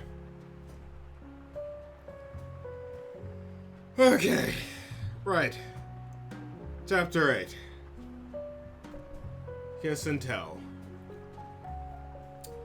Monday. It was time once again for the break time ritual at Innova. Rich, Dave, and Ian poured themselves a mug of their supposedly gourmet, supposedly Colombian coffee and garnished it to their preference. 2 creams, no sugar. 1 cream, 1 sugar. 2 creams, but 2 sugars, 1 cream. They leaned against the counter, shoulder to shoulder, smelled the rugged, mature scent of the roast, sipped, swallowed, and sighed. Rich began by opening the floor to conversation. So what's new with you guys? I finally met someone! Dave immediately said, puffing out his chest. Really? Ian said, too sheepishly to convince how impressed he was. Dave sunk his chest back in and looked at them. Why are you surprised? I'm not, Rich said, snapping into finger guns. The way you've been on the grind for that American dream of yours, it was only a matter of time. Dave rose back into his prideful pose. You know it. It's like I said, it's all part of the process. He had 2 outstanding coffee break reports in a row. It felt like nothing could bring him down. What's her name? Rich suddenly asked. Carly, Dave responded proudly. What's she look like? Amazing. What's she do for a living? Do you not believe me? Ian suddenly pushed his way into the back and forth. I believe you, Dave. It's real nice that you're able to get things you want without having to... Don't! Dave quickly cut him off. Rich cut him off. Do not! Okay. Ian's voice trailed off with his thoughts, timidly smiling as they swirled around inside his head. Moving things along, Rich changed the subject. Either you read about what happened to Xenosoft? I heard something happened, not sure what it was, Dave responded. Their whole system got ransacked by some punk kid hacker. They can't get nothing done, and all the confidential documents are open for anyone to see. Dave sighed and shook his head. Oh, that's a shame. You hate to see a company like yours get sent up the river. Oh, it's worse than that. Those guys partnered with Sonaris, who was dealing with Pixel Grift, who's a sister company to Chudworks, who worked with Ian Nexus, and that all led to all those companies getting their stuff leaked too. He started chuckling. You know what the worst part is? The kid who hacked them calls themselves Depth Charge. Like with numbers and shit. Imagine getting your ass kicked by someone who wants to be named that. Ian shuddered once he caught up with the list of tech companies and realized out loud, that can happen? Are we gonna get hacked and have all of our stuff leaked? Ian, buddy, come on. Rich put his arm around Ian's shoulders to try and calm him down. No company's gonna get hacked when it's got us working at it. Even if it does, we can deal with it. You think so? Well, actually, it'd be Stefan handling it since that's his job, but then we'd get there to pick up the slack when he screws it up. Yeah, we're programmers, right? That should be something we can do, Dave added. The moment of camaraderie between the three was a much-needed comfort to Ian. No matter how anxious he might get navigating a conversation, his friends were always patient and understanding with him. He was lucky to have friends who would do that and stand up to a company-crippling cyber attack with him. So he decided to push that luck. I gave Nick the name of the demon board on Friday. Rich's comforting arm transitioned into a frustrated constriction. Ian, I love you like a brother, but for the love of God, lay off the demons! Ian grabbed onto Rich's arm and looked up at him as far as he could. I don't believe you! I'm pretty sure he's not lying, Dave said. He likes you, but you're not his type. No, I mean, I don't believe you stopped thinking about demon stuff. Neither of you. Rich let go of him, and they both took a few steps away from each other.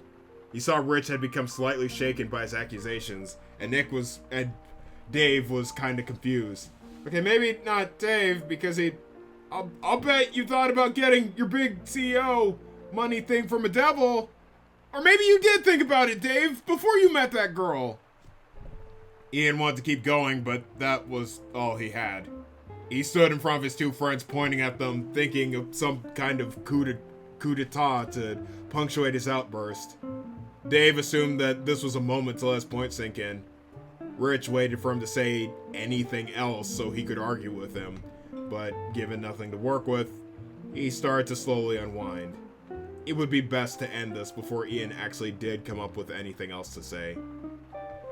If we go to Nick, and he tells us he didn't do nothing, will you drop this whole demon thing? Ian chose to be a graceful winner, putting his arm down and nodding in agreement. Let's go talk to Nick then, Rich sighed. Anybody know where he is? Dave asked. I'm right here, Nick said groggily from the island table he sat at on Friday. I've been here the whole time. You came in here with me. The three friends only now realized their neglected fourth co-worker. They weren't surprised or shocked. If anything, they were more relieved they didn't have to go looking for him. Hey, Nick, Ian said with a facetious wave. Hi. Did you try it? Yes, I did, the succubus thing. Rich narrowed his eyes and slowly pushed Ian to the side while moving forward a bit. Did it work? He asked. Yes. Rich shot forward and put his finger in Nick's face. Liar! Dave pouted and silently groaned. Damn it. Ian tripped over himself and pushed Rich's head down into the table so he could get into Nick's face. What happened? Nick had fallen asleep. Ian and Rich clapped their hands and shouted, Hey! Nick woke up and started a groggy, energy-void version of his frantic over-explanations. Right, I did the circle thing in my closet, and she came and we played. She really fun. I'm happy I did it. Rich rose up to lurch over Nick, headbutting Ian in the process. What was her name? What's he look like? Red. What does he do? Nick closed his eyes as the questions no longer seemed to require his full attention or brain power. Succubus. Dave shoved his head into the fray. So you didn't believe me! Is that really what we're mad about right now? Rich said without turning his face to Dave. Nick fell asleep again. Nick! Ian yelled. Nick woke up and started babbling with all the energy he had left. She was really cool and I want to be your friend. Dave and Rich felt Ian sink in disappointment, no longer wound up with excitement. Is she really that special? Ian asked. Nick nodded very slightly with his eyes closed. Ian laid his head down on the table and let his arms hang down under him. Dave decided to pick up the questioning for him. What was it like? He asked. Nick had fallen asleep again. Dave brought down his hand, accidentally slamming Ian's head on the table sideways. Come on! Nick was quite over this impromptu Q&A panel and didn't bother to open his eyes this time. He shook his head and squeezed out an answer to make them go away. She was mean, and she'd made fun of me. Thinking about the night, however, started to make him live back in the moment of spending time with his new friend, which warmed him up enough to open his eyes. I think that was an act, though. She was more into having fun than making fun of me. He sat up in his chair, remembering more. She didn't even know about the game, but we had a lot of fun, actually. Especially when Eleanor showed up. She liked Eleanor a lot. Even when he wasn't a groggy mess, Nick was never too aware of his own phrasing. The implications of what he was saying regarding a demon who has sex with humans for work didn't dawn on him like it did his co-workers, who listened to his every sleepy word with envious contempt. I don't want to spoil the ending for you if you want to play the game yourself, but the solo part was fun for both of us. Especially at the end. We had a lot of fun last night. Rich did a double take before looking to Ian. Dave did the same. And as the one member of their group with the most demon knowledge, they expected him to say something to prove Nick was lying. Or he made a mistake. Or something. Ian's eyes darted between the two of them. He had nothing, so he turned to Rich. Dave did the same. As the group's self-appointed ringleader, it was probably Rich's job to do whatever it was that would make them feel better about the guy they never talked to, spending the night with a hot demon woman. So this is you now, Rich asked Nick. You had your fun, and now you're a soulless zombie? Can't lie to you, sounds like you got a shit deal, bud. I'm not a zombie, I just didn't get enough sleep. We played so long, I think I only got to sleep for 3 hours. Wait. Nick started laughing. Wait, I forgot to pay her! We were having so much fun, it slipped both of our minds! He stopped laughing. Oh no, I didn't pay her. Will she be mad? Do you think she'll be okay? Richard had failed. He led the Envy Expedition's jeep into a pit of spiked cobras and doomed them all. They had no more questions. Learning that Nick apparently nuts so hard that he makes succubi forget to get paid had them surrender and dehydrate into car floor french fries. Nick sat in front of them, waiting for them to answer his questions, but waited too long and fell asleep again. It wasn't until Tori came into the break room and called out to him that he woke up. Hi, Nick! I have to tell you that Mr. Graves wanted me to tell you that Mr. Graves wanted to see Nick in Mr. Graves' office. Yeah, sure. I'll be right there. Okay! Tori slipped out the door while Nick sleepily followed after him. The 3 remaining programmers watched as he left. It would appear as though they have passed up on an exciting new opportunity, and they got showed up to the max by the guy they've always thought as a drifting, sexless vapor man.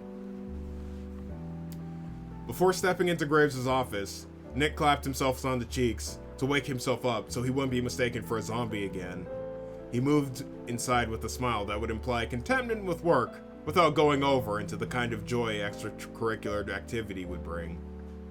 Graves was standing in front of the shelf behind his desk, solemnly reading a sizable book, which was strange and unnecessarily theatrical, but not at all surprising. When he heard Nick enter, he closed the book and turned to him. Ah, good, you're here, Nick. Yes, sir, what can I do for you? That depends. Are you feeling better than you did the last time we spoke? Yes, I had a pretty great weekend, actually. Because your illness cleared up? No, I meant I only need to know if your tum-tum is feeling better. Anything else should be saved for after-work conversation.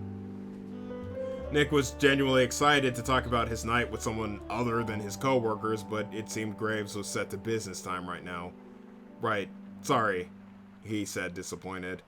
I can assume your chicken salad preparation has improved since last week. Yes, I've gotten chicken salad down pretty well, sir. Nick assumed this was another rare bit of humor intended to lift his spirits, but Graves wasn't laughing. Where is it? Where's what? The chicky salad, Nick. You were serious about that?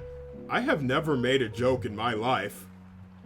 There was an unsettling exchange of silence between Nick, Graves, and Tori. Nick looked at Tori, who simply shrugged. He didn't expect Tori to have anything to get him out of this, but dealing with Graves is a touch-and-go process, and Tori spends most of his time with him. Graves put his book down on the desk and started writing something on a piece of paper with his pen. Nick assumed this was a note to his parents explaining what a bad job he did today. His focus moved from Graves to the book he was reading. It was a transcript of the entire first season of a raunchy daytime talk show. Upon closer inspection, all the books on the shelf were transcripts of different seasons of television shows. It felt like he was being sucked down a drain. The crushing silence was then broken by the sound of eerie bell chimes. The 3 looked up, then Tori and Graves looked to Nick. His phone was vibrating. The chimes were coming from his pocket, but it wasn't his ringtone. He assumed it was an alert from some application he had never used, but it was in fact a call. The screen displayed no number or name, only 4 black pixelated circles that shifted around slowly on his screen. Huh, that's weird. He turned the phone to the other two. Do either of you know what it means when you're getting a call, but it's not your ringtone and there's glitch horror orbs floating around the screen? Tori pulled out his pockets to show they were full of paper clips and candy. Apparently he doesn't own a phone. Graves lifted the pin to his chin and tapped it in contemplation. Sounds like you're getting a call from a ghost. Does it? Nick asked honestly. Yes. Graves nodded and smiled deviously. Answer it. It could be sexy. Nick casually accepted the call and brought his phone to his ear. A crackle of static and a choked wheezing came through the speaker and into Nick's head.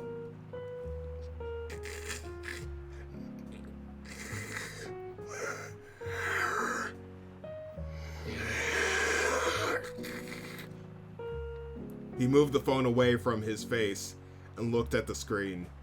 Random numbers and letters jolted around while the 4 black masses gradually moved into a diamond formation on the blue of the call screen.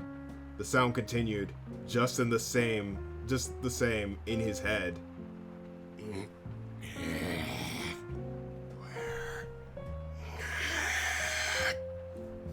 The black masses started to resemble 3 eyes and a sorrowful mouth.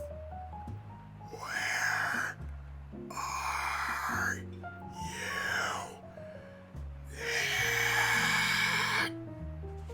The 3 of the orbs suddenly bore yellow pupils that fixated on Nick before shifting into a furious glowing red. The circle below them changed into a mouth that slowly opened, letting out a loud, deep bellow that shook the entire building. Nick looked around. Tori and Graves seemed fine. Everyone outside was going about their business. Not a single person seemed to react to what just happened. Huh. He calmly hung up on the strange call. Was it a ghost? Tori asked. I'm pretty sure it was a robocall, he said, putting the phone back into his pocket. I don't know how that was supposed to help a robot get my credit card information, though. I'm doubling down on ghost, Graves said confidently. If it's a ghost, you should be receiving another call just like it. Now. On the mark, the bell chimes rang out once again.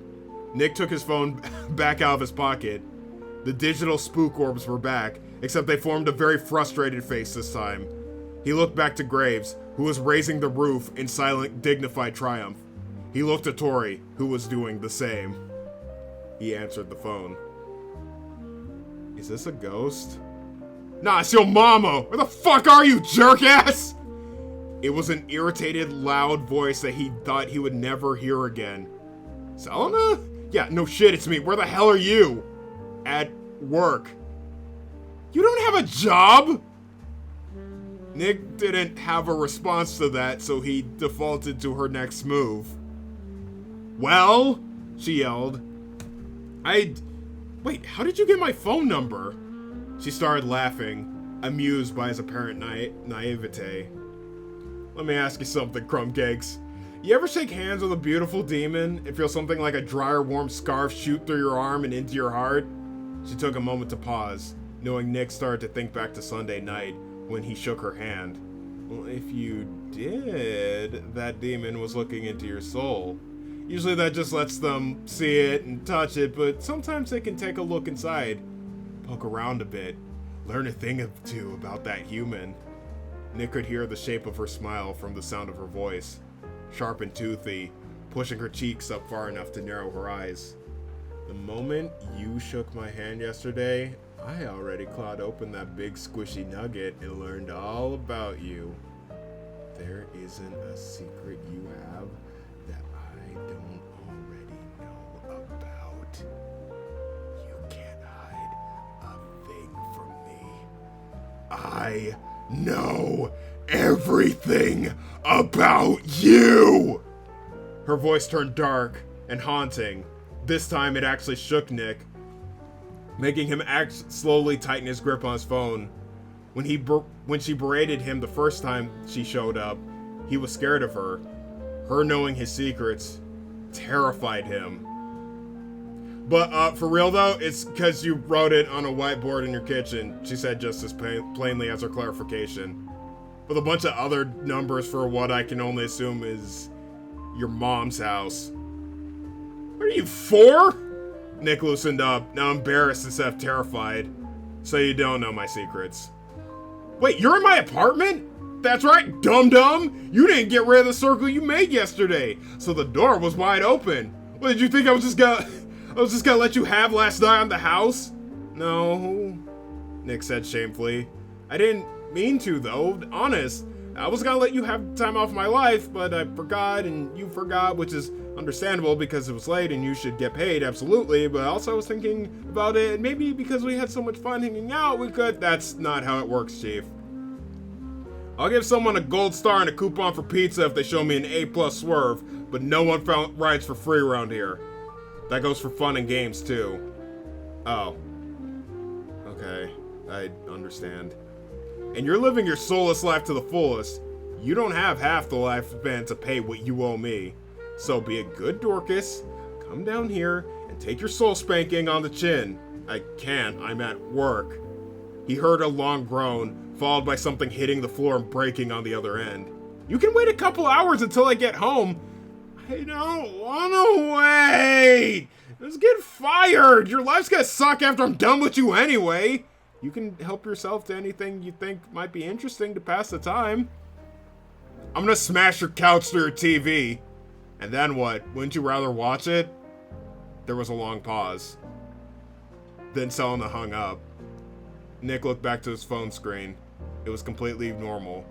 No record of the colonist's call history either. He turned back around to face his boss and Tori. Graves nodded slowly. By the sounds of it, the sexiness already happened. Sure. You could say that, Nick said, processing how he was going to handle the situation.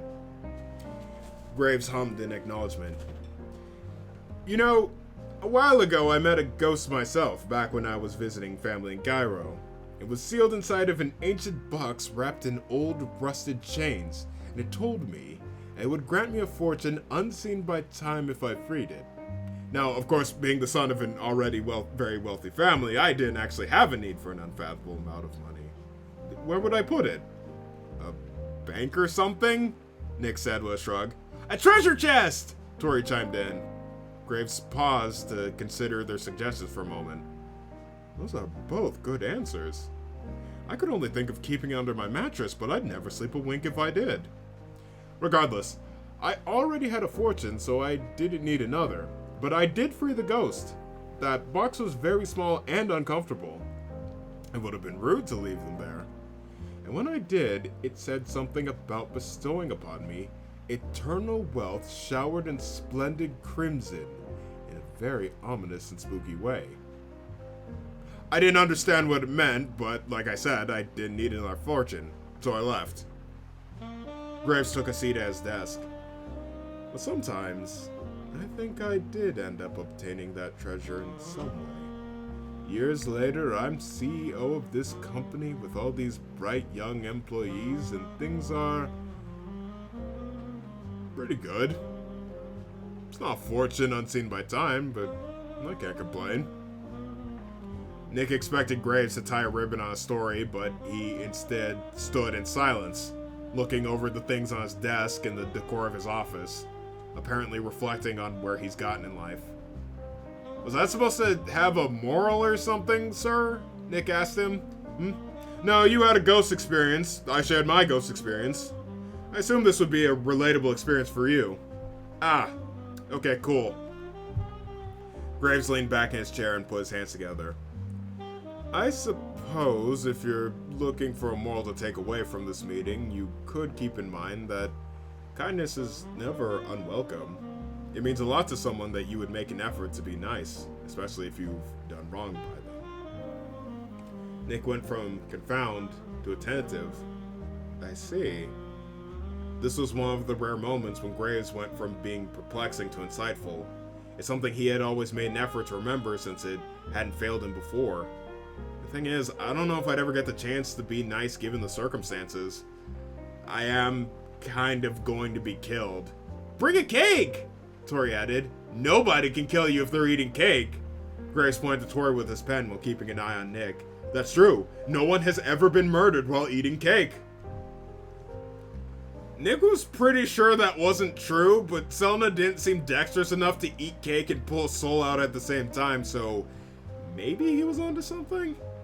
And it did seem like she would enjoy a treat after having to wait alone in his apartment all day. Thanks. You guys actually helped a lot. That's my job, pal, Tori said, looking proud with his hands on his hips. Exactly, Graves said with a smile. Now go do some kindness. With interest. Yes, sir! Nick turned out and walked out of Graves' office, considering where he could get a cake a demon would like. A few seconds later, he walked backwards into the doorway. You meant the chicken salad, yes. I will make you the chicken salad. With interest. With interest. 1 second.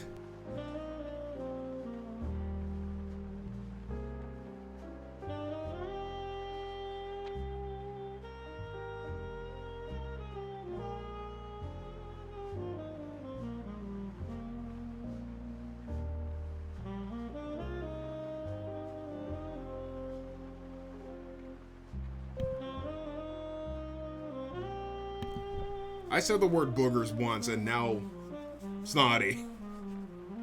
Hate it. Hate it. Hate that this is me. Anyway. Chapter 9.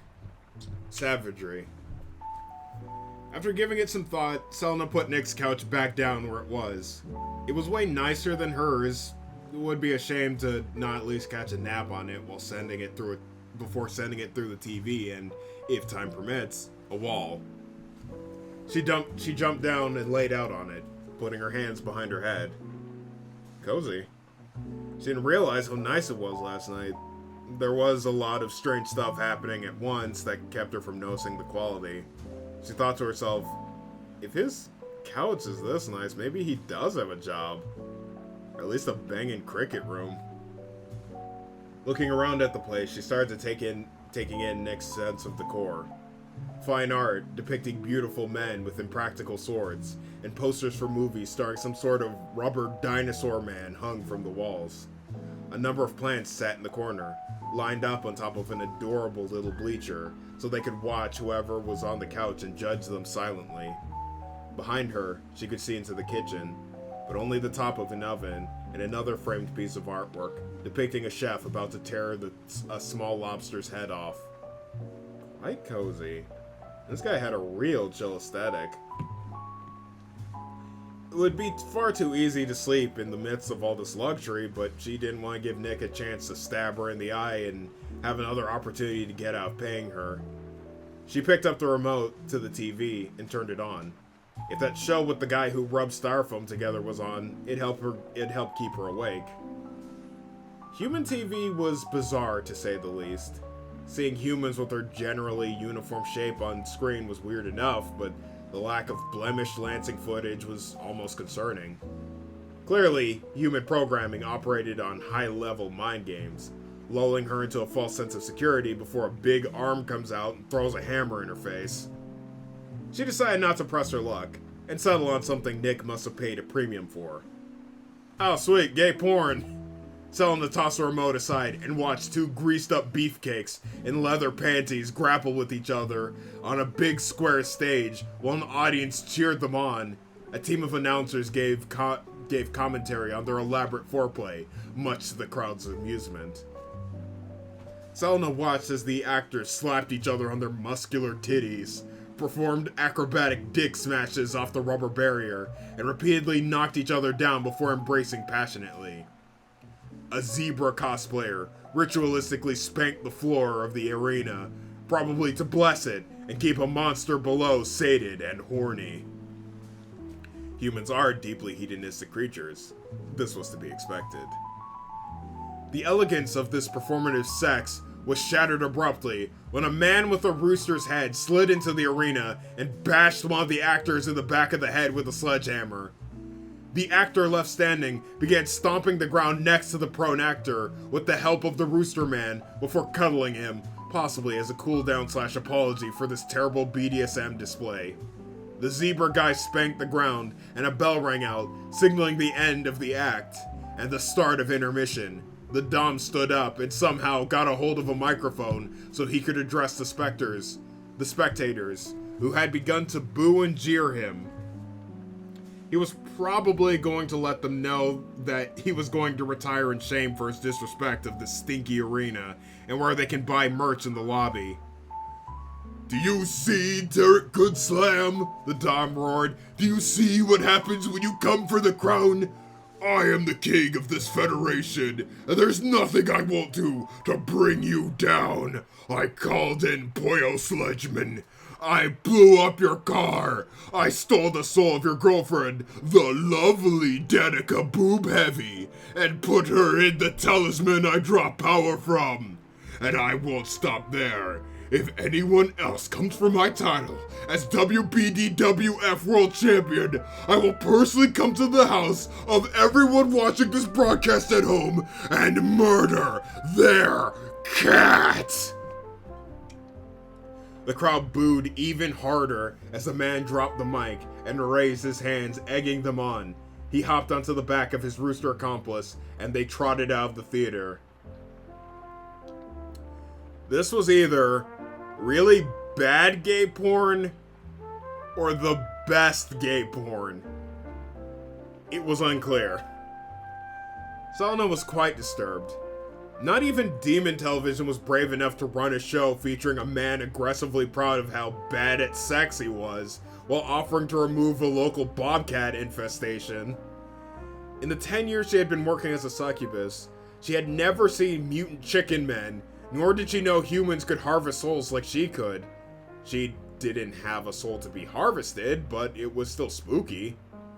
She continued to cautiously watch this bizarre gladiatory porno in order to study what other powers humans had been hiding from her. She also kept an eye on the windows to make sure this Dom Reaper wasn't skulking around outside. The program cut to an interview between a dapper, mustachioed man and a new beefcake with his underwear pulled over his head. Next to him stood a half-naked blonde chick that nodded at everything he said to the interviewer.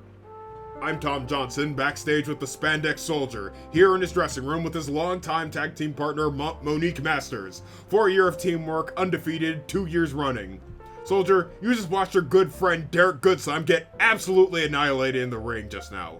The two of you have been in the Federation since before you started out.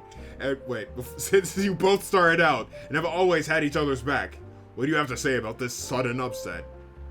"I ain't happy, Tom," the underwear man belched. "Jack Steele's always been on my list of Federation turds, but after that performance, he crossed a line. That's why I'm announcing tonight, for the good name of Derek Goodslam and all of my loyal span dudes and spandex watching at home, I'm setting everything straight. I'm challenging Jack Steele to a one-on-one steel cage match, and I'm not gonna stop crushing his butt until his briefs are securely fastened over the top of his head. And then I'm going to pin him so that I legally win the match." New throbbing veins swelled up on his neck as he spoke. That was apparently a good thing according to the thunderous cheers of the crowd. The mustachio man leaned in closer to the underwear man so he could be heard over the crowd's cheers. From the sounds of the crowd outside, that's exactly what the people want now. You are aware that Jack has teamed up with the Miser and his Hidden Legionaries. As we all know, the roster of the Hidden Legion is a mystery, meaning anyone the Federation could be working with him and Jack Steele. Are you worried that he might do you like he did Goodslam and bring in a surprise fighter to defeat you? Not at all, Tom. The cage isn't just a gimmick. It also makes sure that nobody can get in the ring unexpectedly. So I think I'm pretty safe, so long as I... Oh! The underwear man tensed up in pain before slowly turning around to show a giant gaping hole in his back. The camera moved to reveal the blonde, holding his still beating heart in her hand. "The miser sends his regards, soldier," she said, looking down on her teammate as he fell to his knees. Suddenly, the wall behind her exploded into a purple void that released faceless men with golden bodies and cool sneakers that swarmed the underwear man before dragging him away. The woman laughed maniacally as she crab walked after the sneaker ghouls, disappearing into the darkness. "Oh my lord, this is just terrible," the dapper man said calmly while he and the camera crew ran for their lives. "But this is just what happens here in the WBDWF. These are completely normal things that we see all the time. In fact, I would have been concerned if somebody didn't have their heart pulled out from their chest today. We'll be back with more heart-removing action after this commercial for soap."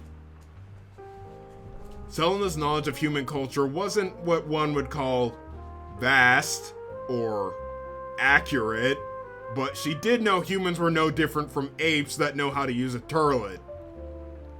However, she only assumed they had the shape and ability to inaccurately use tools of an ape, not their heart-pulling savagery or hidden powers. Oh, by the way, all apes have powers. They just don't know what they are yet. She had no idea humans were a race of cannibalistic warriors, mutants, and sorcerers who commanded legions of soldiers adorned in precious metals and the drip. She, like most demons, loves a good violent romp. Who doesn't? But in Bloodsport, there's a fine line between good, clean family fun and, hey guys, we should really talk about this. You can only bludgeon a man with a brick so many times before it stops being funny. No matter how gruesome or demented things got, she couldn't look away from the macabre showcase of human power. It was one exhibition after another of unhinged humans tearing each other to shreds with their bare hands, and other, more well-behaved humans using tools to rip each other to shreds. A muscular gardener was set on fire with his own gardening can.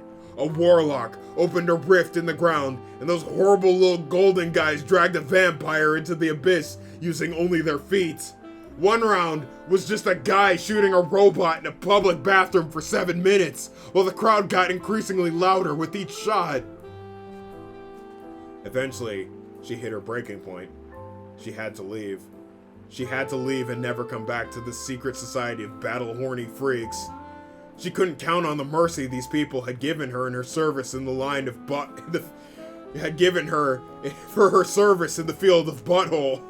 She was great at sex, the best at sex, but it was only a matter of time before she calls a powerful and randy wizard a turkey, and they have her flayed alive by his army of stylish abominations. She had to fight against the fear gripping her mind to bring her feet down to the floor. Her legs could barely stay still long enough to keep her upright. She fell to her hands and knees, just as the commentator announced the final event. The apex of humankind's cruelty. Royd Al's Rumble. Some guy named Alan had been charging up on steroids for eons, and was finally powerful enough to shake the planet! Just for shits and giggles! That's the only thing it could be.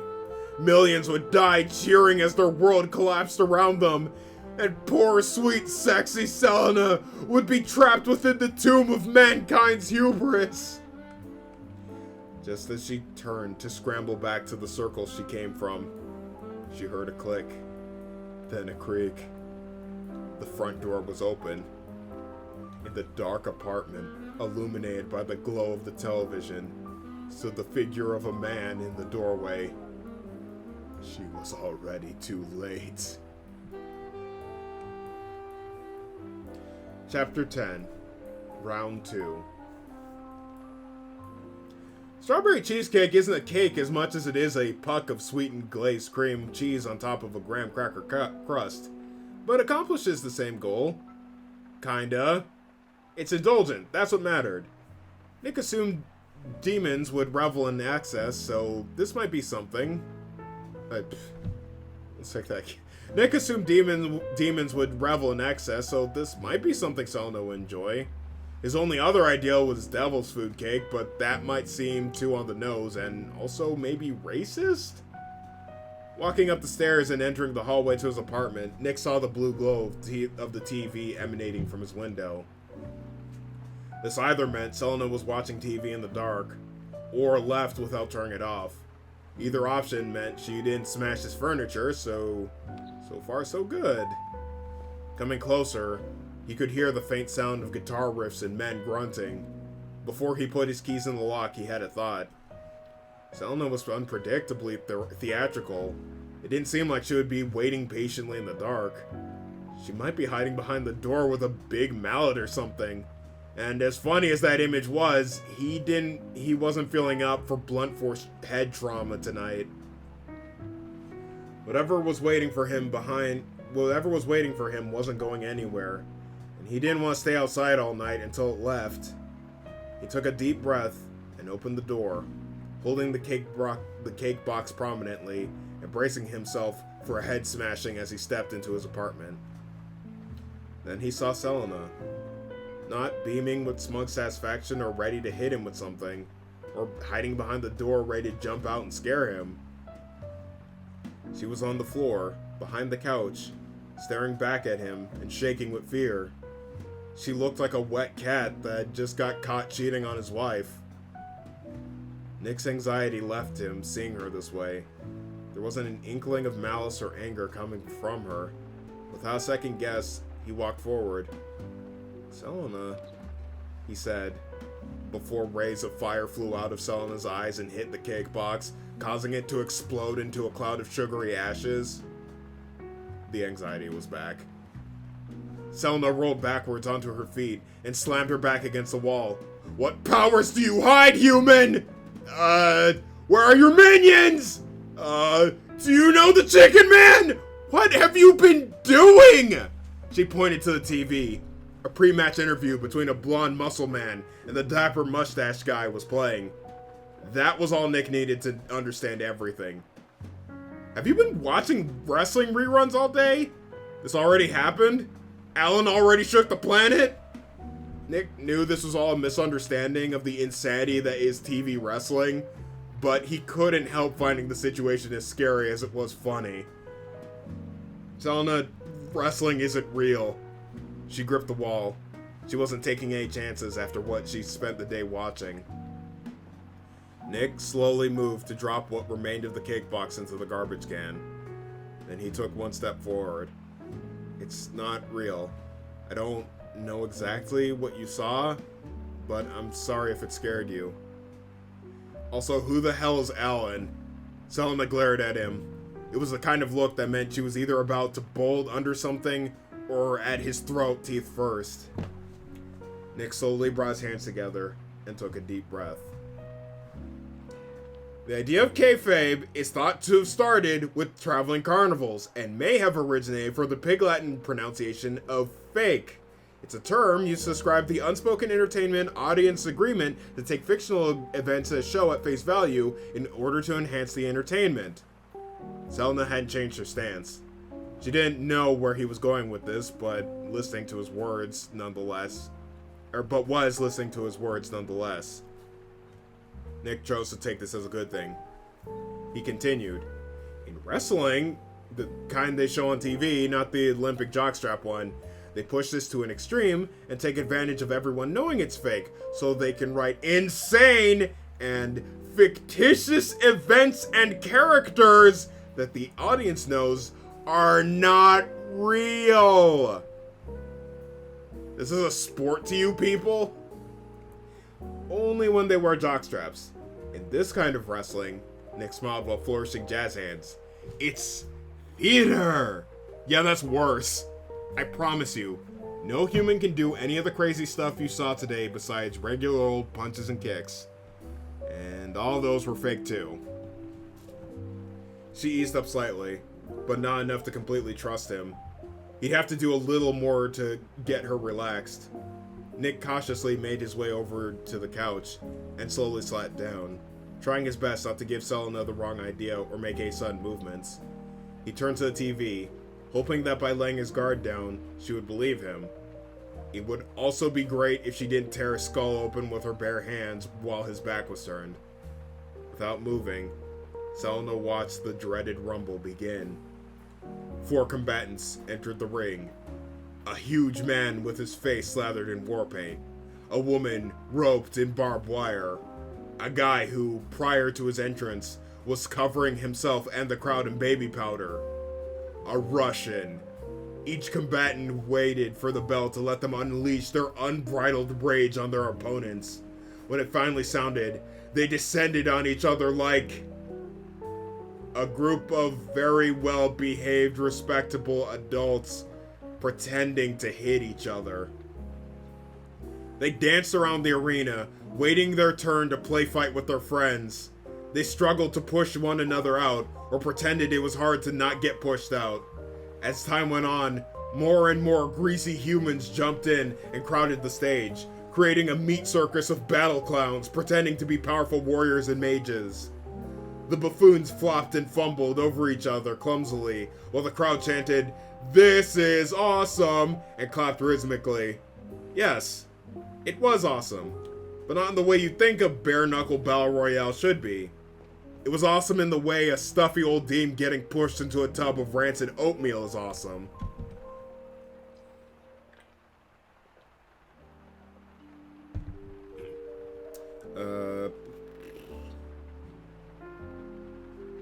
Sorry. Every time one of the combatants got gently slapped near the face, the announcers would hype it up as if they had their skull punched out through their ear. The battle of fearsome gladiators Selena once thought were sacrificing each other to appease some dark, unseen overlord was in fact, as Nick said, just a bunch of guys pretending to get into a big stupid fight. It did not involve seismic apocalypses, just a fake battle, with some dudes grappling and bouncing around. She would be embarrassed if she wasn't so confused. Even if it wasn't real, these people still acted like a genuine fight to the death, or still acted like it was a genuine fight to the death for the fate of the universe. She removed herself from the wall. Her fear that had changed to confusion now shifted to curiosity. If humans weren't able to steal souls or summon sneaker golems, they were just as stupid and powerless as he had believed her whole life.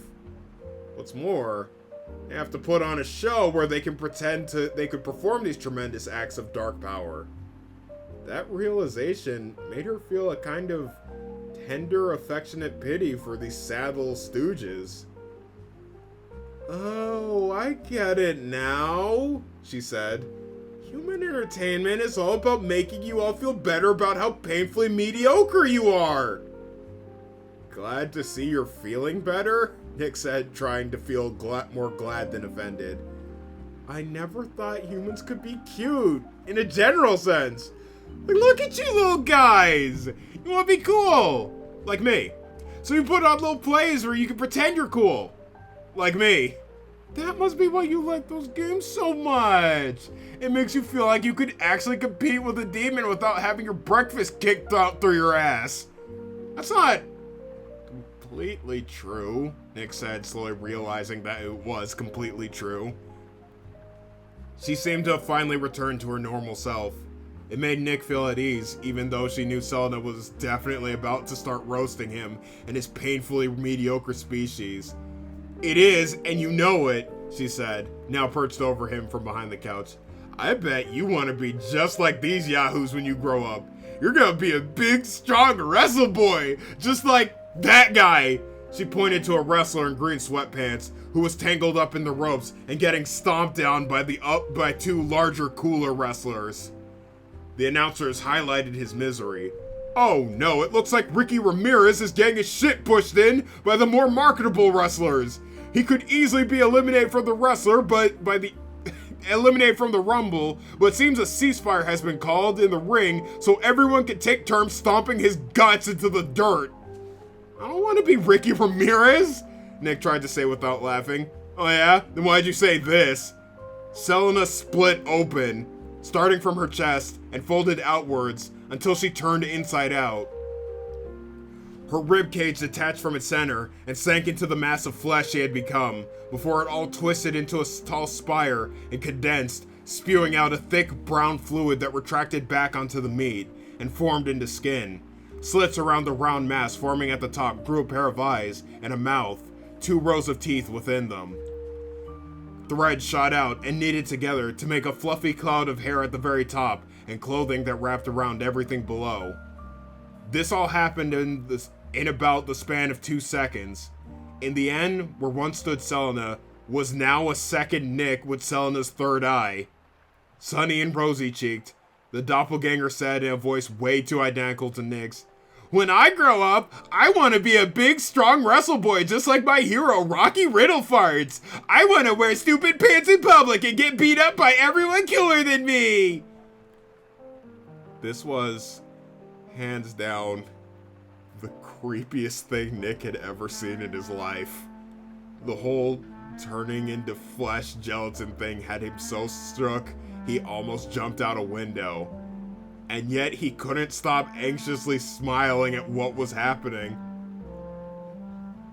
"How are you?" "I'm Nick!" The doppelganger said with his face directly in Nick's while twisting its fingers in his cheeks. Suddenly, it spun around into a wild swirl of semi-liquid meat, bones, and skin, while quickly extending, shrinking, inflating, and recoloring parts of its body until it reformed back into Selena. The two of them looked at each other for a moment before bursting out laughing. Selena walked around to sit on the couch, no longer scared of what humans could do. Though her regained courage was put to the test, when one of the sneaker goblins suddenly popped up, grabbed Ricky Ramirez by the nipples, and dragged him away. A swarm of the smooth human simulacra began climbing into the ring, pouncing on the other wrestlers and making them compliment their tight-ass shoes before shoving them out of the ring. This was the heralding of the master of the shoe trolls, who walked into the arena to the sound of what Selena could only assume was the wails of the damned. This tall, scrawny human with a single milky white eye and skin of that of an old used orange rode into the stage on the bodies of his goblins, woven together into a bitchin' throne. This was the dreaded miser, the ruler of the bad Wrestleman Legion.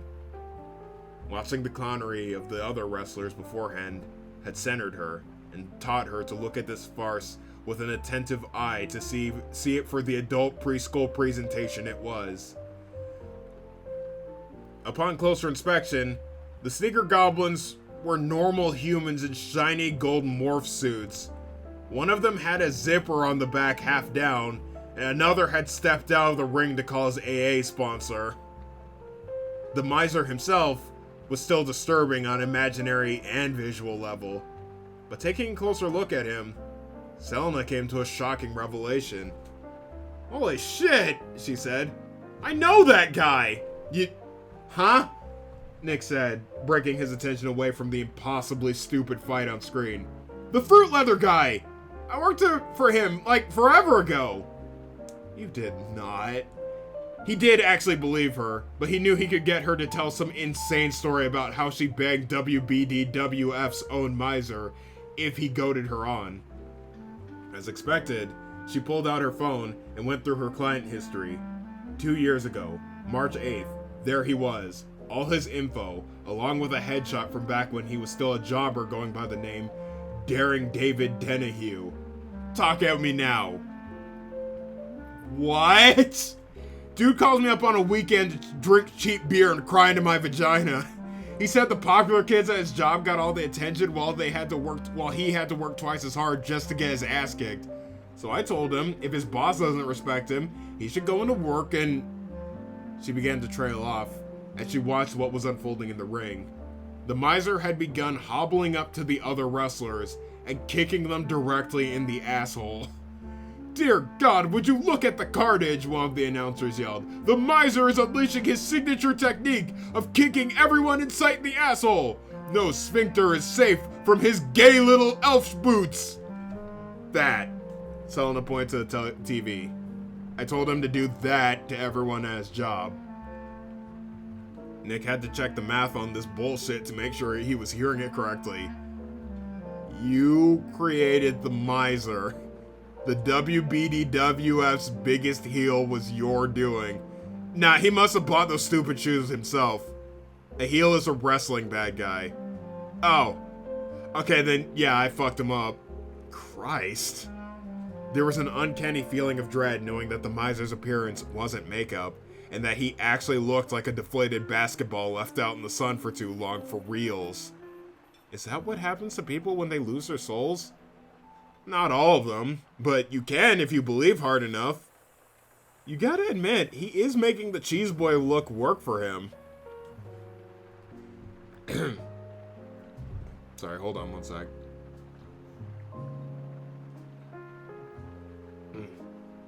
Sorry.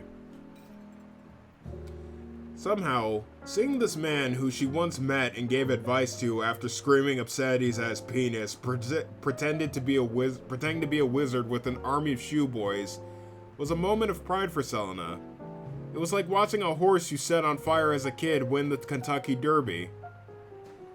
The Kentucky Derby is a horse thing, right? Can a wino who still rides trains tell me if that's a horse thing? It's good to see the guy's doing alright for himself, she said with pride. Well, okay, he's clearly not doing great because he looks like he sleeps in a meat smoker, but at least he's pretending to kick butt on TV. Well, not for long. He's the biggest heel in the WBDWF, and the biggest face just showed up. Rock music started playing as the crowd exploded in cheers. The blonde man from the pre-match interview came running in as the final fighter in the Rumble. He flexed and pointed to the audience before doing a somersault into the ring and fighting the morph suit man. Whomst? She asked, unfamiliar with how this human pork broast spelled doom for the miser. That's Kurt Craven, Nick started to explain. They call him the People's Champ, but I think everyone only likes him because he used to be on a children's educational show, and now he's punching dudes in the face for a living. He's never lost a match, and since he's the last fighter in the Rumble, they probably got this plan so he beats the miser and saves the day. So what, he teaches babies what paint is okay to eat, and that means he gets to win your pretend fight for children? Actually, that makes sense. But Meisterbag should get it! At the rate he's shriveling up, I'd give him like 5 months before he starts looking like a horseshoe crab. Nick nodded, holding his chin with one hand and his elbow in the other. You know, I'm pretty sure you're not the first person to think that. There's probably a good percentage of that crowd that wants to see the champ get overthrown by the miser too. Why would they? Don't you people like it when the good guy kills the bad guy? I'm sure there'd be some people disappointed, but evil triumphing is sometimes a part of a good story. It happens a lot in wrestling since the narrative keeps going, and and a continued struggle makes victory for a face way more interesting. The fans that boo at the heels all know it's a show. Some of them even like them, but they're just playing their part in the kayfabe. They want heels to be despicable but charismatic, so they have someone to hate, and their favorite good guy has someone to beat up. What a familiar yet befuddling concept. A show where your favorite character could fail miserably and everything goes wrong, but you don't mind. At the same time, your favorite guy might be the one who causes failure and misery. Meanwhile, the audience gets involved and pretends to hate everything that's going to shit, but secretly likes seeing their heroes in terrible peril. Nothing was black and white, misery or joy. It was a full palette of suffering and pleasure, resulting in entertainment. Human television really was on a whole other level. On the screen, Kurt Craven was tearing through the sneaker goblins without breaking a sweat. He tossed them out of the ring one by one, because for some reason they decided not to run up on him all at the same time and kill his ass. Soon, it was just him and the decrepit miser. "Craven, wait!" the miser began to plead. "We don't have to fight. I know you crave glory and victory. It's all you fight for here, in this squared ring. Join me in my legion, and I will make you the most powerful, respected, coolest, financially stable. Kraven slapped him across the face, causing him to stagger backwards and fall against the ropes. He then grabbed a hold of a microphone that descended from the ceiling and started giving his own monologue. You keep thinking you can fart in the face of the good wrestlemen of this organized fighting assembly, miser? You think you can make a mockery of good people? Like Giggles the Grapple Clown and Hank Badwiener, making them slaves in your army, getting them to destroy what this ring was built on? But that ends tonight. This is your last moment in my ring! Kraven threw a punch right at the miser's face, but it was stopped in its place by the miser's own hand. He threw another punch out of desperation. The miser caught it too. Soon, he was being overpowered by this man-shaped waddle and fell to his knees. The heel laughed as he began striking Kraven in the face repeatedly. Selena started throwing punches in the air and excited. Yeah! Kill him! Eat his skin! Just then, Derek Goodslam and the Spandex Soldier jumped into the ring out of nowhere and kicked the miser away from Kraven. They helped him to his feet, much to the amusement of the audience. Selena stopped punching. Oh, this show sucks.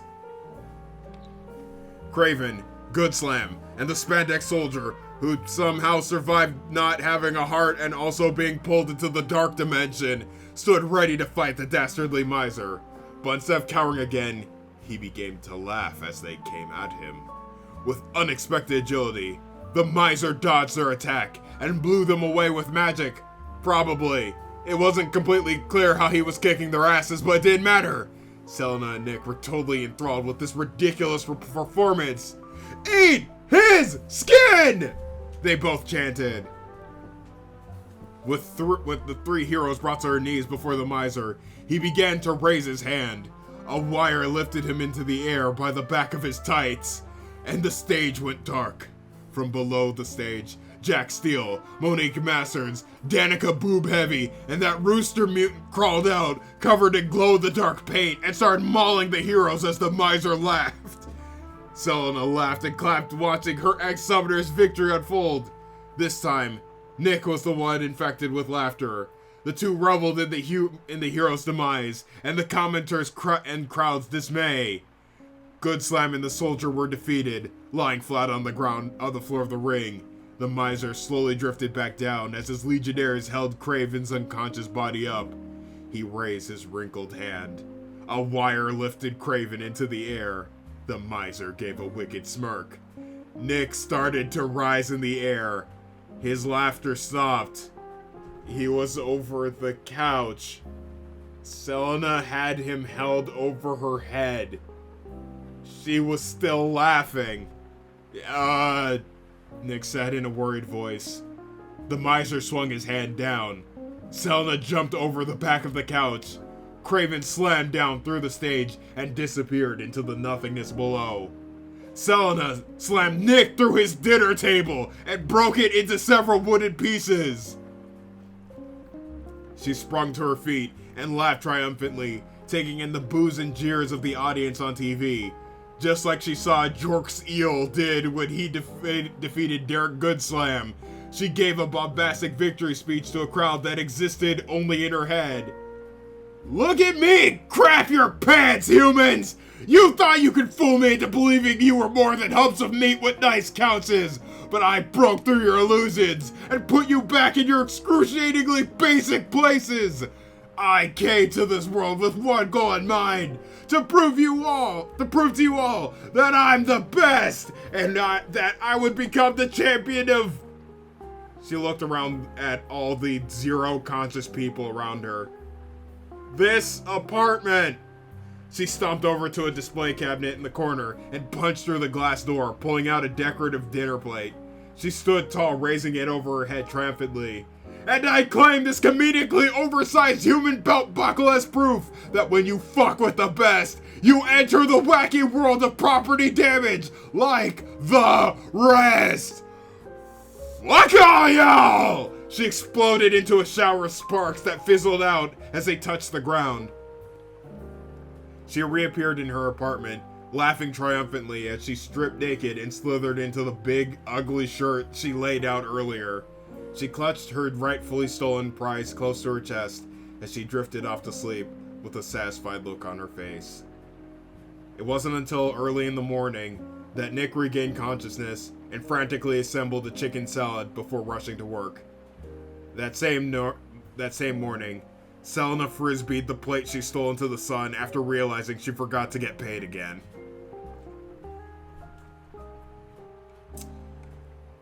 I need a break to rest my voice for a minute. Give me like 5 minutes. I will be back in 5 minutes, and I will continue with chapter 11. Please don't go nowhere.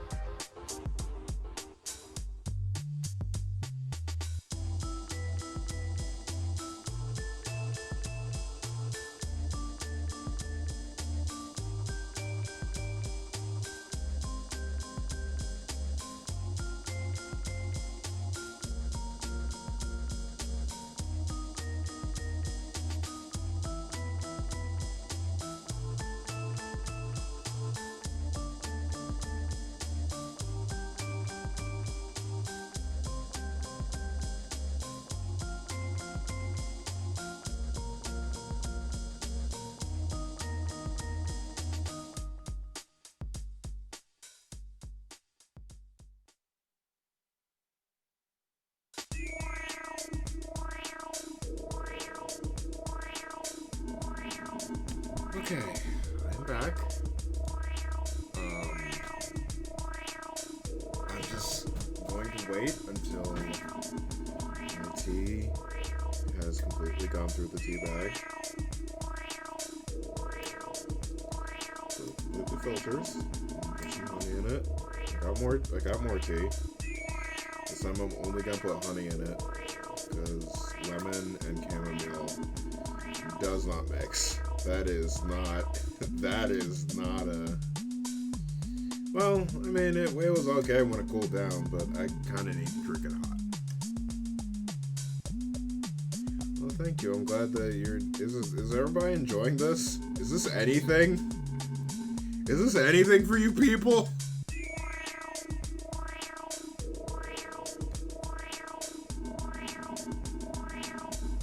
I don't know what that means, but sure, thanks.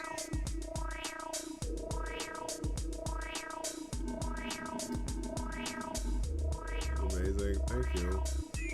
This is a gem to listen to. Oh, you guys are so nice. Thank you for following the rules and being nice to me. And anyone who has laughed at because it sucks, thank you for also following the rules and not saying how much you hate me. I mean, I was thinking, like, maybe I put the chapters up, like, just cut it and just put the chapters up on the YouTube channel, because I barely do anything with it now. Unless I, like, randomly feel like putting up a video and, like, 4 people watch it anyway. Who cares? Why not? Why is the team link so great? Because, I don't know.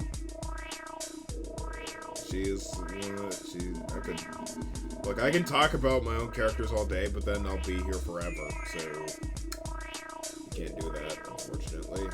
Maybe I'll do another stream where we just have a recap and talk about it. But, again, we still have time. You can get this book. It is completely pay what you want. You can pay $0, $1, $5, $100, $100, $500, $1,000, $12 million. You know, whatever little amount you wanna kick my way. There's also a Patreon. I'm currently writing book 2, and you can see all of the first draft chapters of book 2 before they release. Once all those chapters are done, I'm going to edit them and then release the first draft publicly, again, for free, or whatever you want.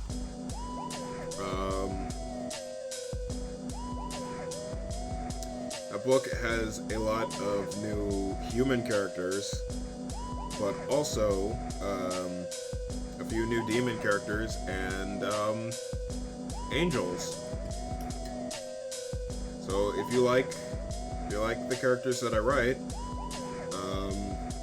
just imagine what more normal people are and more good people are.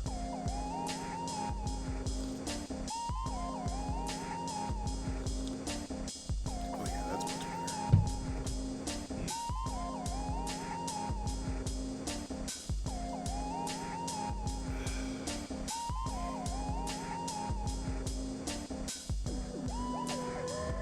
Normal, like humans.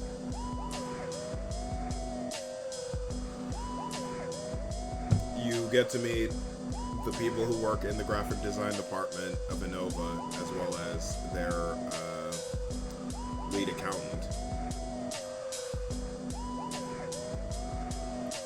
Oh, but there's also a fruit wizard, so don't worry. I've got freaks there too. Don't you worry. Don't you worry. I completely forgot about Dr. Pickles. Anyway, let me take just a couple more sips of... Oh.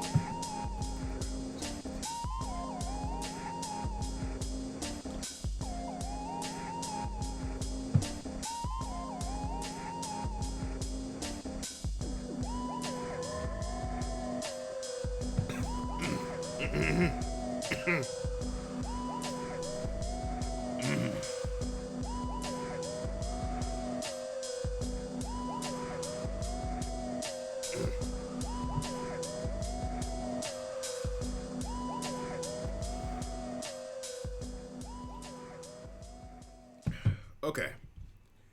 Alright, okay. Back to it.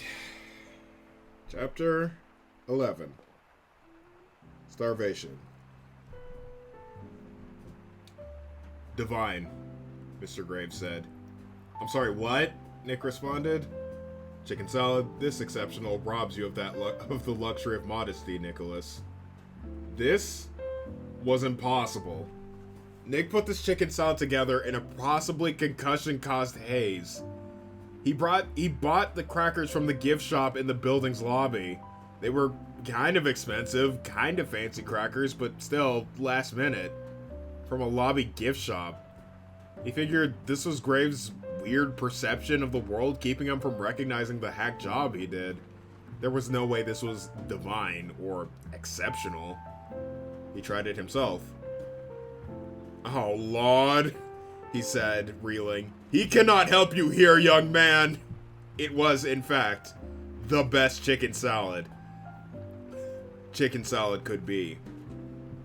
The taste, the texture, the moisture, the makeup. It was the perfect mix of the right ingredients and the perfect omission of the wrong ones. The chicken was shredded to make a solid base, held together by the mayonnaise, while the dried cranberries had a pleasant, chewy burst of sweet and tart that he wanted to seek out just to enjoy with each bite. It was fabulous chicken salad, and Nick had no idea how he did it. You've refined your technique to quite an impressive degree, Graves said after finishing his cracker. If you can go this far and beyond with your work, you may have higher accolades in your future. Thank you, sir, Nick said. Nick had never considered that his chances at higher positions in the company would be tied to chicken salad. Actually, he had an inkling of an idea that some kind of potluck food would have to do with a promotion around his second week of working for Graves. Excellent work, Nick.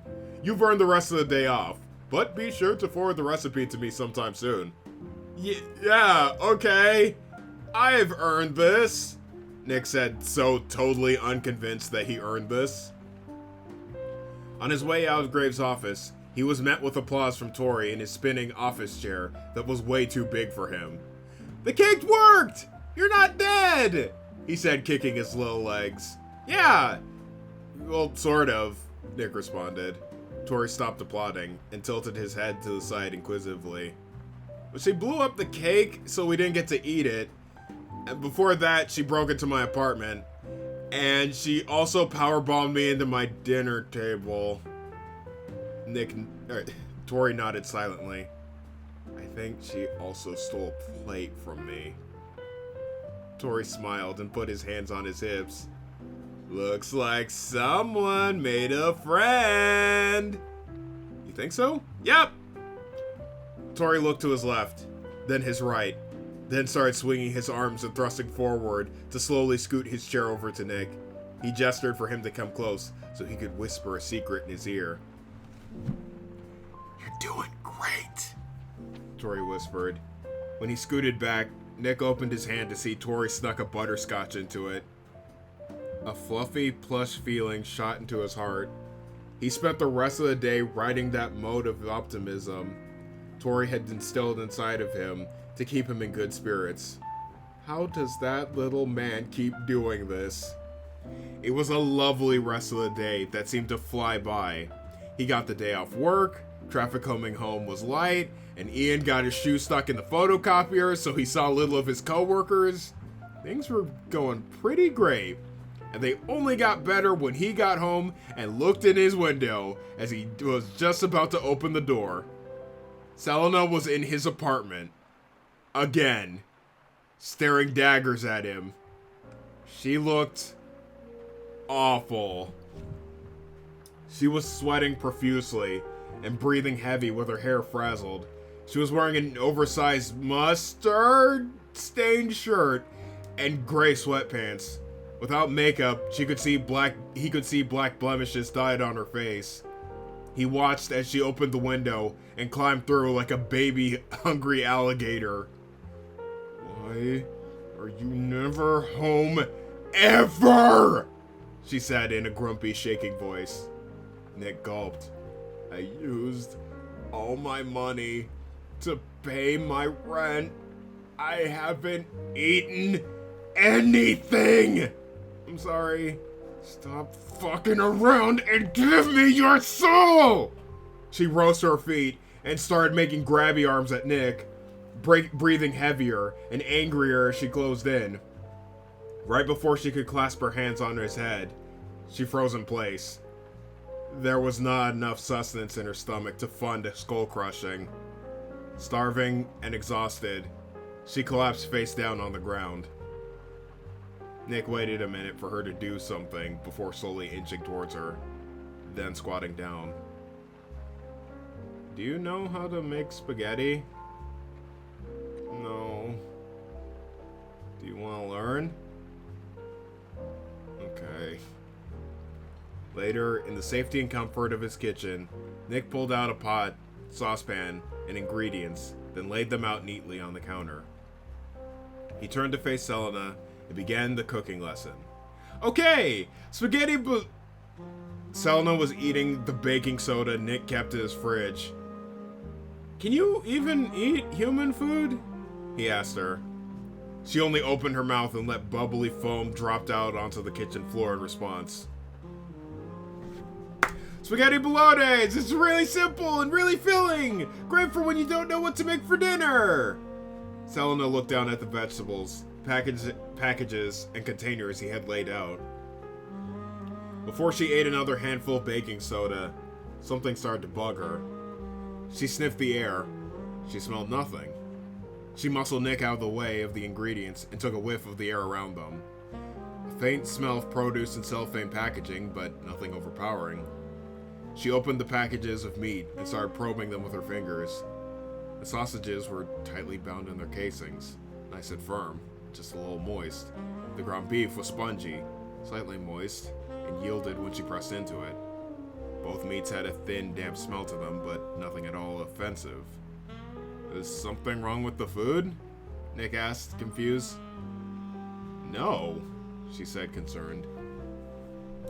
Nick began to wonder if human taste would translate to a demon's. He figured he'd just have to make the best damn spaghetti he could and hope she liked it. Okay, I'm gonna fill the pot with water. We want to start boiling the water first since it takes so much time. By the time No! Selena had put every ingredient into the saucepan and tried to cram it in the microwave. Nick put everything back. We're going to cover the pot and put it over a high heat. When the sauce is almost done, the water should be... No! Selena had put everything back into the saucepan and was putting it in the oven. Let's just wait until I tell you what to do. We're gonna grate vegetables now, okay? She dumped everything out of the pan and onto the counter. Thankfully, nothing broke. She picked up a carrot and a grater and stared at unenthusiastically. She had never been a fan of vegetables, even if they were fresh and edible. She looked over at Nick, happily shredding half of an onion into a bowl, taking note of how easy it seemed to be. Without hesitation, she tried mimicking his technique, only faster and more aggressive. When she was done, she looked at what she had made in the bowl. Question, she asked. What should I do if I get blood in the food? Oh no, did you cut yourself? Ah! Selena had grated her entire left hand off. Blood sprayed from her arm stump all over the kitchen. What? Oh, this. It grows back, don't worry. Ah! Shut up! A spike of calcium grew from her wound. It started to segment and split apart into the form of bones of a hand, kept in place by muscle that sprouted up and wove around them. Finally, a wrapper of skin packaged the macabre construct, and her new nails flowed out at the ends of her fingers. She then shoved her reformed hand into Nick's face to make him stop screaming. After cleaning up his kitchen, throwing the carrot and hand shreds into the dumpster outside, and waiting for his heart to move down from his throat, Nick had Selena grate another carrot at a slower, more careful pace. She wasn't thrilled with how long it took, but she also didn't feel like eating her own blood today. When she finished, he handed her the bottle of olive oil. Let's go ahead and cook these. Start by putting just a little bit of oil in the pan. Selena slowly tipped the bottle over, emptying about 1.5 tablespoons of oil into the pan. Great! Now we'll heat it up a bit. He turned on the fire under the pan, waiting a moment before giving Selena the 2 bowls of shredded veggies. Now just dump these in there and give them a stir. She overturned both bowls at once, making a splash in the pan that startled Nick. He jumped a little, but tried to hide his anxiety with a smile to encourage her, and to keep her from realizing his simultaneous lack and excess of faith in her cooking skills. She slowly picked up a wooden spoon, and paused until she received confirmation that she hadn't ruined everything. She lazily shoved the vegetable bits around in the pan, cringing as they sizzled in the oil. Nick reassured her with the approving nod of a home ec teacher.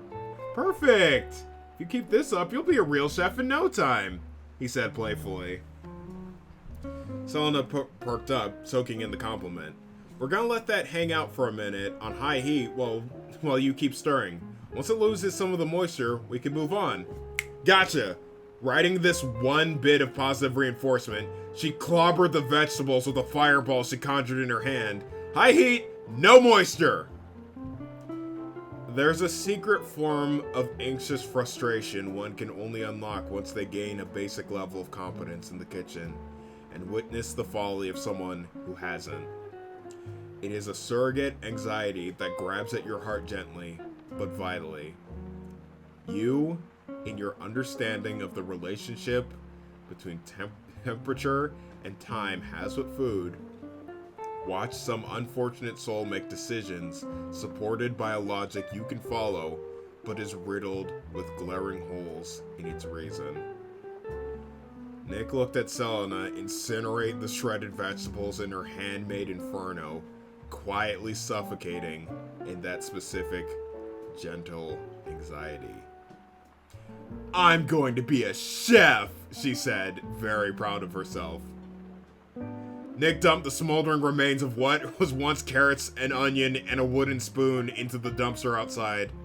I'm sorry, Selena said, looking at the ground. It's alright, we just have to go to the store and buy some more.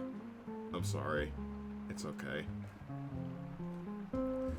The small grocery store down the street wasn't Nick's first choice for food, but it was his go-to place for picking up anything he needed while in the middle of cooking. It was a quaint, friendly store, about half the size of most chain grocers, that usually had what he needed, especially if they were obscure foreign ingredients or products. All they needed were a few carrots and onions, anyway. The two split up to pick some out and back up at the checkout line. Are these real carrots? Selena asked, holding up a pair of perfectly good enough carrots. Yeah, they're perfect. Okay, cool. And can we get these too? She said, showing him a box of bulky green wafers. Rat poison? Crackers. Nick had so many questions. On top of, why are you like this? He also had, why did you need help identifying a basic vegetable? He would have to save these queries for after dinner. Getting out of the store without staff calling the police was his current objective. He pointed to the picture of a cartoon rat screaming at the crackers in horror and reiterated, Rat poison! Hongi! Once they had cleared the checkout aisle and returned to his apartment, Nick decided to take care of the vegetables and seasoning while instructing Selena on how to use the garlic press, figuring she probably shouldn't use anything sharp. With all the vegetables and spices in the pan, he turned down the heat so that he could show her how to prepare the meat. You can actually just use one kind of meat, but I like to mix the beef with Italian sausage. We have to get the meat out of the casing though, so take the sausage at one end with both hands and slide one down the... Oh wow! Selena had already removed the meat from the other sausages and had already begun mixing the ground beef with it. You're a natural at this! How did you... Never mind, I already know how you did it. Uh-huh. Do we... Should we even use these? Probably not! She said with a guilty but proud smile. Let's go. Nick turned the stove off and grabbed his wallet. Back at the market down the street, Nick ordered a replacement sausages and mince from the deli. He noticed Selena had begun smelling the air again. When the butcher handed him his packaged meat, she quickly intercepted and snatched it away. She sliced open the paper with a fingernail. She smelled it. She poked and prodded it. She licked it. She quickly regretted licking it, and shoved it into Nick's chest. She walked away, rubbing the taste of uncooked pork and beef off of her tongue with her hands. Nick ordered another unlicked set of meats. Once more, they returned to the apartment. Nick showed Selena the sanitary way to extract sausage from its casing by squeezing the meat inside out the opening at the ends. It was becoming clear that this was going to be a very long, expensive lesson. The meat's gonna cook for a while. We need to let it cook at its own pace so it gets cooked thoroughly. Selena rolled her eyes. Once it's done, the sauce will be just about done. And the water should be ready for the pasta, so now oh, hold on. He began looking through the ingredients. Damn, I think I forgot to get tomato sauce. We are not going back to the store again. Let's just get some from your neighbors. They probably got tomato stuff in spades. I guess it couldn't hurt. Exactly. She started walking out the door. Be back in a minute. Nick leaned against the counter and started looking through the notifications on his phone to pass the time while she was away. Some emails, some social media posts. He started thinking about what he could make to go wrong with the spaghetti, but was concerned about making the meal too heavy. He figured he could give her any leftovers they don't finish to take home, so a side of garlic bread or roasted zucchini wouldn't hurt. Then he recognized the huge mistake he just let happen. He bolted out the door, looked to the right, looked to the left, no open doors. He ran downstairs. One door was left ajar. A black fog rolled out from the bottom. Nick swung open the door to see his downstairs neighbors, suspended from the walls and ceiling of their apartment by a shifting black and crimson nightmare mass that spread throughout the area. Massive, humanoid facial features pushed their way through the walls, covered in bulging veins, straining, panting, and twitching furiously while oozing vicious fluids. Shambling about the apartment, shadowy apparitions of the family writhed and wailed as they struggled to simply exist in a reality they did not belong to. A shadowy vortex formed at Nick's feet. He stared into it, unfazed, knowing exactly what it was.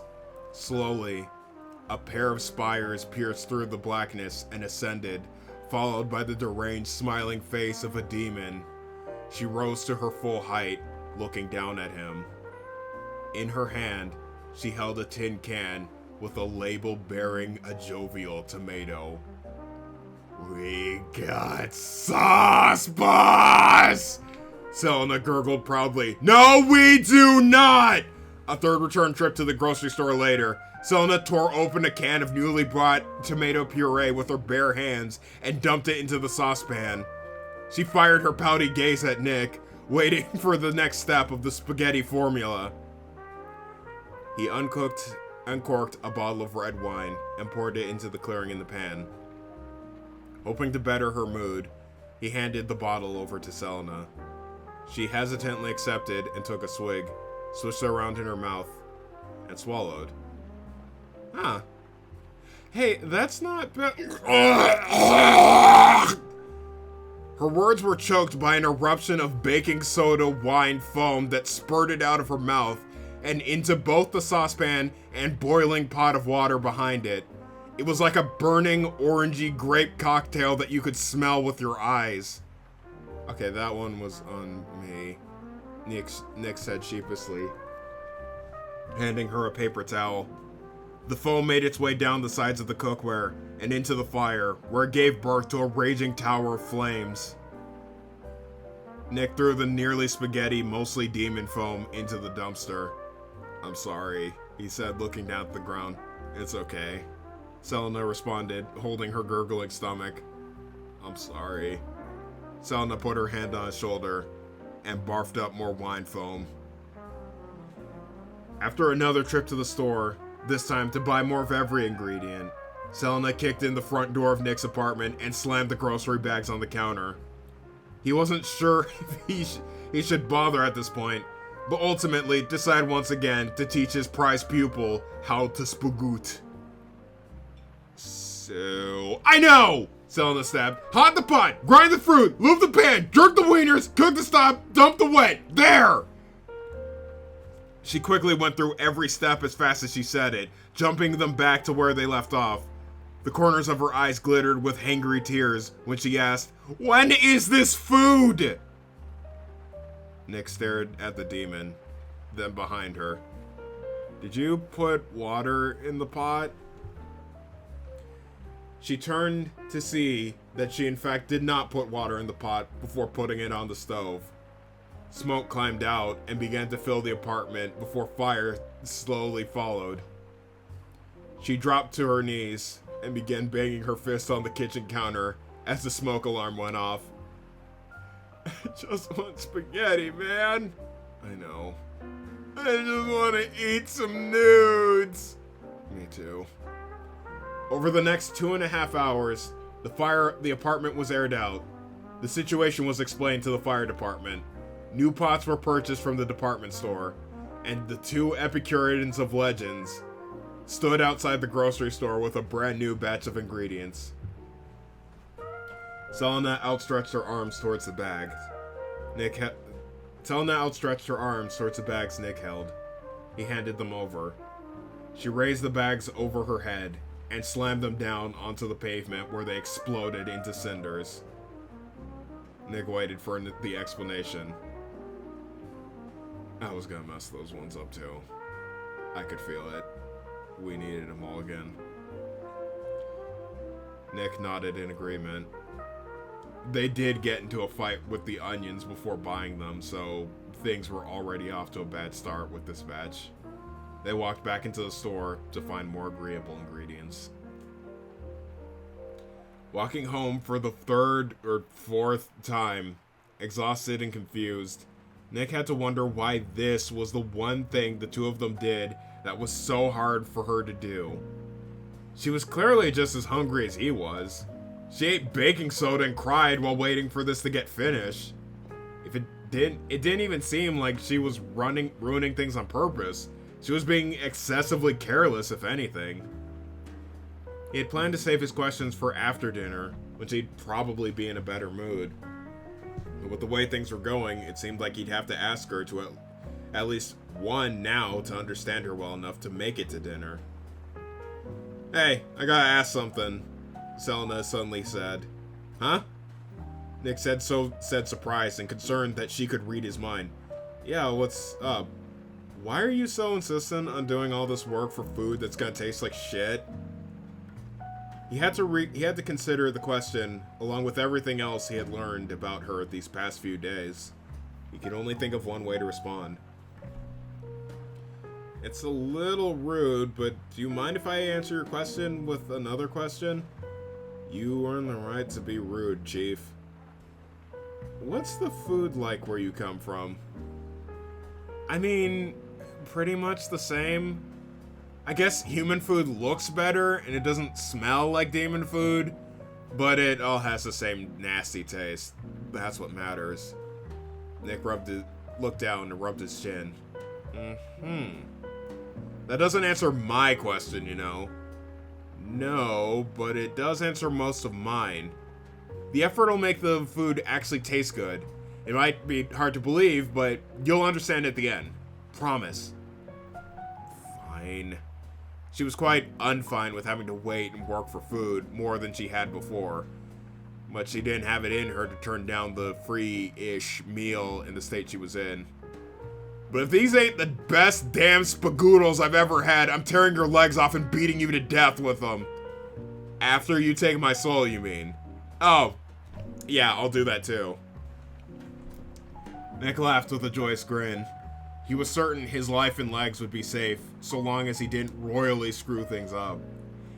He also had the sneaking suspicion Selena might think so too. "I don't know why I'm so snotty. I don't know why I'm so snotty. I need to blow my nose and get the snot out of my nose, but I don't know where it's coming from."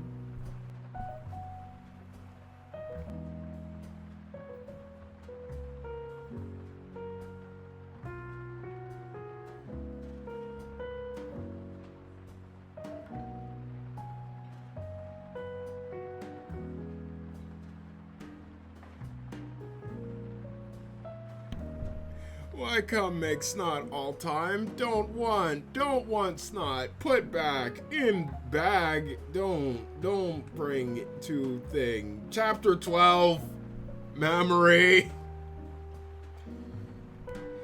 Actually, I want to take a tea.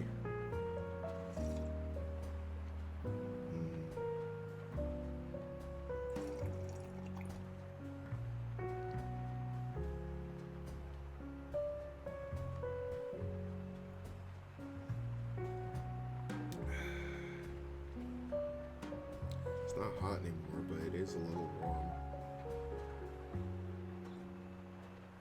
It tastes nice. Okay.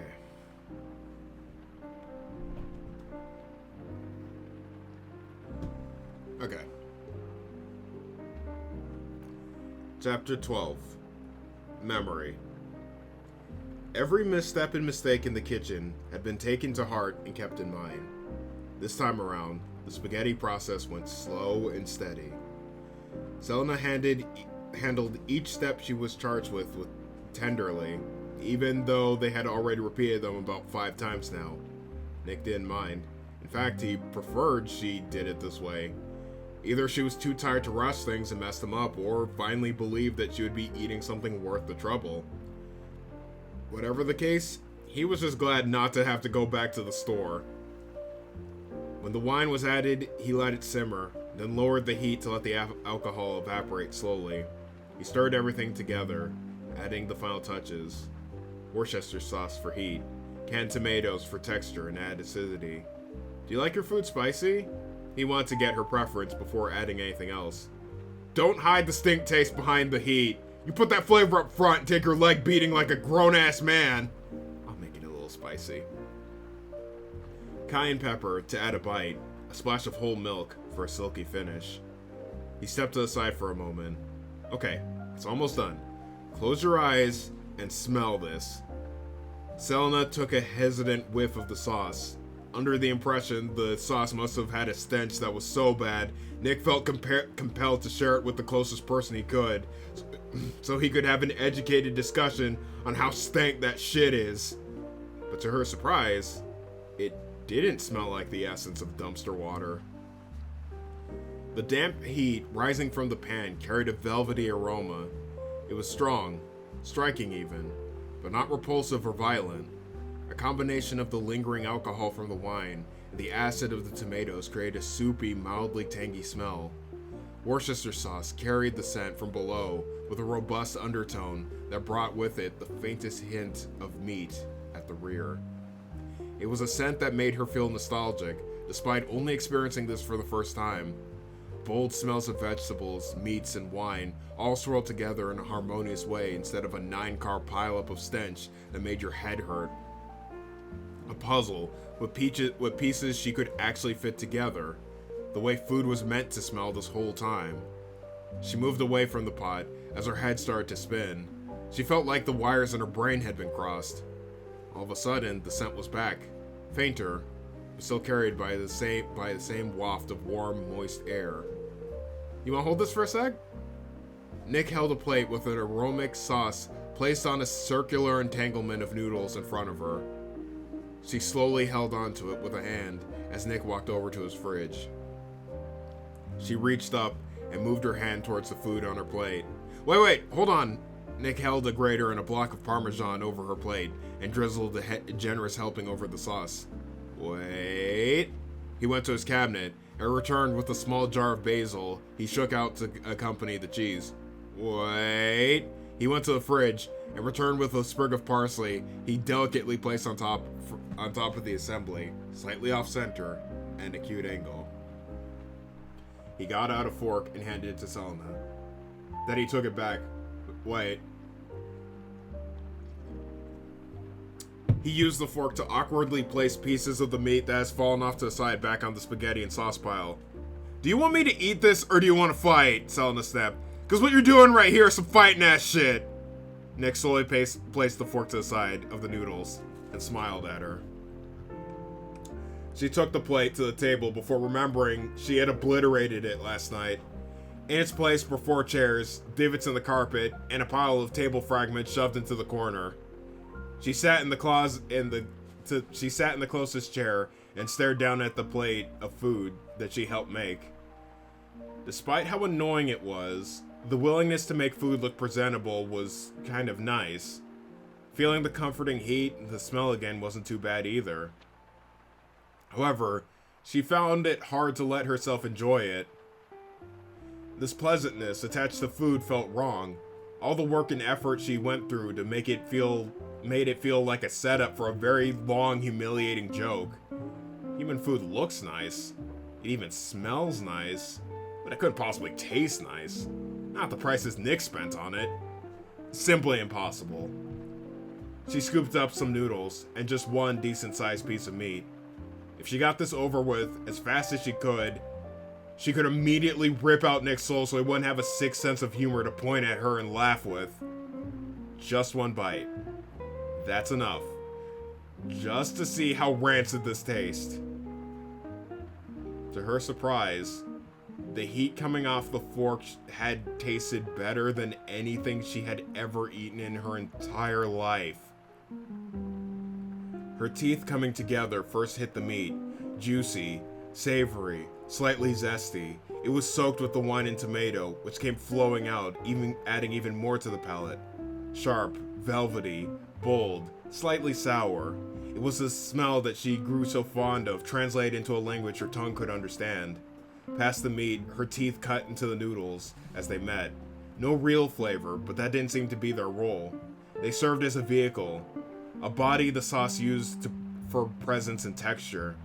The pleasing way her teeth cut through them was evidence of such. With little resistance, they yielded to her. The food was working for her. Each time she chewed, she found more and more hidden layers to uncover. The smoky taste of the Worcester sauce, the way the milk smoothed the texture out, the way the shredded onion and carrot made a structure for the sauce, all punctuated by the spicy tingling left near the back of her throat as she swallowed her first bite. Opposite of Selena, Nick sat down, wound the noodles around his fork, and took a bite. The spaghetti tasted real good. He liked how it tasted nice, and was yum. Nick likes to eat spaghetti.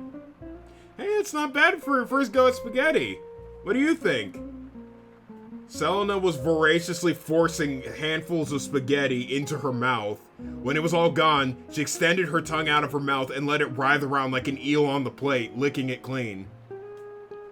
She dropped the plate on the floor and stormed into the kitchen, returning with the entire pot held under one arm, and a handful in her other inside.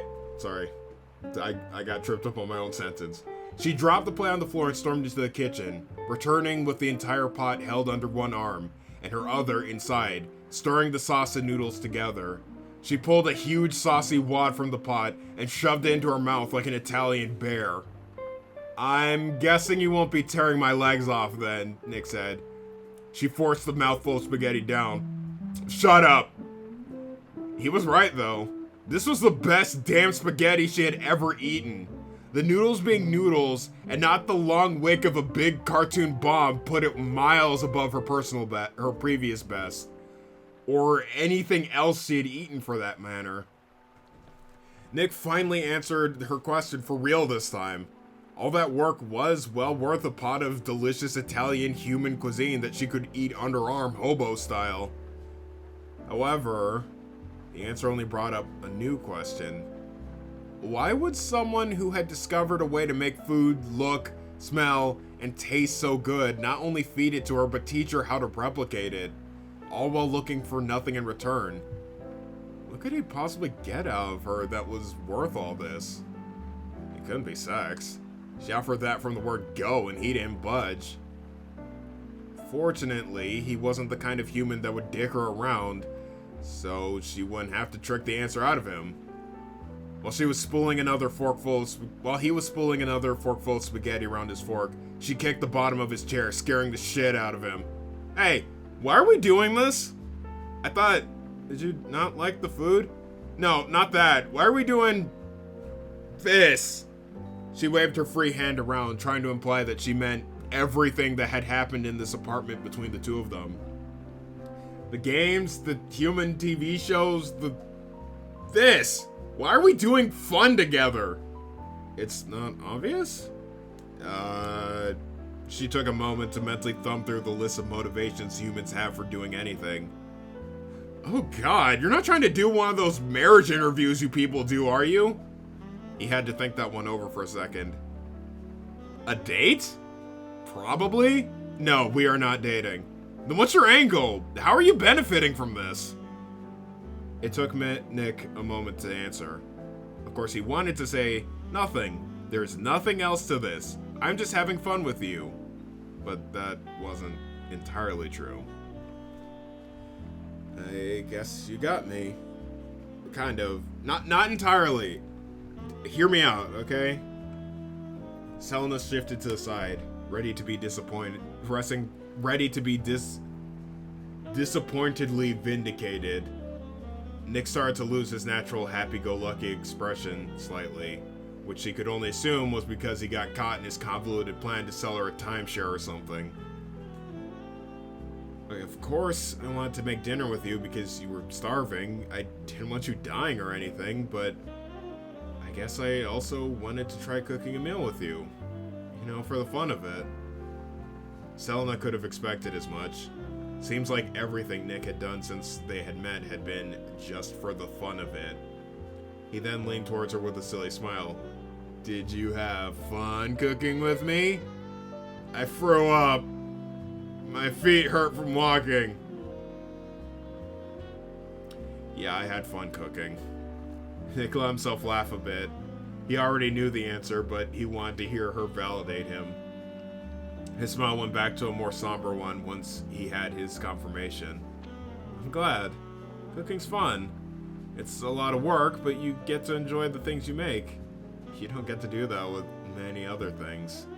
Yeah, well, cooking and fun have never gone together for anyone I know. It's more cooking and pain. Or cooking and internal bleeding. Have you ever done it with someone else before? Yes. Someone who you didn't hate? Have you? I thought you were a big loser. No, before I moved here I had... He stopped himself from going further and inhaled after a brief pause. He looked at Selena, contemplating something before moving in a new direction. I've cooked with other people before, and I've played games and watched TV with people as well. And I like doing all those things with people. But I haven't had that kind of fun since I moved here. There's something about coming to a new place with nobody you know and meeting new people that's so... I don't meet many people who are willing to play through an entire game campaign with me or in one night or break into my apartment to watch wrestling, so when you came here famished and willing to learn to cook, I thought it might be a chance to cook with someone again. I haven't connected with anyone the way I did with you in years. There was a strange swelling in Selena's chest. It was like an orb of pressure was building up inside of her, getting bigger the longer she listened to Nick talk. He leaned back and slid his hand down his face. His mouth started to regain the light of a happier smile. I just thought of something. He laughed. When I first found out about demons and summoning them, my coworker said the succubi you call are exactly what you're looking for in a partner, right? I started to think this might be wishful thinking, but what if it's not just limited to what the succubus looks like? I think the reason you showed up in my closet that day was because what I really wanted was someone I could do all this stuff with. And you were the one demon who might want to be my friend. The orb of emotion burst. Friend. There wasn't a time in her life where she had heard that word said in a genuine way. Be my friend. There wasn't a single time in her whole life where someone would even consider saying those words to her. You were the one demon who might want to be my friend. Why would anyone say that to her? Why did she think he was telling the truth? Why would those words make her feel like this? She was pretty sure this feeling meant she was dying. Nick's smile fully converted to its usual innocent, happy form. He faced her, letting the infectious nature of his smile take hold of her, and slowly replicate itself on her face. "I'm sure of it," he said.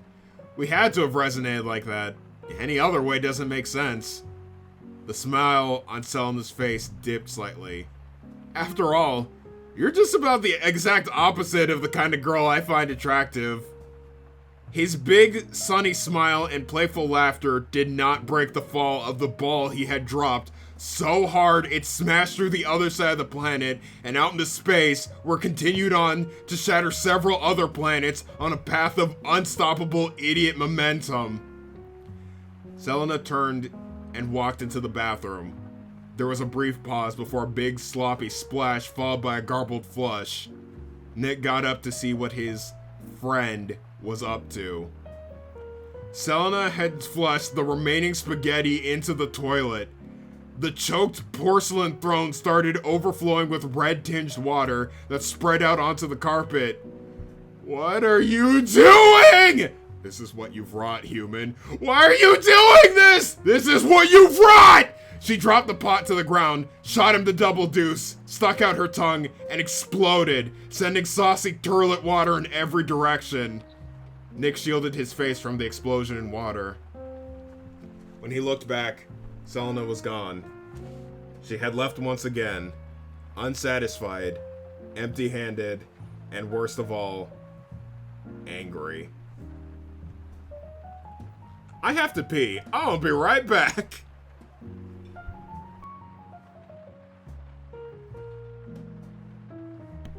Have some more Bumble Man.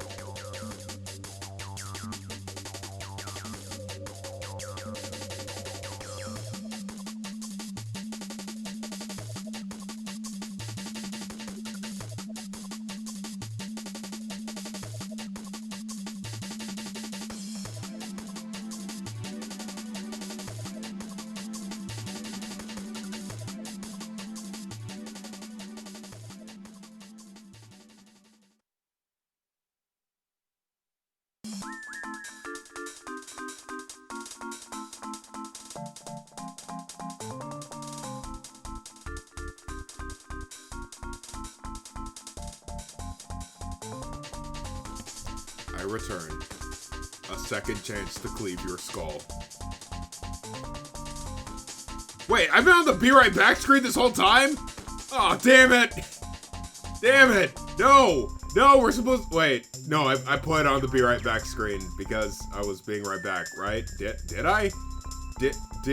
Was...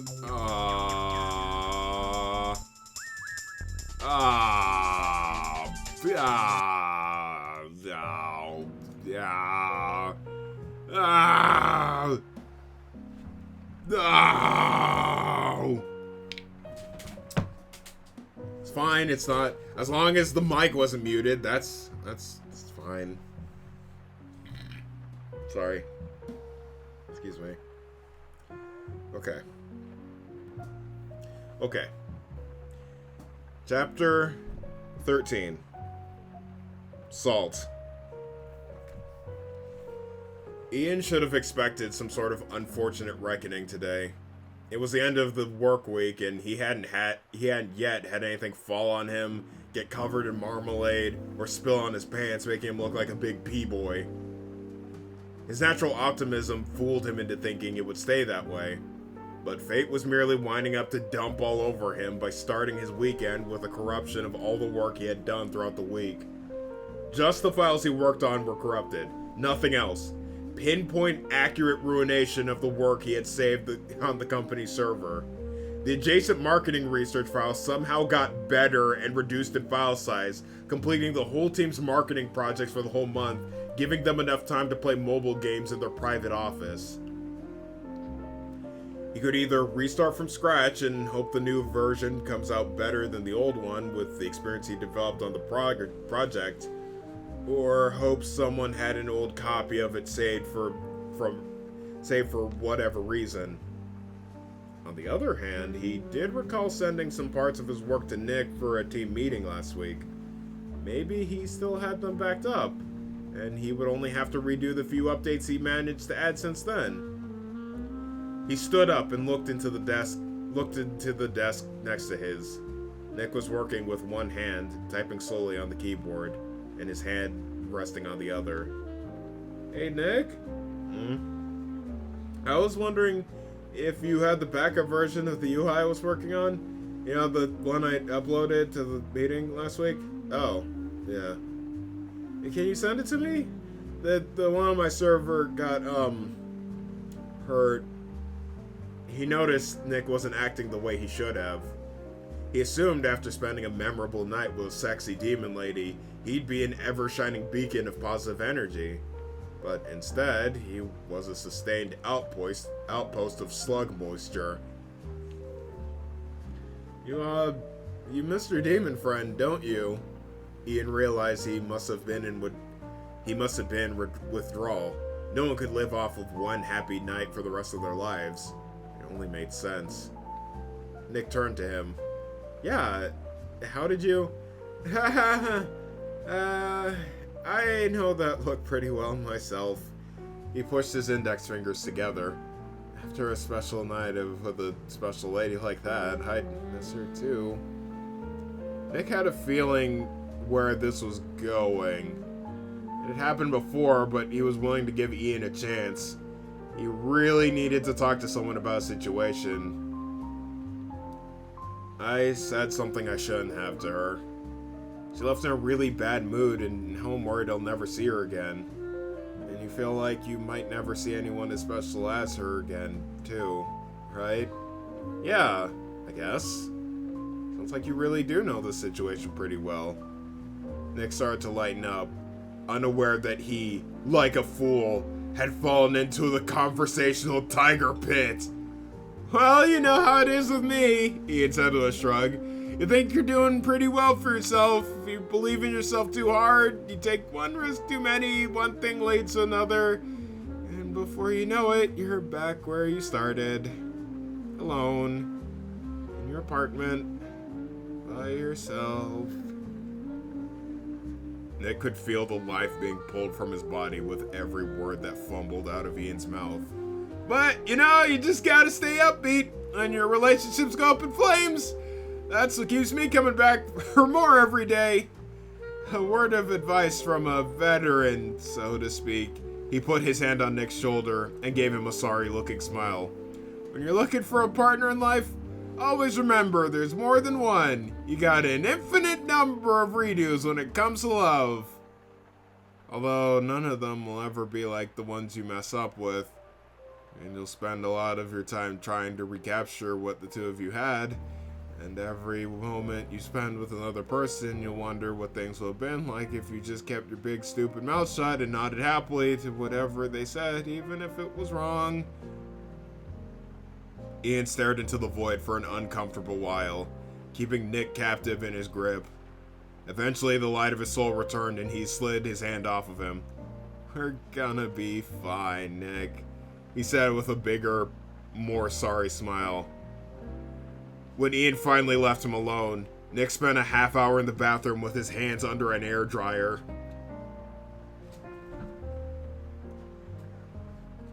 To help better his mood, Nick decided to treat himself to lunch at his favorite place nearby, a little bakery that made lovely bread bowls and soup. Even if he brought with him a pale wind of reality, Ian was right. Not necessarily regarding anything he said, but his general optimistic approach could help.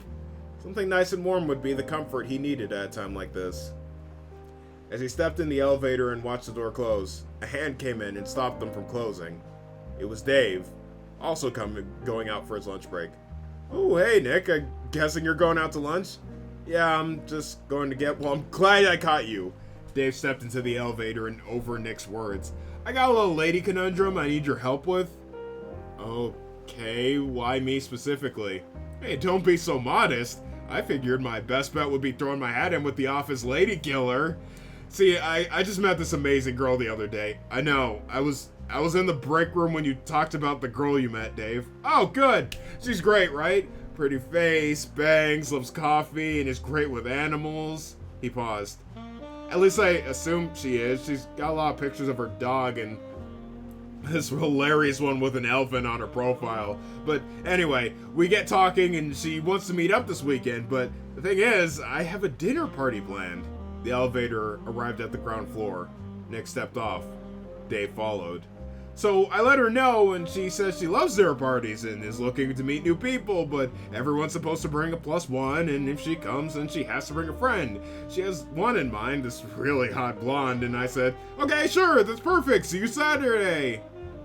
Nick stepped out of the door and turned to Dave, waiting and hoping with all his heart that this was going to end in a question mark somehow.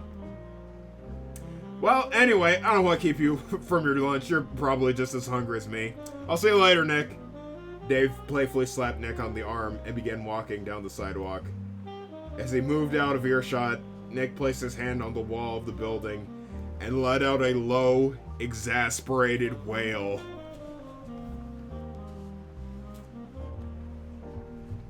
He took a walk down the street to the bakery. His head was still pounding from the back-to-back conversations with both Ian and Dave within a single hour. Although he couldn't really call what he participated in with Dave a conversation, it was more like a gaslighting mystery game where he had to deduce whether it was him intentionally being rude or if he genuinely needed help. Stepping into the bakery was the relief he needed. The smell of bread and sweets grounded him. The actual human interaction was what helped the most. The young man at the counter recognized him immediately from his other visits. He gave him a friendly, "Hey there, how are you doing today?" It was a minuscule bit of positive social interaction, but it meant a lot to him. Chatting with the people he didn't have a name to attach it to in the few places he frequented. This is what he had been living off of, at least before last weekend. Waving goodbye, he walked to the park to enjoy his bread bowl. A table near the lake was where he could watch the ducks swim around in his favorite spot. A moment of zen in the middle of the workday. Just him and the ducks. It was nice. Hey, I didn't know you ate lunch here. Nick nearly choked on a mouthful of soup before turning around to look at who had walked up behind him. It was Rich, coming into Nick's personal moment like a drunken divorced dad stumbling onto the stage of a Philharmonic. Very nice place. I get why you'd eat here. Rich said briefly, looking up from his phone. As for me, I just made a chance encounter with a big-name player I'm not at liberty to discuss. Out of politeness, Nick played his part in the conversation and nodded while trying his best to finish his soup at the same time. He said, trying to convey any kind of interest. Can't say much. Real NDA stuff. They actually had me sign one, so I can't legally say the guy's name, or company, or the names of any of his 100,000 employees' immediate families. Well, let's just say, further down the line, you might be seeing a lot less of me at the office and a lot more of me on the news. Nick slowly turned to Rich and waited for him to connect the dots of his own children's activity book puzzle. In a good way! Like interviews and talk shows and whatever! Nick said nothing. Good things! Rich guy things! Nick looked down at his soup. He hoped Rich's verbal fumble would either discourage him from continuing or make him talk about anything else. Instead, Rich decided to double down on trying to impress Nick. When I start sending out the invites to my big shindigs in the penthouse of some big-ass corporate headquarters, you're gonna be the first person I'm not gonna invite. Unsure of where this was supposed to go, Nick simply responded, "Yeah?" Rich snatched the top of his bread bowl and put it in his mouth. He started to storm away, before coming back and taking the bread cork out. "This is good, where'd you get this?" Within his mind, the conversation had already ended for Nick, which resulted in any responses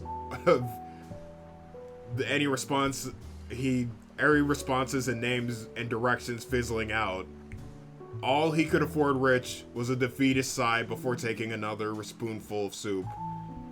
Rich angrily flung the bread cork into the lake and stormed off. Nick was still behind on his work by 5 p.m. Everyone else had begun to head out to get their weekend started. Nick, of course, hadn't made any plans, so he figured he might as well keep working until someone asked him to leave. Rich's friends, on the other hand, had planned to spend the night out drinking as they do every Friday. "Yo! East Wing Boys, grab your shit and let's go!" East Wing Boys was Rich's name for Dave and Ian and himself, since they all worked in the eastern part of the office. He also writes it with a 3 instead of an E, but everyone agrees that's kinda dumb. So instead, I'm just gonna start calling them the Bobcats, because it's a good name for a children's softball team.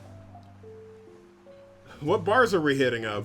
I heard there's a pub that opened up that does pretty sweet microbrews," said Dave.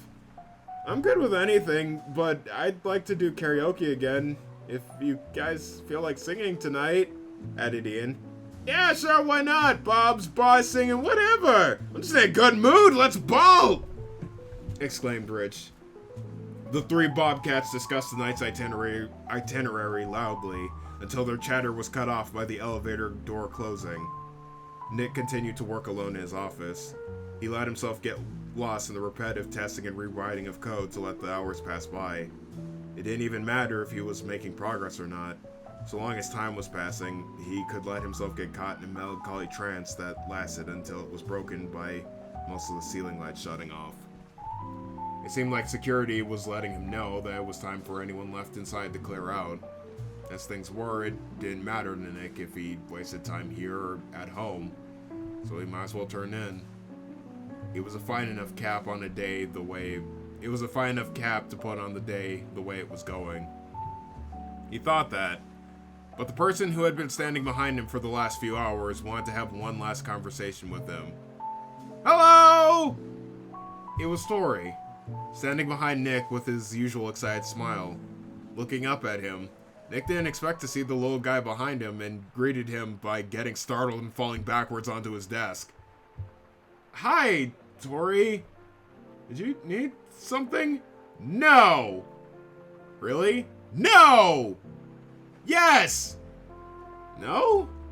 "It's yes if you want to say, no, I don't need anything." "Yes!" Nick began to laugh. Tori didn't seem to understand why or much of what was happening, but the laughter made him happy, so he joined in. Why are you working late? Oh, sorry. Why are you working late? Nick asked. You get lost in your projects too? Nuh-uh. I did my work, and then I saw you were still here, so I decided to stand right in this spot and keep you company. How long were you watching me? 2 hours! Oh, wow, okay. Why? For the first time in all the years he had known him, Nick saw Tori frown. Every time I saw you today, you looked really sad. When I see you on other days, you look okay. The past few days, you looked a little happy. But today, you were just sad. Nick had no idea he had been keeping tabs on his mood, or that it even mattered to him, or that it made him sad to see him like this. He felt guilty for bringing his mood down with him. Tori quickly brightened up, just one level below his normal amount of happiness, and began pumping his fist with encouragement. So I thought if I was around and tried real hard to stay happy, you'd get happy with me, and then I wouldn't have to try to be happy. Why didn't you say something? Nick asked, leaning in closer. I'm not rude, Tori replied, brandishing his refined manners. Nick felt silly for some reason. What's got you sad, Nick? Nick thought about how to explain the situation to Tori in a way that he would understand without scaring him or making him think he was making it up or insane. I made a mistake with the ghost. I said something to her the other day that made her so angry she ruined my toilet, and I haven't heard from her since. Tori nodded while following along. I'm afraid I'll never see her again, and it'll be all my fault that we ended things like this, Nick continued. I feel worse because I was just starting to get to know her better, and it seemed like she really needed friends as much as I did. Tori continued nodding, until it became apparent that there was nothing else to the story. With that, he clapped his hands together and stood prominently. I don't have a moral for you! I was telling the story? Nick said, confused. But, Tori said with a finger raised. He then started to talk as proper and composed as he could, attempting to emulate his boss. If you're looking for morals to take home from this conversation, then here it is! If you said something to me that made me angry enough to break your toilet, I'd stop talking to you too! That didn't help Nick as much as he thought it would. Seeing him become dejected, Tori tried to save face. For a little while. Then I'd remember how nice and helpful and nice you are, and stop being so mad. Then I'd come back, and then you'd apologize, and then I'd know you meant it because you're good and nice, and then we'd be okay again. That gave Nick the reaction Tori wanted. A warm epiphany. Tori doesn't actually know the word epiphany, but it was what the lad wanted. He took this moment to wrap things up. They're your friend, so they'll give you another chance to be a good friend. I know, because I'm your friend, and I'd give you 100 chances. Then he suddenly put on an intense grumpy face and pointed at Nick. But no more! Of all the people he knew, Tori was the last person he thought would help solve his issues with Selena. No, that's not true. Tori should have been the first person he would have thought would help. Every conversation he'd had with him had been a warming invigoration that helped him get through the day. I think I owe you an apology, Nick said. For the longest time I kept thinking I hadn't made a friend since I moved to Sageview, but you've been there for me since you started working here. You're still doing it now. You're a really great friend, Tori. I'm sorry I didn't notice earlier. Tori's smile came back, and it brought Nick's along with it. No, you don't have to be sorry. Just be my friend. As he spoke, Tori made another big grin while holding up both of his thumbs. Nick put up his hands doing the same, and touched his thumbs to Tori's tiny ones. His face lit up with surprise and made a loud wooing sound to vocalize his blown mind. He had never thought such a gesture was possible. That also made Nick laugh. With his stuff backed up, Nick headed into the elevator. He looked back to see Tori waving him goodbye. Aren't you gonna come with? Nah. I thought you said you were done with your work. I am! The elevator arrived. Nick walked in and pushed the button for the lobby. He looked back at the little assistant still waving goodbye. There wasn't much of a point in questioning why he was staying behind. Tori was just a weird little man, and unless he knew the right questions to ask, he would never get an answer beside an enthusiastic one-word answer. But that was more than okay. It's just how Tori was, and he didn't have to be anything more. He had said all Nick needed to hear anyway.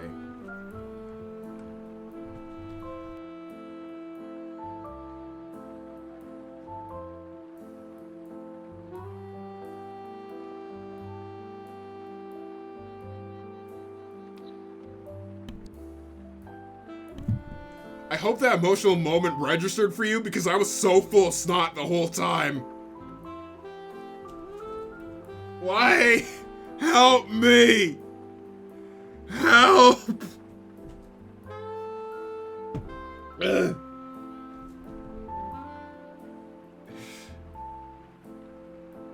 I need water. Hold on, I'll be right back. I'm not gonna change the music because I'm just going to get water, so hold on.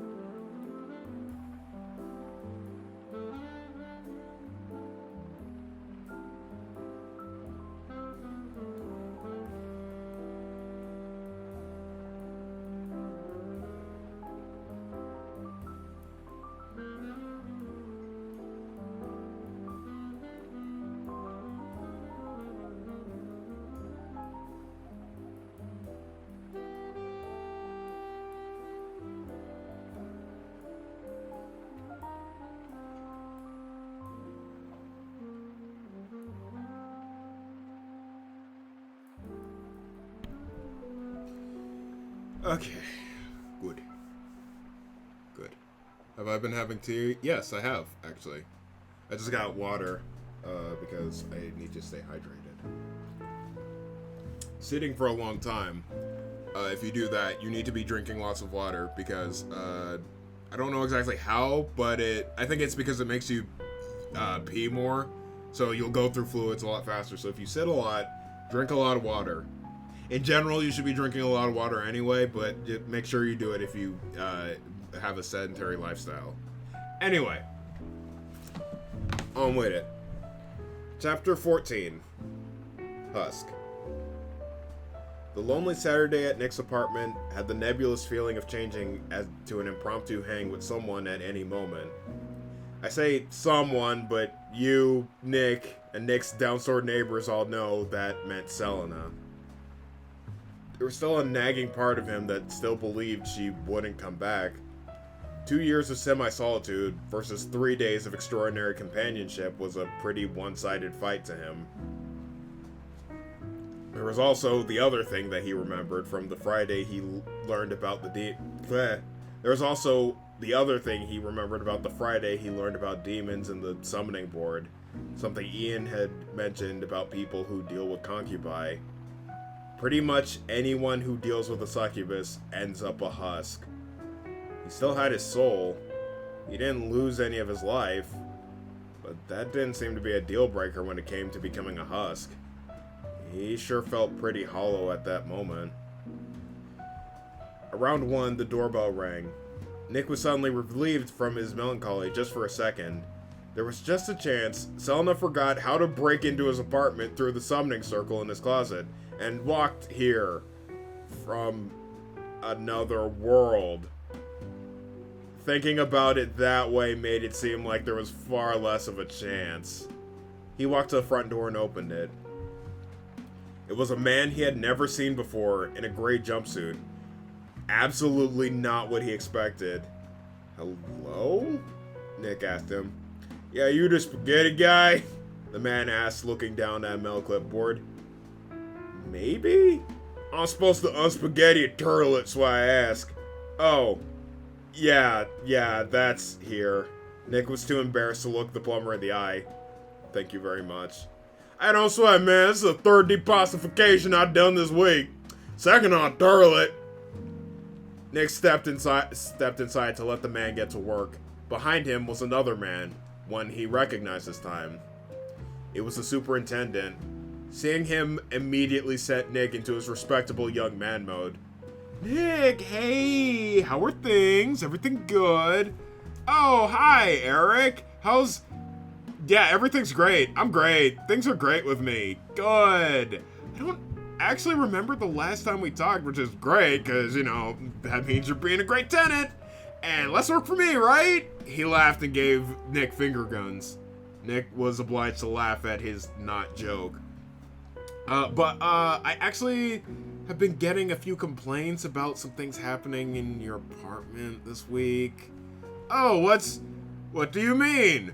What happened? Nick knew exactly what he meant and what exactly happened. Well, there's been some noise complaints, a lot of yelling late at night, stomping around, but also some residents say they heard furniture getting smashed and glass breaking. Uh-huh. Yeah, and you were tossing out some pieces of old furniture and glass the other day, so, not a great look. Right. On that note, we also found a lot of burnt things in the dumpster, as well as some non-burnt, let's say, organic matter. Now, I can't say it was you who put that organic matter in the dumpster, but it was there with the burnt stuff, and you did have the thing with the smoke and the fire department coming down. Not a great look. No, it is not. Lastly, some of the other residents reported seeing a disheveled, possibly homeless woman that may have been covered in blood come crawling out of your front window to try and strangle you. Nick said nothing, but made a face full of regret. And they also saw you going out and back with that woman multiple times. Nick nodded. He couldn't look Eric in the eyes either.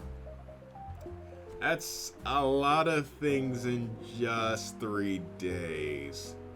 The superintendent took a deep breath and sighed.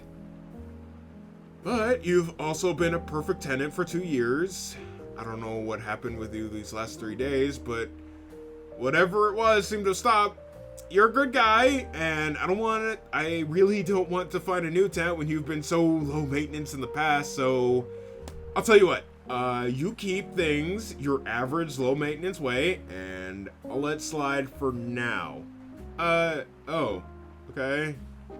Yeah, thanks. Just take it back to 2 weeks ago for me, alright? Okay. 2 weeks ago. He was already where he was 2 weeks ago, and things weren't any better for him. No, that wasn't entirely true. 2 weeks ago, he was further from companionship than he was now. 2 weeks ago, he hadn't met Selena or knew demons were a real thing. 2 weeks ago, he didn't realize he and Tori were friends. If he went back to the way things were 2 weeks ago, he'd be telling Tori he didn't believe in what he said to him on Friday. And he didn't want to be friends with him or Selena. Then and there, Nick made up his mind. No, Eric, he wouldn't go back to the way things were 2 weeks ago. Tori's right. Selena and him are friends. Whenever she's ready to hear it, he'll apologize to her, and they'll make more noise and throw away more shredded hands in whatever dumpsters they wanted. Except, maybe not that, just more hanging out, without the shredding of anyone's hands off, and they would try to be better neighbors to the other tenants, and also he would refrain from telling Eric this out loud because he was getting pretty lenient with him given the circumstances. Instead, he just nodded and said, "Yes, I will try and do that." Great. Take care, Nick. He wasn't really lying to Eric, he just didn't mention how hard he would try. The plan was to live every day under the assumption that Selena would be back the next. If he expected her to come back immediately, he'd get disappointed when she didn't. If he held on to the hope that they'd be able to reconcile things instead, he would keep the motivation to see her the next day. He owed it to himself and he owed it to his friends. He didn't want Tori to have stood behind him thinking happy thoughts for 2 hours over nothing. Also, he didn't want Selena seeing him after he became a depressed wreck when she did come back. So he decided he would spend the rest of the day like he did the weekend he first met Selena. Then he remembered there was a man pulling spaghetti out of his toilet and spent the rest of the day in his room waiting for the plumber to leave. The day after that, he was determined to keep productive, and his mind out of lonely thoughts. Although he didn't feel like cleaning or anything after he woke up, it seemed like a waste to spend the last day of the weekend inside, especially since he made a commitment to friendship and staying positive. Nick had less than zero ideas on what Tori did on the weekends, but asking him if he wanted to hang out wouldn't be a terrible idea. He doesn't own a cell phone, but the office directory should have his home phone.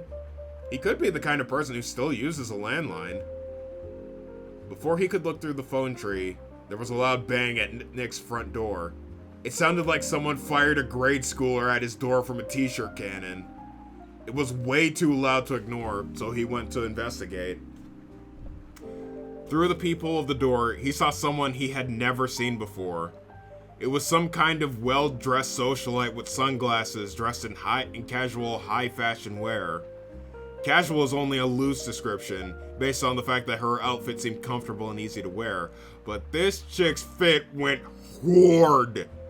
Her jacket apparently traded sleeves for a set of small metal spikes and studs, something they could afford since the black top she wore had long sleeves to compensate.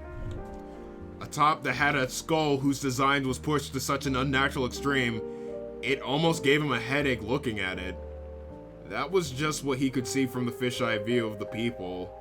His only guess as to who it could be was the executor of the will of a turbo-rich relative he didn't know he had.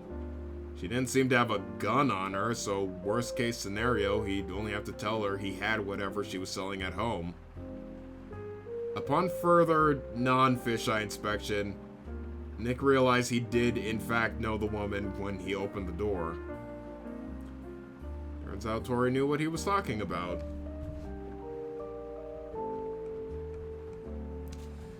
Chapter 15. Decency. Fashion is one of the more interesting facets of demon culture that exists between the realms of direct and subtle agony. You can sell a chicken feather sandwich and know that some dope will eventually buy it because everyone is also selling garbage food. There is no need to have an edge over the competition because nobody has a favorite, just a thing they hate less than the other bullshit that's available. It's a kind of product you can use to inflict direct agony without running the risk of some freak actually liking it. Everyone has to eat to live, and garbage is cheap, tastes terrible, and is bad for you. The same cannot be said for clothing and fashion. Aesthetic taste is subjective and shapes the culture it's made in. If you make a hat that looks like shit and every other hat looks like shit, then your hat will stop looking like shit to everybody, because that's just what your culture's hats look like. You also run the risk of some nutjobs actually liking your stupid, ugly hat, and that'll make you look like a dumbass for giving them exactly what they want. So demon clothes are forced to look good in order to sell successfully to anyone. However, that doesn't mean they're not miserable to wear. They cause misery in a subtle way, annoying enough to make them a pain to wear without discouraging a customer from buying them. Jeans have legs that are slightly too long, so you're constantly stepping on the back. Tops are always slightly smaller than their size is supposed to be, so they make you feel fat when you wear them. Tags have steel wool microfibers that you can only feel after extended exposure, so you're constantly unsure of something scratching the back of your neck. The hat conundrum was also addressed by weaving a radio station into the brim that's staffed by tiny men. It beams the sound of your parents having sex into your brain at a frequency you can just barely hear. Despite what seems, Selena is actually a very fashionable person. She's a messy person to be sure, but she knows how to dress herself when she goes outside, and her fashionista expertise somehow exceeds her slob proficiency. When she's working, she wears dark-colored, revealing clothes. Netting, corsets, leather, skirts, the whole sexy goth look. She's found it best aligns with what humans expect demons to dress like. They're usually more cooperative if they're pleased with what they see explode out of a circle they drew on the bathroom wall of a men's shoe store. When she's on her own time, she dons a different kind of look. Crop tops, button-down shirts, rompers, strategically torn jeans, and outerwear to tie her outfits together. She's a textbook example of demonic high fashion when she isn't wearing a ratty shirt that's 2 sizes too big and has a picture of a place she's never actually been to on it. Demons like Selena, who enjoy looking good in good-looking clothes, do not want to deal with the malicious horseshit other demons hide in their clothes. That's why she learned how to sew and modify her clothes so she could comfortably style on mother suckers in complete comfort. That's her way of doing things. She doesn't like leaving anything unresolved or in a state that bothers her. She takes her problems and she fixes them. Aggressively. Her off-duty attire made her nearly unrecognizable to Nick. There was no doubt it was her, but it was also so very her. The most Selena version of Selena. He felt stupid being around her in the same Innova t-shirt and shorts that he was wearing yesterday, when her fit was going this excruciatingly fresh. He stood in the doorway, looking at her speechless, until she actually said something. Hey. I'm so sorry! I shouldn't have said what I said to you, especially after opening up to you about how much I really wanted to be your friend, and that was extremely stupid and extremely rude of me, and I'm so sorry. It's just that you're really cool and weird and funny and really weird, so I thought I would get a good laugh out of it because I thought it was your kind of humor, and I thought you would get the same thing about me, and so it'd be cool, but it wasn't. It absolutely wasn't. It was a terrible thing to say about you, and I know you're a very confident person, and in my opinion, it probably doesn't mean shit to you, but I mean, look at you. You look great, by the way, but that doesn't give me the right to act like your confidence is some kind of challenge for me to bring down. I mean, who the hell does that? Me, I guess. I don't want to do that, so... He realized he was rambling and pacing around, letting his thoughts spill out without thinking. He realized he was rambling and pacing around.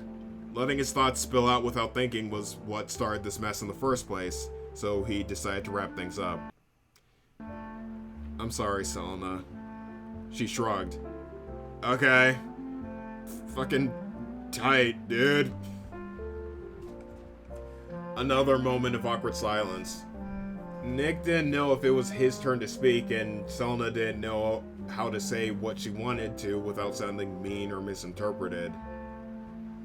Anyway, she hesitated for a moment before raising her sunglasses and pulling a thick bound stack of $100 bills from her top and shoving it into Nick's chest. Here's a whole bunch of human money that I want to give you to pay back for all the groceries that I ruined. And the toilet that I ruined. And the cabinet that I ruined. And the table that I ruined. And the belt buckle that I stole and threw into the sun. Thank you.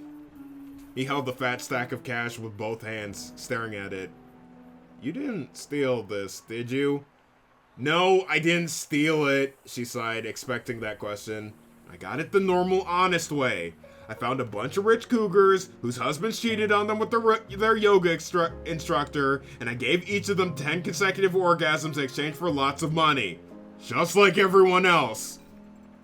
Right. She folded her arms and looked to the side. And then one of the husbands came home, and I got him on the rebound while the cougar slipped out the back door, and he paid me the regular fee, and I guess he's like a business lord or something important, because his soul's got me covered for like 4 months rent. So I don't need yours anymore. Oh, great. I'm glad you're gonna be okay. Yeah. Her eyes darted back to him for a moment before turning back away. So, that's that. We're square. She turned, lowered her shades, and started to walk down the hallway towards the stairs. See you never. Wait! Nick quickly stepped out to call to her. Why does it have to be never? Why can't we still be— Don't! Selena stopped and raised her hand. I'm not doing that again. She took off her sunglasses and turned to look towards Nick. Both of them exchanged similar forlorn looks. She figured she owed him a rambling for the one that he gave her before she left forever. Okay, look. When I first saw you, I thought you were some miserable, lonely fuck because that's who I usually end up working for. So I started digging into you since those kind of people want to blame me for being their only option for sex and want me to do all the work to make up for it, I guess. If I get them mad, they'll jump into a deal without thinking and hate fuck me instead of lying on top of me motionless. But you didn't get angry. You looked like you wanted to apologize to me. There's no point in fucking with you if you're not angry, and when you told me all you wanted to do was play some game, I thought you were the 1 in a million normal person I get to work with without riling them up. Despite everything, I will admit, the video game thing we did was pretty fun. You know, for dumb nerd shit. And wrestling was pretty cool, even though it's a big, adorable lie. And the spaghetti we made was so good I almost peed myself. And you're right, I don't care what you said. What little sexual attraction I may have had towards you has long since died and was given a Viking funeral. What pisses me off is that you said it. You are somehow, inexplicably, the most decent human I have ever met. You're not some fucking ghoul in a mushroom-scented basement looking to take your anger out on someone's grundle. You're good. You're a good person. You are good, and you do good things, and you treat me good, and you just have a whole good aura around you. But you're too good. You're too good to be true. You said something to me that no one has ever said near me. And then you sucker punched me in a way that everyone has always done to me. And now you're apologizing, and I don't know if you're actually sorry and you really are the one single solitary good person ever, or if you're just like everyone else. Like every other person in this world, my world, or whatever other fucking worlds there are.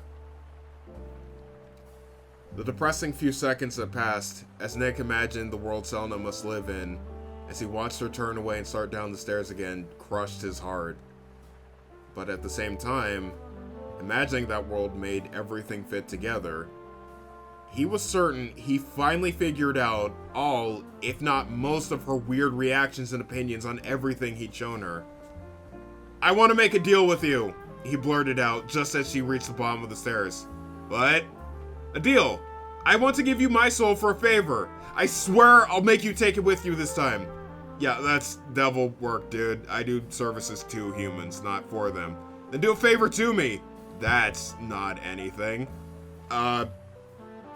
Can you do to me? What do you want me to do, man?" She sighed, giving in to his bumbling proposal. I want us to do one last thing together, just so this isn't how we end things. I would rather see you off happy instead of unsure if you hate me or not." That sounds like the setup for you to do exactly the thing I'm talking about. She had him there. The best he had at that moment was hoping she would have enough faith in him to trust him one last time. Although he did notice she was still waiting at the bottom of the stairs for him. So he decided to say the first thing that came to mind. "Did I make you mad?" "What? Are you mad at me?" he said, trying to smile through how corny this must have sounded to her. Selena put her hands in her pockets. "I don't know. Are you mad at yourself?" She looked away from him. "I think so." Are you scared of me? Yes.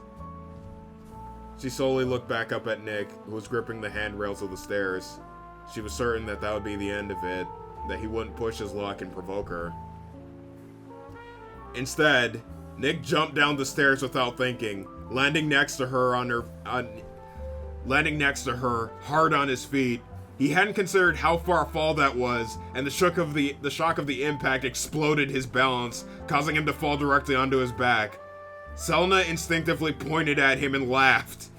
He couldn't help but laugh too. We can't have fun if you're scared of me, and that's why we're here, right? Selena rolled her eyes. She put her sunglasses back on and slowly stopped laughing. What are we doing, Nick?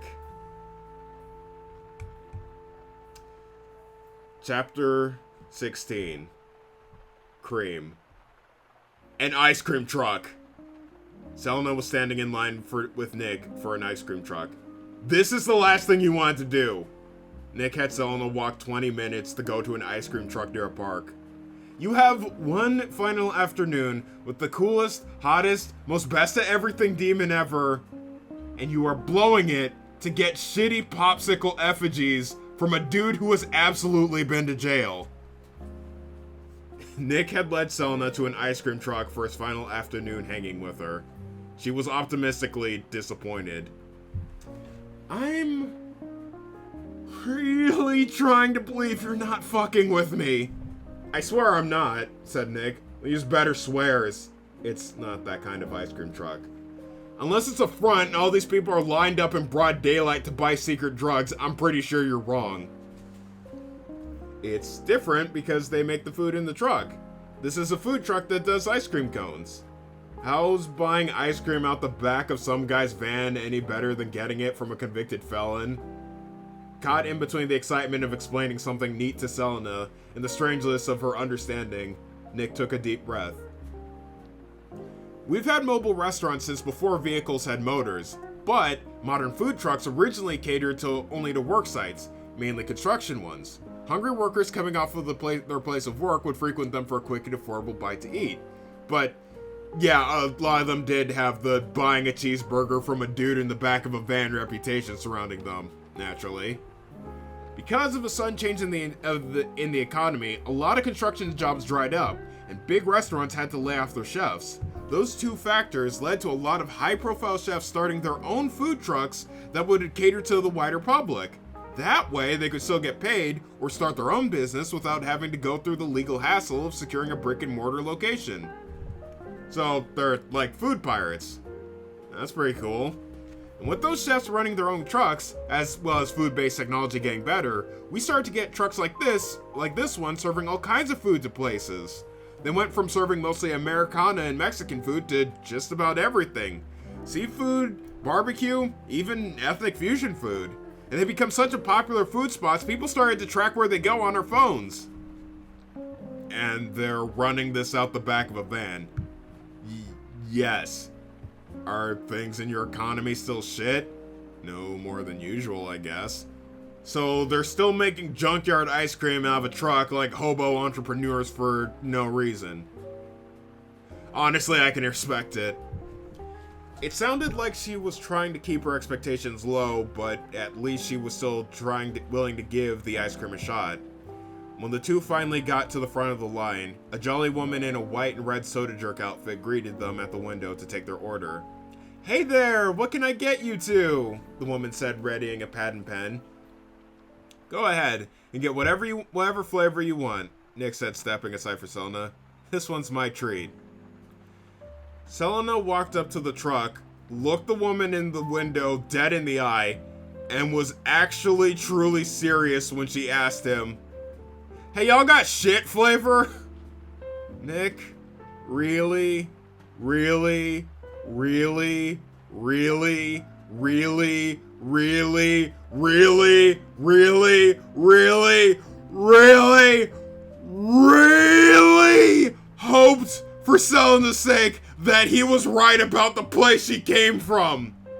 No, we don't have that flavor, the woman said, trying to keep up a positive customer service demeanor.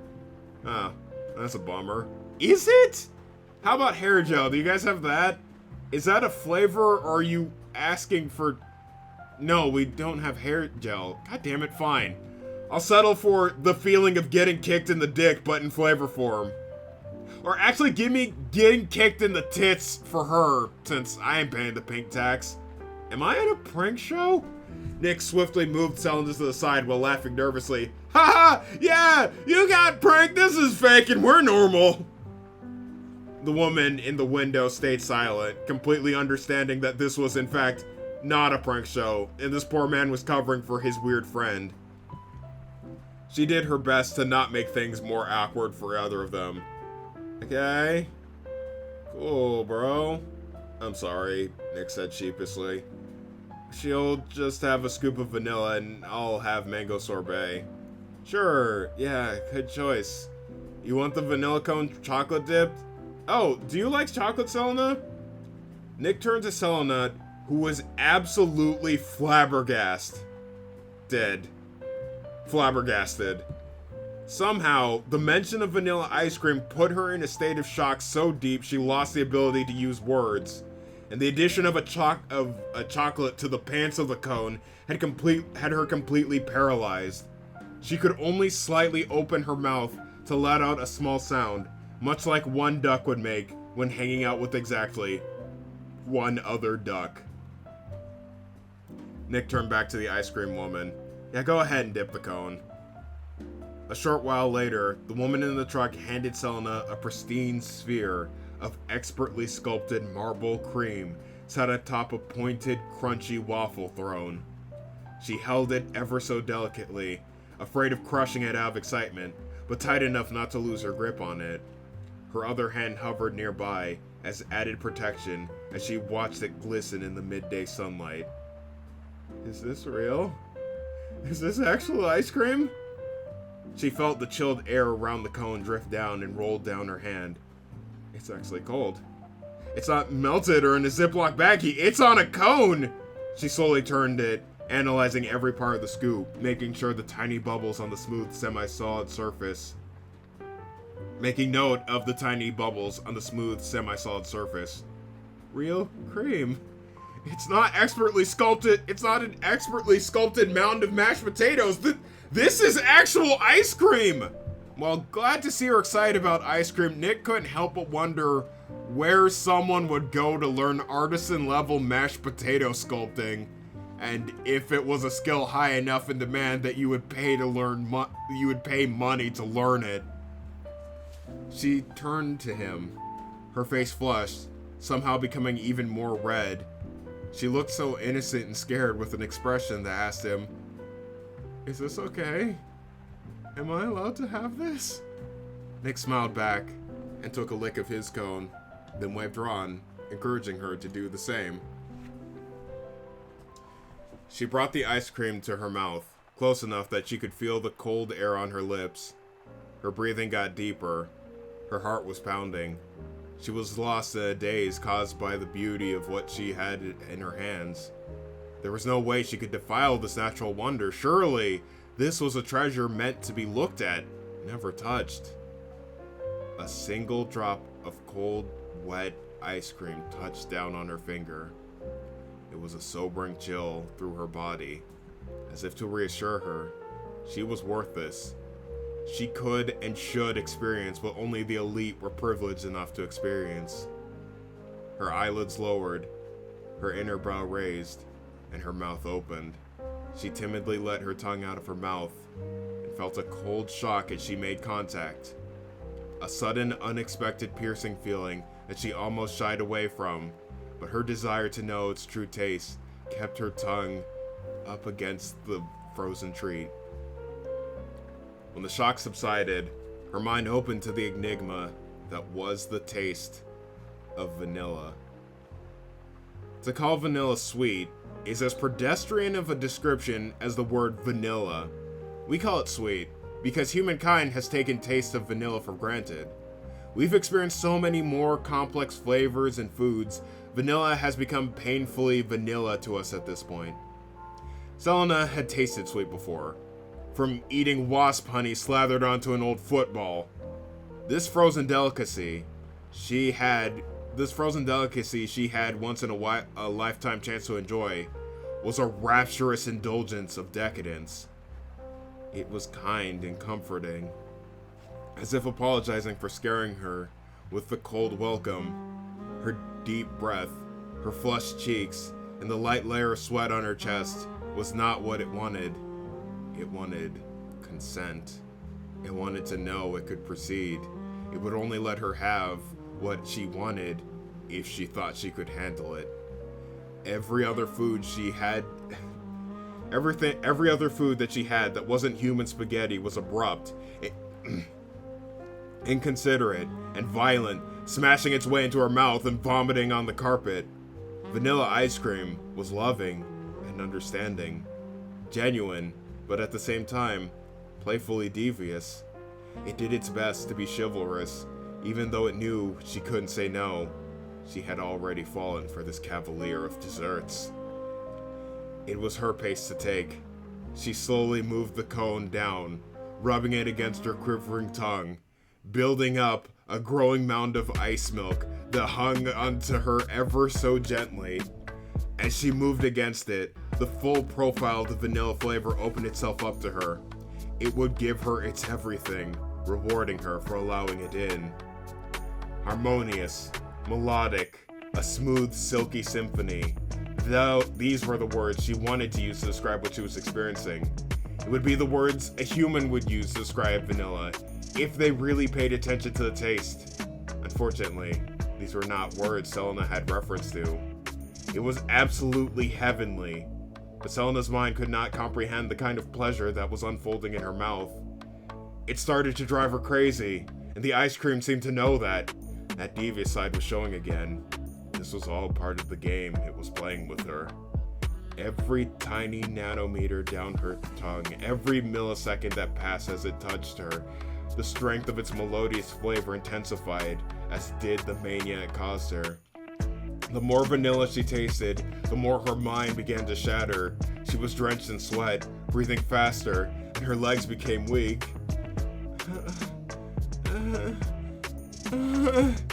She quietly moaned, trying to hold back from giving in to the ice cream's game. She tried to stay strong. She had to endure this overload of pleasure. She needed to understand the feeling. She needed to overpower the taste. Because if she let go now, she was afraid she would never experience this level of bliss again. Her moaning got louder as the music in her mouth started going faster. The sound roaring and cacophonous, but not clear enough that she could understand it. It was vague and incomprehensible, but the undeniable joy it caused her was all too palpable. She raised her hand to her face and felt the steaming warmth of her body in contrast to the stalwart cold on her tongue. The melody had reached a deafening volume, and a speed so fast it made her head spin. All of her senses went to her tongue. She wanted no other impulse beside the unknowable enigma of pleasure. She let the vanilla ice cream have its way. She believed that their desires intertwined, but she underestimated the playful teasing of her beloved. This was torture. It was causing her mind to shatter. It made her eyes begin to water, and she absolutely loved it. Just as the music in her head was reaching its crescendo, the frozen delicacy had finally reached the tip of her tongue. The sudden end startled her, bringing her to her knees. She let out a loud, breathy moan of ecstasy, a release of built-up tension to free her from the hold this dessert had on her. Something remained that kept her locked in the moment. A sizable amount of ice cream remained on her tongue, just enough to keep the sound of the music in her head. Now it was her turn to take the lead of the orchestra and bring this performance to a close. She would savor every moment she had with her loving and considerate partner. Her tongue retreated back into her mouth. Without closing it, she gently pressed the cream left on her tongue to the roof of her mouth and let it gently and gradually melt. It dripped down the sides of her tongue and formed a pool below. Her head tilted to the side as she pressed her lips together and began to playfully move the remaining cream around in her mouth to the now mellow rhythm of the music in her head. Whatever was still frozen quickly melted into a calming bath of sweetness. a relaxing soak in the silky smooth form of her delightful tormentor.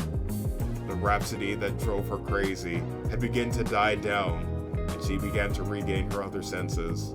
The liquid ice cream found its way down her esophagus, giving her one last gentle kiss of its ravishing flavor and the nipping roughness of sugar on the back of her throat.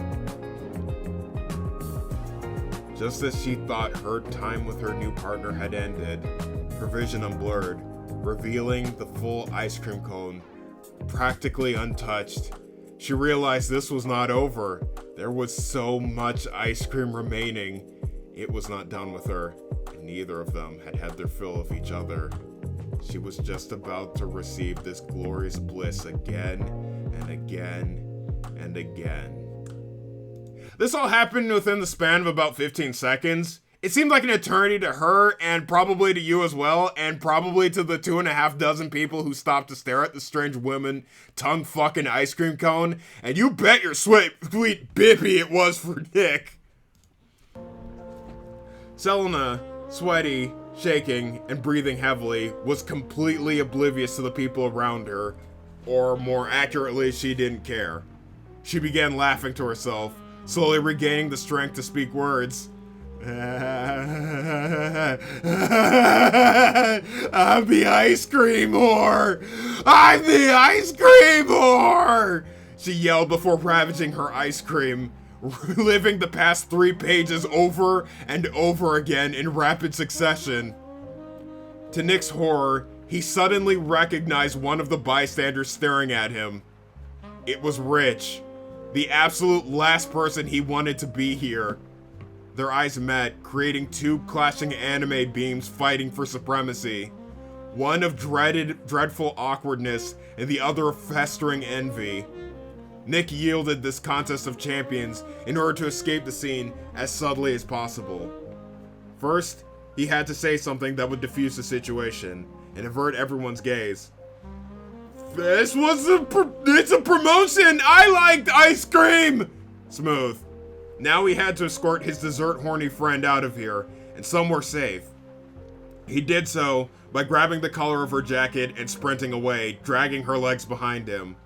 Now all he needed to do was run far enough that no one who saw what happened could still see them.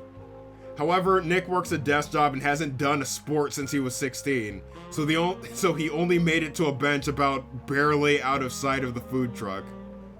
He dropped down on a park bench, exhausted and embarrassed.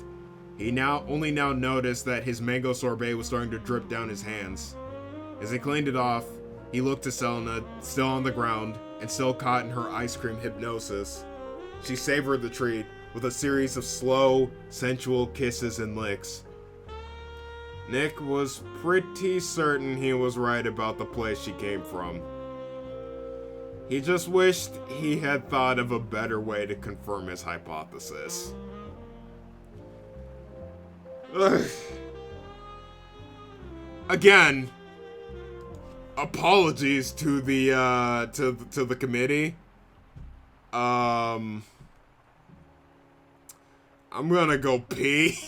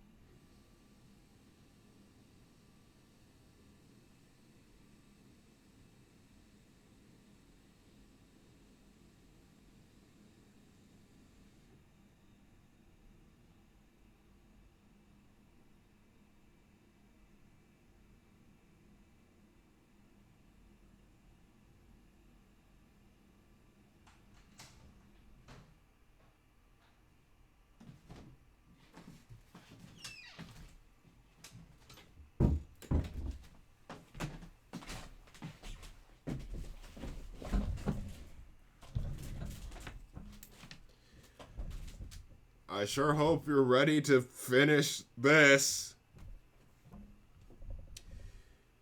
Okay. Wait, I paused the why did I pause the... I'm bad at... I am so scatterbrained at this. I'm sorry. Okay.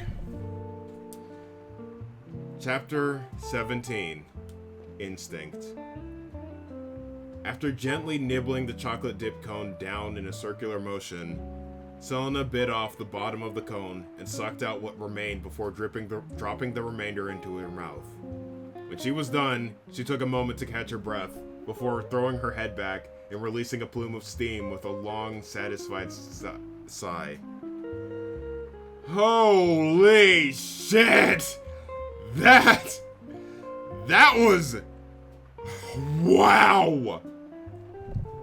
She pulled on her top to air out the heat and steam from her chest and fanned herself off with the other hand.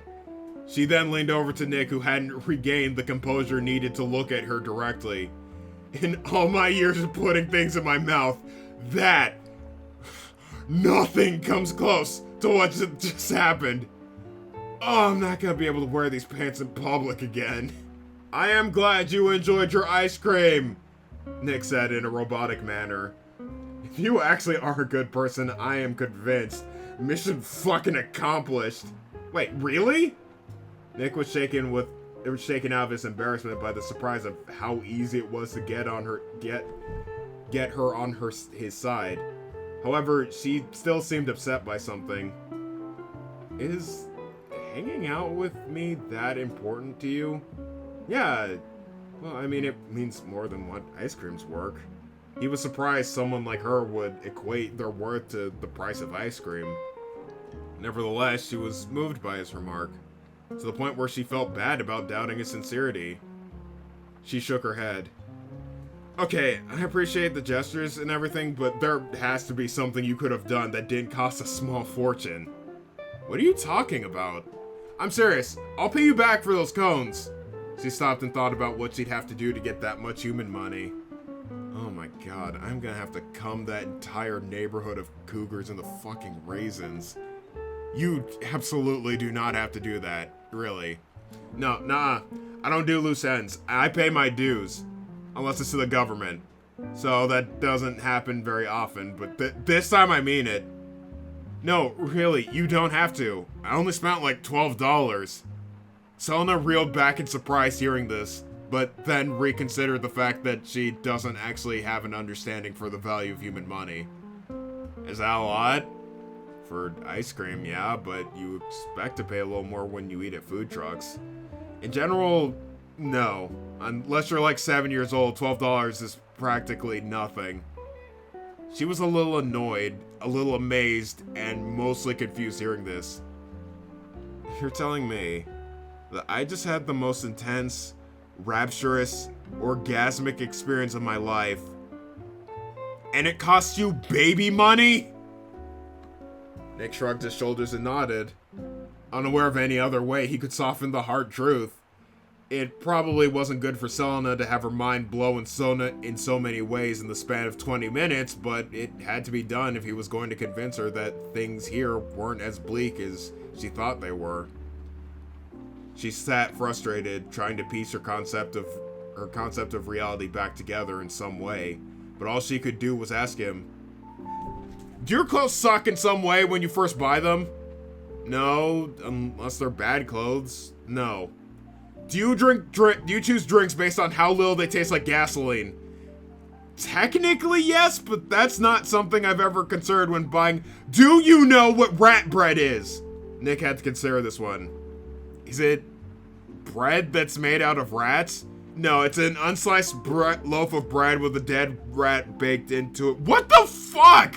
Have you people been living the bougie life up here this whole time? He didn't want to answer her question with another question again, but this was probably the time to let her know that how the world he lived in really worked. However, with the state she was in and how he'd messed up the other day, he decided to handle it as politely as possible. "I'm going to ask you something that, if I've completely read things wrong, might be mean to say. And I want you to know that I don't want to hurt your feelings again, and I'm only asking you this because I genuinely care about you. Selena, from what I gather, the place you come from sounds absolutely miserable. Yes, she responded in a very matter-of-fact way while pointing to Nick. He mentally checked that box off his list and continued.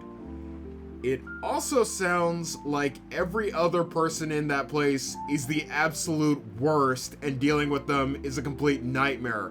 Yup. Another mental check. There was just one last thing. And everyone in that world, or everything in that world, the food, the movies, everything seems like it was made to make everyone's life totally unbearable. She clapped her hands together. Hey, 3 for 3! Look at you go, Professor Smartass! Why would people make things like that? Why would people buy things like that? Selena's jovial smile faded into a look of concern. In that moment, she understood the man next to her was truly the only good person in this entire wretched world. And that broke her heart. Oh, God, you don't know. You never realized that is... Oh my God, that is so sad. I'm sorry. She reached over and put her hand on his shoulder, then looked at him with the most sincere eyes he had ever seen. Nick, everybody hates you.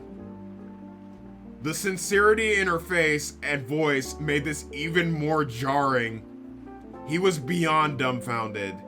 Once again, he had no way to respond to her reasoning and could only default to letting her continue. I really don't want to be the one to tell you this, but everyone you know and everyone you have ever met hates your guts. I mean, everyone also hates everyone else, if that makes you feel any better. That's why everything is so awful and terrible all the time.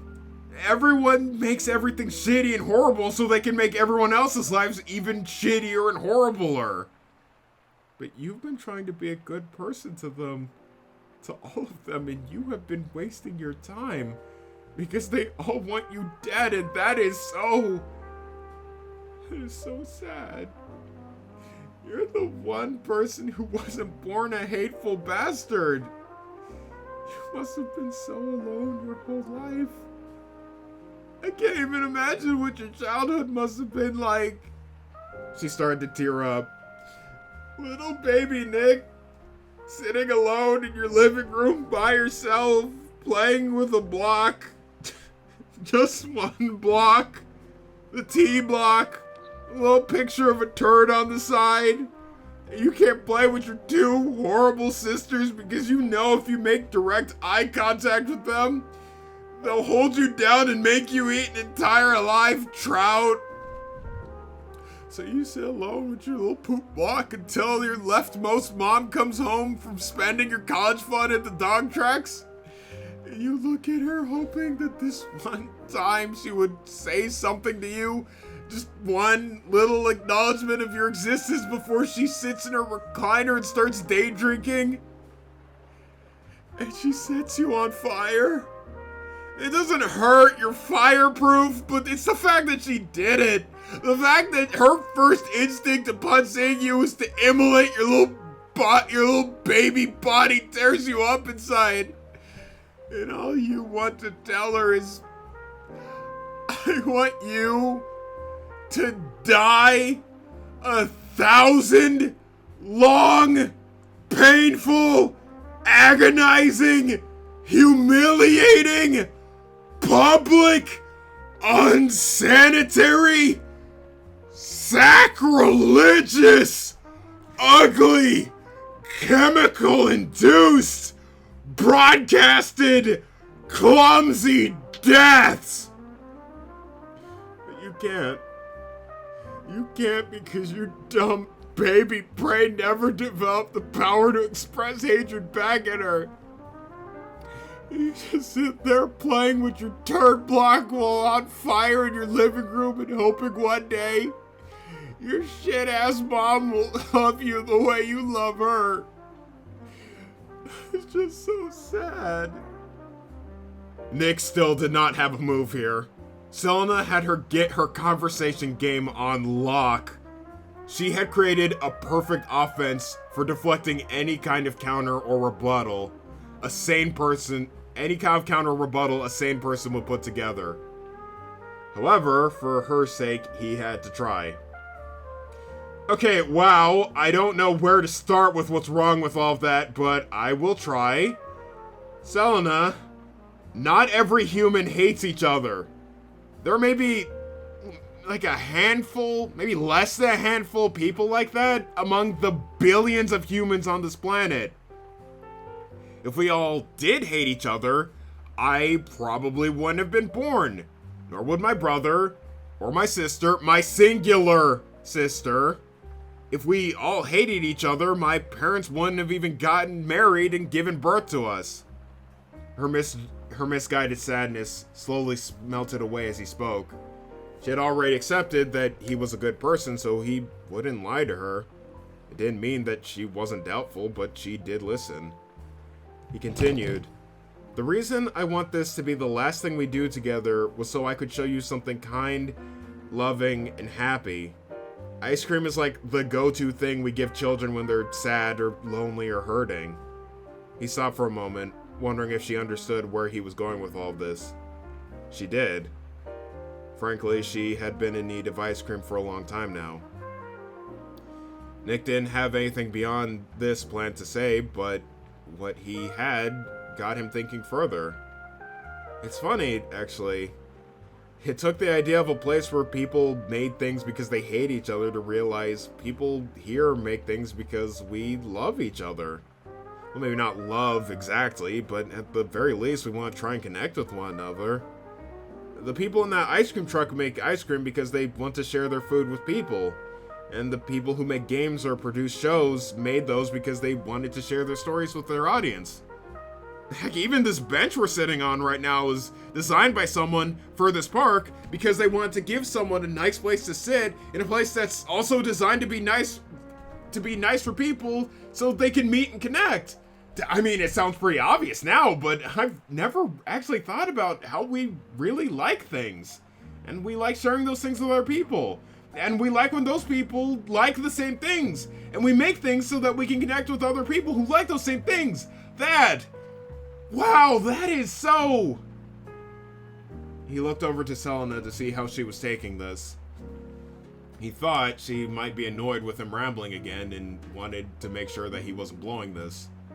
She wasn't annoyed at all. Selena seemed lost in thought, staring up at the sky. "Are you okay?" he asked her. "Yeah," she said. "Yeah, I hear you. It's just what you said got me thinking. Or I guess maybe it got me to stop thinking. You wanna know something? I just realized I've been coming to this world for 10 years, but this is the very first time I realized the sky here was blue." This felt like another moment where he had to wait his turn to talk. Not because he had lost the privilege to speak freely, but because this was a moment she needed to herself. He would speak when it was his time too. "I don't see any clouds. Do you guys have those?" "Yeah, we do." "What color are they?" "White. They're made out of water vapor." "What's the rain like here?" "It's also water, if that's what you meant. It comes down pretty frequently in spring and fall, and it's soothing to listen to when you're inside." There was a long moment of silence. Nick thought about talking about how it sometimes snows and what that's like. Or even how it hails every now and then. Maybe she'd think that was cool. But instead, he decided to ask her something else. "Does everyone in your world really hate each other?" She blinked. Her fixation on the sky was cut short, being pulled back into a reality where a demon world exists, and she lives in it. "Yeah," All demons hate each other. It's like an instinct. We can't stand each other. Even your family? She stifled a laugh. Especially my family. And the humans you've met working don't sound too nice either. Nope. Pretty sure the kind of humans that would sell their souls for one night of sex, mind-blowing or not, would have to be pretty shit. Then that probably means you've never actually had a friend before. Her bottom lip stiffened. She folded her arms. She turned away from Nick slowly. No, I haven't. I've never had a friend before, but I don't think I've ever wanted one before either. A cool breeze passed by, picking up some leaves that got swept up in its bowl. Probably also some dirt or something. It probably got into both of their eyes. If that's the case, you probably didn't think of the either. You probably didn't ever think of the two of us as friends then, Nick said, breaking the silence. Especially not when you were trying to take my soul away from me. But I did. I really wanted us to be friends and hang out more. Not just for me, not just for us, but for you. You might not think it, but you're a good person too. Maybe my downstairs neighbors don't think so, but I really do. He smiled at her. She looked away. His smile faded as he looked down to the ground and brought his hands together. I don't want this to be the last time we see each other. And I don't want you to go back to that awful place you live in thinking there isn't a person anywhere that doesn't hate you. And I don't want you to have to spend the rest of your life never seeing things from a world with people who actually care for each other. You don't deserve that. You should be happy. You should have friends. He rubbed his thumbs together and tried to hold back the tears in his eyes. He knew he couldn't force Selena to suddenly accept positivity from someone, when all she's ever known was hate and maliciousness. She didn't even have a loving family, biological or chosen. He just wanted her to know he cared, that that option was there for her. And then he got punched in the arm. The hell are you talking about? Of course I'm happy. And I have a friend. It's you, dummy. Nick looked up. Selena looked like the weird, funny, cool, mean girls that he knew her as. Maybe now more than ever. We've been friends since you had me play that game with you last week. And that's why I kept coming back.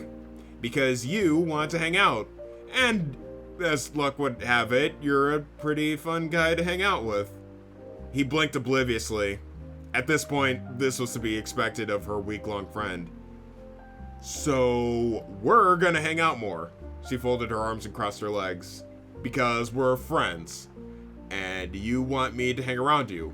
And maybe also because I wouldn't mind having more ice cream without selling an organ to buy it. Nick finally started to get what she meant by this. Saying that on his face made her smile, but also a little embarrassed. So she dialed it back a bit. But we also agreed that only be on weekends. Because Mama still gotta work, and also we're just trying this on a trial status. You know, just in case it's too much for you. Nick grinned and laughed. He wiped a tear off his eye. Right, how could I forget? She laughed back and then cocked her head towards her. So, what other stuff do you people have here besides ice cream and strangely cool nerd shit? Oh man, tons of stuff. There's all kinds of things that you've probably never even heard of, and by the sounds of it, also better versions of what you've already heard of. Oh yeah? What's your version of lemon-flavored bandages? Normal bandages. Wow. What about cotton candy? Is yours a 50-50 mix of sugar and fiberglass? Absolutely not. Damn, y'all got made up here. Oh, what about public bathrooms? Do all the toilets face each other? You know, it's funny. Some of them do, but only in the cursed ones. You guys have curses on your bathrooms? That's an outing right there. We gotta hit one of those up. They both laughed, unsure if she was serious or not. We are going to have a lot of fun together, Nick said, already excited for what they'd do. Oh yeah, we'd better. Selena responded, with not one bit of regret.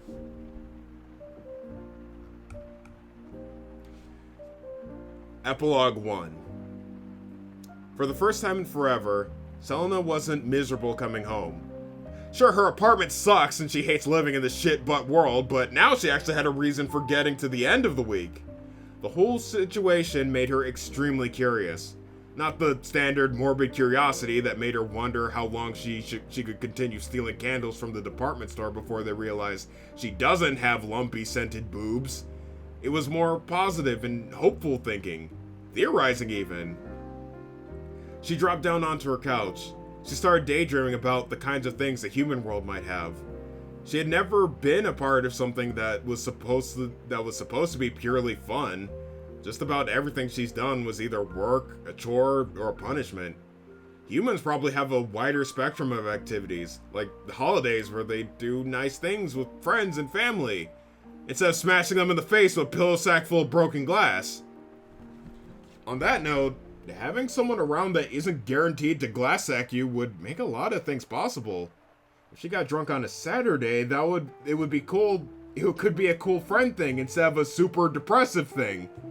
She could throw hands with any motherfucker she wanted, knowing that she's got 2 more hands to throw with. She could finally rob a bank like she's always wanted. Although Nick wouldn't want to do that stuff. The drinking maybe, but she'd have to do some work before he'd want to do a crime with her. Still, she was excited. She then realized activities and events weren't the only thing she'd be doing on the weekends. There was all that human-style cuisine that was meant to be enjoyed instead of endured. If what Nick said was true, they could eat anything she wanted without getting a tetanus shot first. When she first tried to imagine what traditional human cooking would be, all she could come up with was a mound of sugar turned to paste with water and served on a large animal bone with a slice of lemon. But that was already a thing she's had. It's called a birthday settlement. That just meant human food was beyond her comprehension, and it was going to blow her mind. That made her even more excited. Their water probably tastes like water? That's pretty exciting. A glass of water that didn't have a pH level of 11 at the lowest? She decided that would be the first thing she was gonna try. In fact, she was only gonna drink demon water all week just so the human water would taste that much sweeter. Between daydreaming about palatable food and non-sack related holidays, a thought occurred. How has she never noticed the stark difference in demon and human life in the 10 years she spent visiting their world? No, wait, she already knew why she couldn't tell the difference between her miserable life and the miserable life of a miserable human she serviced. She went to their place, banged out a cum for their souls, and skadoodled. Whatever went on outside of that or the windows was never any of her concern. The real question was, why hadn't any other demon found this out? Surface workers in the pleasure industry serve a mostly shitty, depressing clientele in private, but devils work out in the field for the greedy and ambitious afflicted with laziness. At least one of them must have met with some lazy, incompetent human that is frequent to grub down on a plate of spaghetti every now and again. And again, devils also have to work with other devils when their firms branch out and form mergers, so they're used to people begrudgingly tolerating them. They probably don't know the difference between genuine and facetious pleasantries. Also, the field work is mostly done by their imps or with magic, so they don't spend enough time up there to notice no one's throwing a botulism snake at them all day. The other surface jobs are either stationary or reactionary, so they wouldn't know much, and every other demon stays put in this toilet world. Well, maybe not every other demon. The only things demons know about humans is that they love sex, money, running for office, and not working for things. Any other part of their life, they all assumed was just like demon life, and didn't care enough to find out any more. Why would they? When you're trying to make your life suck as little as possible, you don't invest in the specifics of other people's sucky lives. Her theorizing ended prematurely when the corner of her eye was invaded by the shining ceramic smile of Tangrath's drive-thru clown, still posted prominently in the middle of her living room where he spiked it into the ground. The gift her landlord had given her stuck out like a sore thumb in her already crappy apartment, doing whatever the opposite of feng shui was. It was making all the chi or whatever hemorrhage out of the hole in the floor it was crammed into. Across town, in one of his many misery parlors, Tangrath cranked the wheel of his patented quarterizer easy stretch quartering apparatus. The screams of the demon tied to it were accompanied by the sadistic chirps and clicks of his insides, and the impressed humming of the investors watching him. Well, you can use this baby for just about any situation. Just set it to the appropriate setting, he said, gesturing to the dial on the side of the contraption. Interrogation, coercion, quinceañeras, team building exercise. I prefer the punishment setting for dealing with insubordinates like this loser, but I'm pretty sure it'll work for whatever dumb thing you morons have. Tangrath suddenly froze up, jolted into an obtuse pose by an unknown stimulus. He suddenly began looking around for a noise no one else in the room could hear. He began bumping his head with his right hand, and then clutching his stomach. He started shouting and screaming in a gradually increasing volume. He was soon on the ground, writhing in psychic agony, before he could finally vocalize his pain.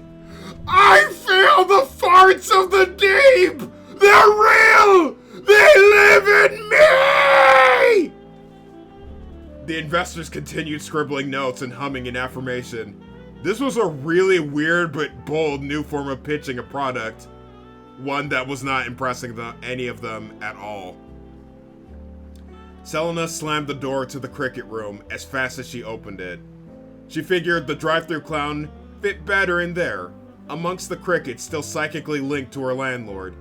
She even turned on its blunt force trauma-activated playback so he could hear his favorite sound. You know, as a thanks. In a funny way, that ceramic speaker put things into perspective for her. The reason demons had turned the blind eye to the bounty of delight the human world contained was because they're all busy doing shit like spiking clowns into her apartment. And if they're content wasting their lives with this brand of asinine bullshit, she was more than happy to leave this stupid place to them. At least, for what little time she could. Epilogue 2. Monday. Nick was in the office at his desk. Every now and then he'd stop and start writing on the notepad next to his keyboard. It was a list of all the things he wanted to show Selena. There were so many things around town that he'd always wanted to try but felt embarrassed trying to do them alone. There were also things he hadn't done since he was a kid that she probably never experienced before. If she was going to make up for years of terrible living, he had to show her even the little things that made human life so much fun. It didn't matter if he was a grown-ass man, if she was a grown-ass woman. He was gonna have a pajama jammy jam with her. The only question was, which one would they do first? He was the most excited he'd been in a while, undoubtedly the most he'd been at work.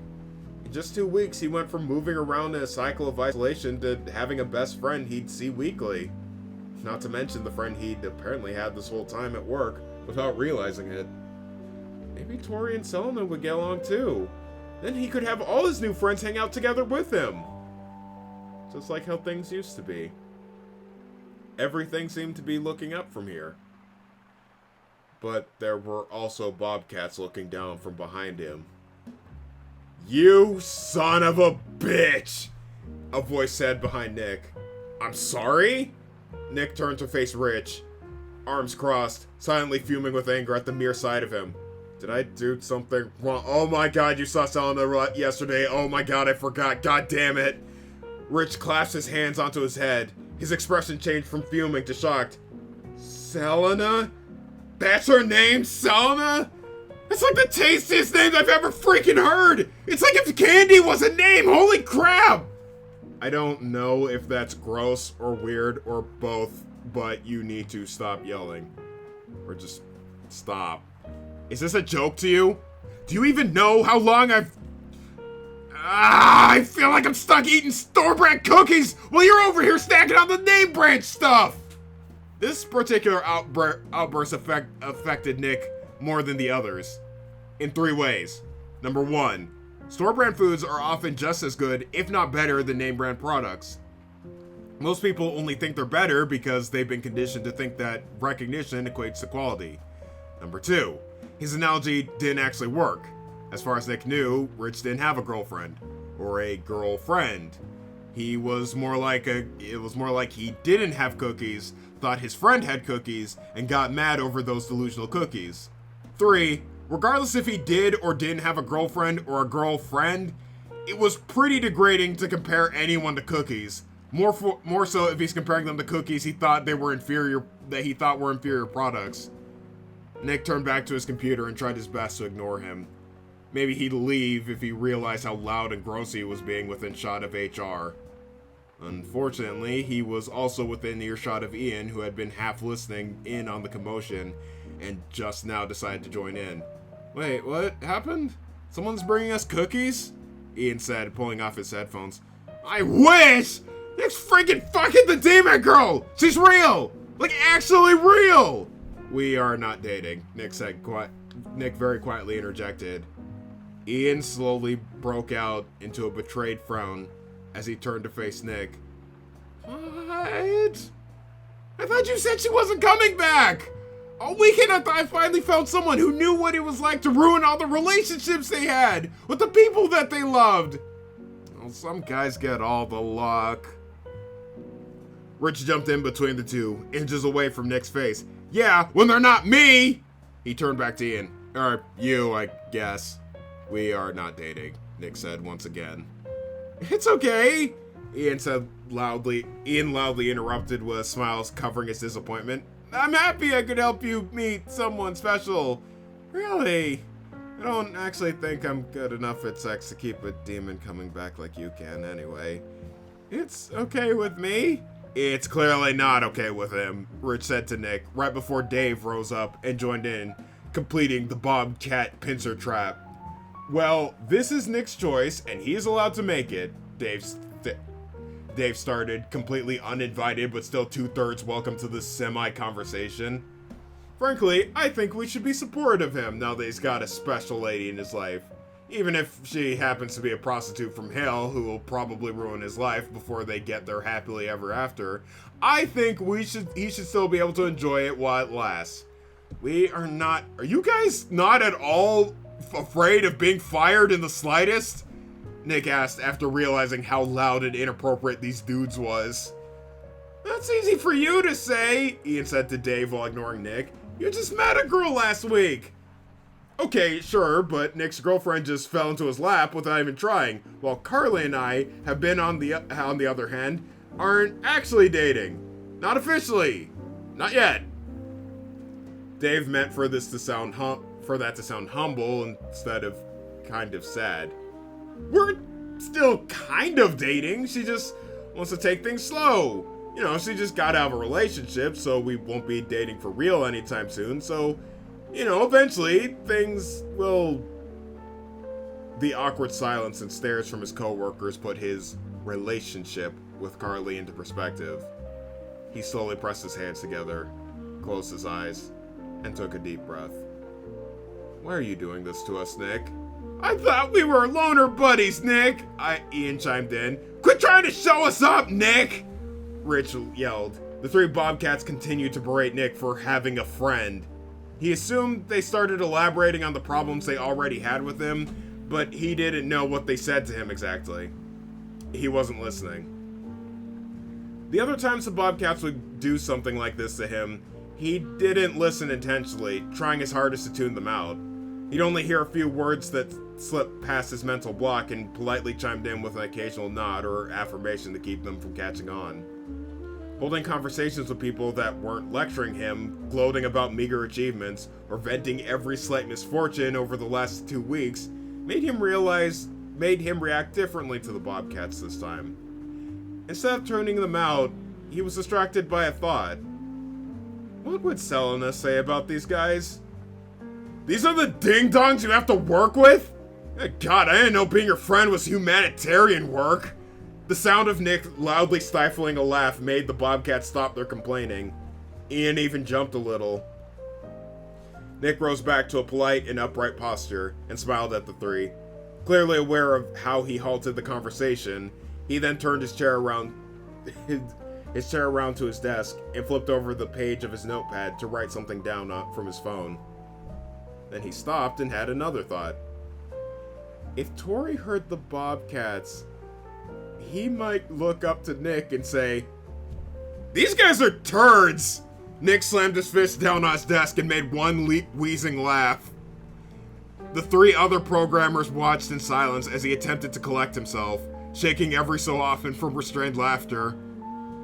When Nick got shit back together, he turned around with the page from the pad and looked at the Bobcats while trying his best not to start laughing again. Hey guys. Hey guys, he said while darting his eyes between them, unsure of which one to look at to keep himself from laughing. Hey? Dave said, confused.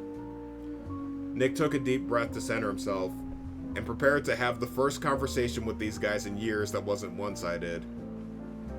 So since you guys are so interested in Selena, I thought you might want this. It's her number. You know, in case you want to meet her yourself. Blindsided by his sudden generosity, each of the Bobcats exchanged dumbfounded looks before coming back to Nick. Rich responded with the consensus of the group. You're fucking with us. No, like I said, we're not dating, just friends. His face relaxed into his natural friendly smile while he waved the paper in front of them. And, like Dave said, her job is servicing humans, so she'd probably be more than happy to spend a night with any of you. He made sure to keep his voice to a volume low enough to keep the rest of the office out of the conversation. But she's not from hell.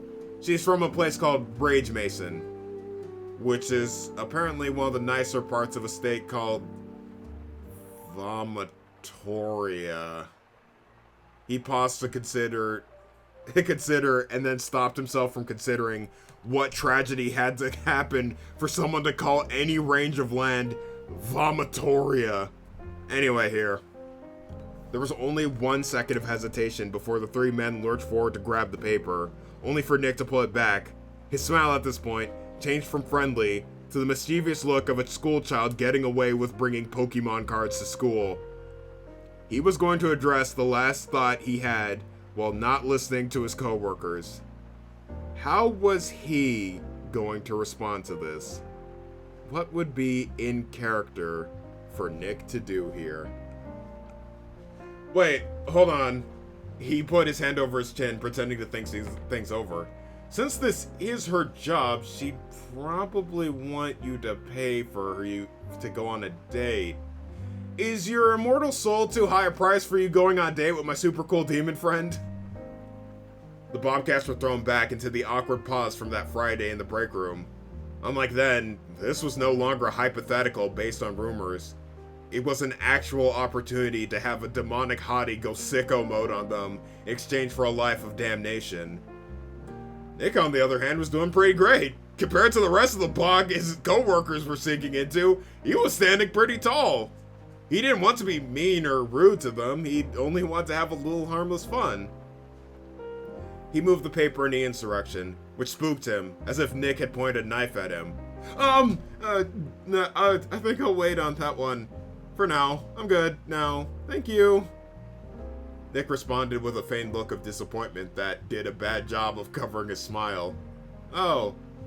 Okay, that's alright. He looked off to the side and began pushing his fingers together lightly. I just thought, since you were the ones who told us all about demons, you'd be the one most excited to meet one. But no, that's okay. It's fine. Ian started pushing his own fingers together subconsciously.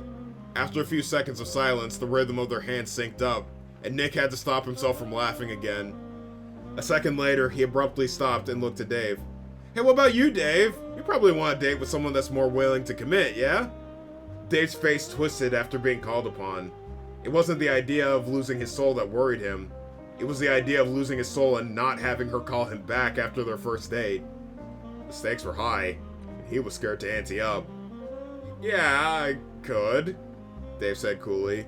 But, like I said, I'm seeing someone at the moment. Someone who doesn't want to start dating and isn't looking for a relationship right now, Nick responded. Yes, we're just in a waiting period before things get serious. It's kind of like aging fine wine or something. Nick's smile quickly changed to a look of genuine concern in the beaming light of Dave's analogy. Okay, let's pump the brakes for a minute. You're saying you're going to keep hanging around this woman you just met and has been ambivalent on dating, even though you two have met on a dating app in the offhand chance that she might change her mind about dating you? Dave's look of wizened stoicness began to deflate as the pieces began to fit together. Don't you think that's a little... Nick decided the most polite way to finish the sentence would be through silent quizzical looks. Expressions that would clearly say, "Come on, dude, what the fuck is you doing?" When Dave finally got the message, he seemed frustrated, realizing the faults in his reasoning, and that he found himself agreeing with it. Seeing his frustration, Nick continued. You know, I did have a friend who started dating someone who was tentative about dating for a while. Things seemed to work out the way he went about it. Dave brightened up as he waited for his next words. However, all he received was a small, impish smile slowly taking hold of Nick's face. Anyway, if you're not interested in selling this number, I'm sure Rich would be... Rich stared back at Nick in quiet, reactionless frustration. Of the three Bobcats, he was the only one who knew what Selena looked like, and her ability to shamelessly fillet... I am so scared if that is my roommate texting me about being loud, and I am so scared. I am so scared. I don't want her to be mad at me. I'm scared. It's a text message.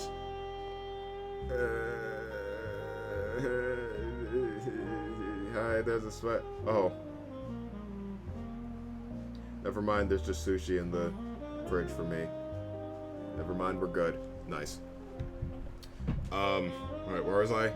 Right. Rich stared back at Nick in quiet, reactionless frustration. Of the three Bobcats, he was the only one who knew what Selena looked like, and her ability to shamelessly fillet ice cream in public. He already made it clear he wanted to meet Selena. Badly. So badly, it looked like his body was silently breaking apart, trying to keep his raw, unbridled thirst energy from making him take the slip of paper with her number. He glanced at his friends, and saw them staring back at him, waiting for him to make his move, to show what a big shot, successful, cool guy he was. He looked back at Nick, who was still smiling at him, still stuck in that Friday 2 weeks ago. He could only think of about what he said to Nick. If I wouldn't do it, you can't do it.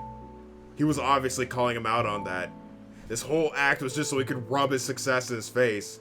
It was such an obvious parading of his fortune that made him want to sell his soul, if only just so he could come out on top. Before he could make a move, Nick said something else from that Friday. You don't say no to success, right? Hearing that swept away Rich's anger. It wasn't the callback he expected. It could be construed as cocky and taunting, but his expression and what Rich already knew about him made it clear that this was his best attempt at ribbing him while still being nice about it. If he wasn't rubbing his friendship with Selena in his face, it would mean he actually wanted to set them up with her. Which means they really aren't dating. Which means he's free to steal her away from him. Later. When he's good and ready. Appreciate the offer there, Nicky boy, but like I told you, I got myself caught up in some serious business deals that required my undivided attention, Rich said coolly while running his hand through his hair. And a lady like Selena deserves me at the top of my game. So hold on to that number for me, would you? Once I'm done with this deal and ready to date, I'll give you a call. For her. I'll call you for her number so I can call her for the date. Rich looked to each of his co-workers to make sure they understood what he meant. They clearly didn't need him to elaborate, and he only made things more awkward than they needed to be. I got stuff that needs doing, he said after clearing his throat, and walked to his desk. Dave smiled and shrugged before sitting back down at his desk. Ian nervously laughed and sat down at his desk. Nick sat at his desk with a nebulous feeling on whether he handled that conversation correctly. The Bobcats did leave the same way they did every conversation with him, but this was the first time he had talked to them, especially all three of them at the same time, and didn't feel like screaming in the bathroom afterwards. It seemed as though Nick actually existed as a real somebody to them, as opposed to the vapid cloud they sometimes talked to. But this was only because of Selena. That seemed like a warning of things to come. Still, they weren't mad. He wasn't drained, and nobody would be using his screaming to cover up their poop sounds. That was enough for him. It was enough of a win for him. Nick turned back around to his desk and went back to his work, stopping every so often to write down a new idea for something he and Selena could do together. It was the most excited he'd been in a while, and undoubtedly, the most he'd been at work. That's the end. The whole damn book. That's it. I'm done. Ugh.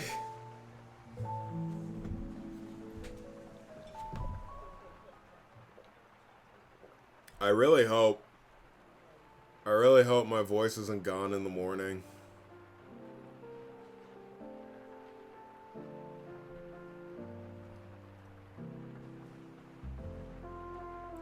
A hardcover now.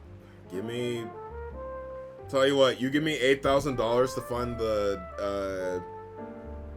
fund the illustrations and character designs and everything for the book, and I will talk to a printing company about it. How about that? How about that?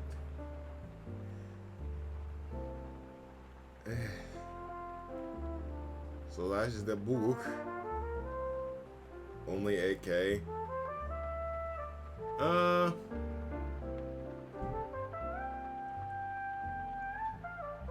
Yeah, I was drinking honey with tea. I did that before, and I did in the middle. I'll probably drink another cup after this. Only 8K? Well, okay, so here's the thing. So it needs characters designed. There are currently 2 characters right now that I paid commissions a long time ago to get paid, and they're in the works. And the remaining characters, there are, I think, 5 more characters that need to be 6 more characters that need to be designed. Rich is being handled, Nick is being handled, Tori, Liavito, Mr. Graves, Selena, those characters have already been designed. The remaining characters that need to be designed are Tangrath, Ian, Dave,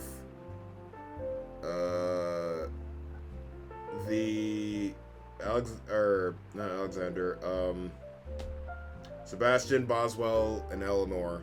Those 6 characters. And then, kickstart that shit, well, I need Nick's design to be finished first so that I have promotional material with 2 characters, with the 2 main characters, because that seems, so I'm waiting on that. But, so 6 characters. Designs can cost anywhere from between like $200 and $500 to get designed, and then after that I want an illustration for like almost every chapter, maybe even every chapter if I can afford it. I have a friend who I want to do the backgrounds for it, but I still have to find an actual character illustrator. And if I had to piece together an idea, the average would probably be like $400 for each illustration. There are like 17 chapters, so that's like 4,000, like maybe like $5,000 So on top of the like, let's put character commissions at 350. So 350 times 6 is